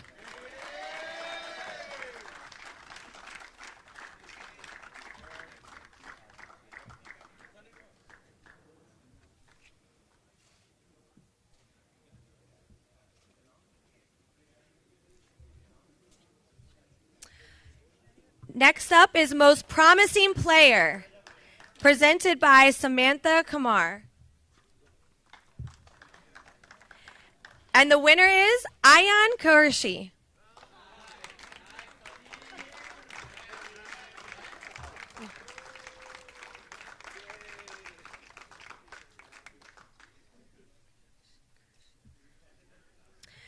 The next up is the MVP of the tournament, presented by Rob Hyman, PA.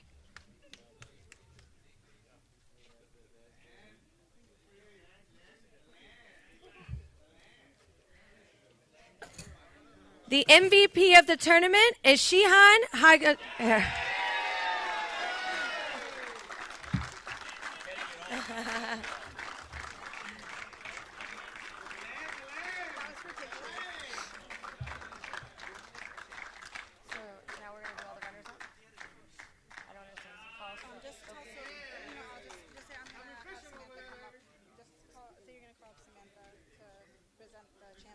Okay. And now I'm going to call up Samantha to present the runner-up and champions. Hi, everyone. I'm sure we're all excited to celebrate. Presenting the runners-up trophy, I'm going to have Mr. Asif Lalani and Shuja Khan. And to announce our runners-up, we have the Dallas All-Stars.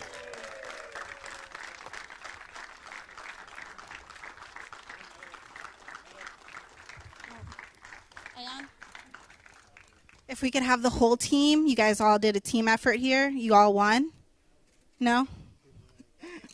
Whole team up here. Team picture, come on. Never seen a team so unenthusiastic.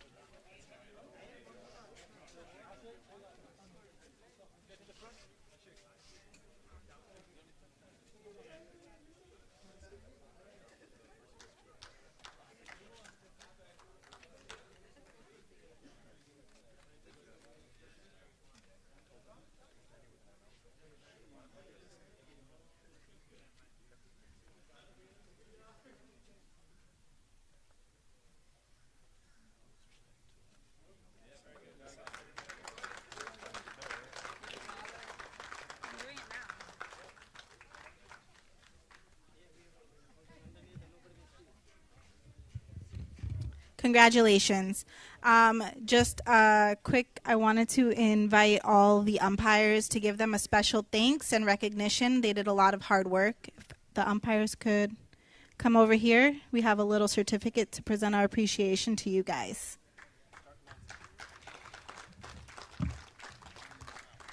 First, I'd like to call up Mr. Danny Khan.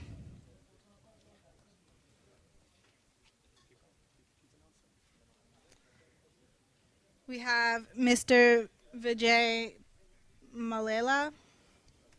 Hopefully I said that right. Mr. Peter Nero.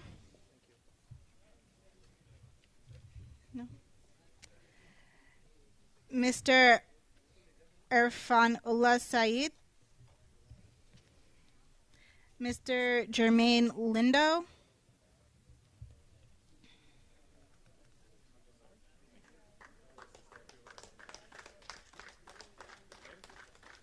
Mr. Sarvana Kumar Venkatasan.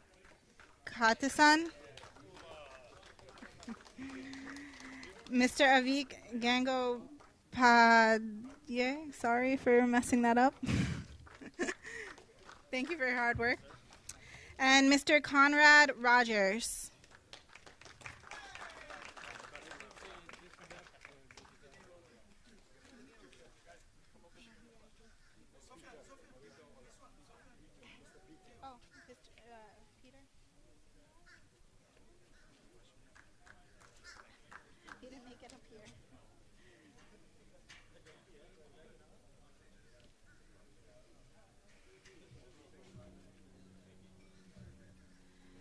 Thank you for all of your hard work and dedication to this tournament. Great calls, and we're very happy you guys were able to be here.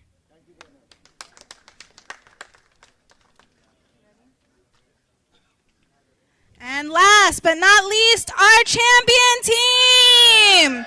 If I could have all the Stallions X up here, the whole team. Mr. Matt Qureshi is going to present this award. And Sofian Kamar, president, will be presenting the check.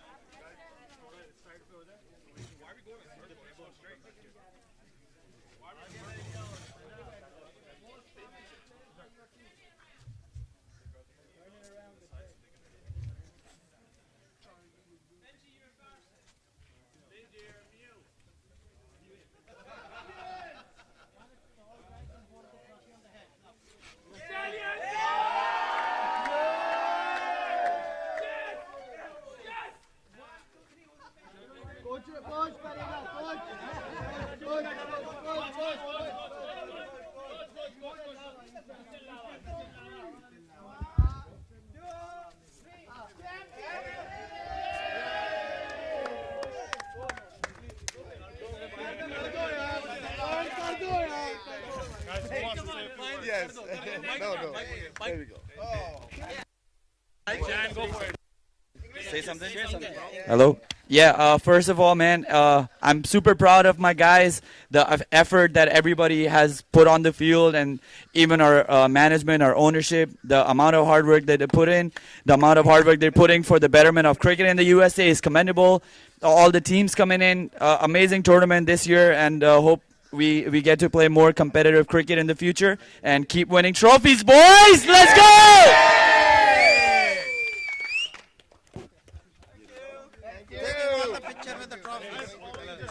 Real quick, get a picture with the backdrop, all right? Everybody? Yeah, all of you.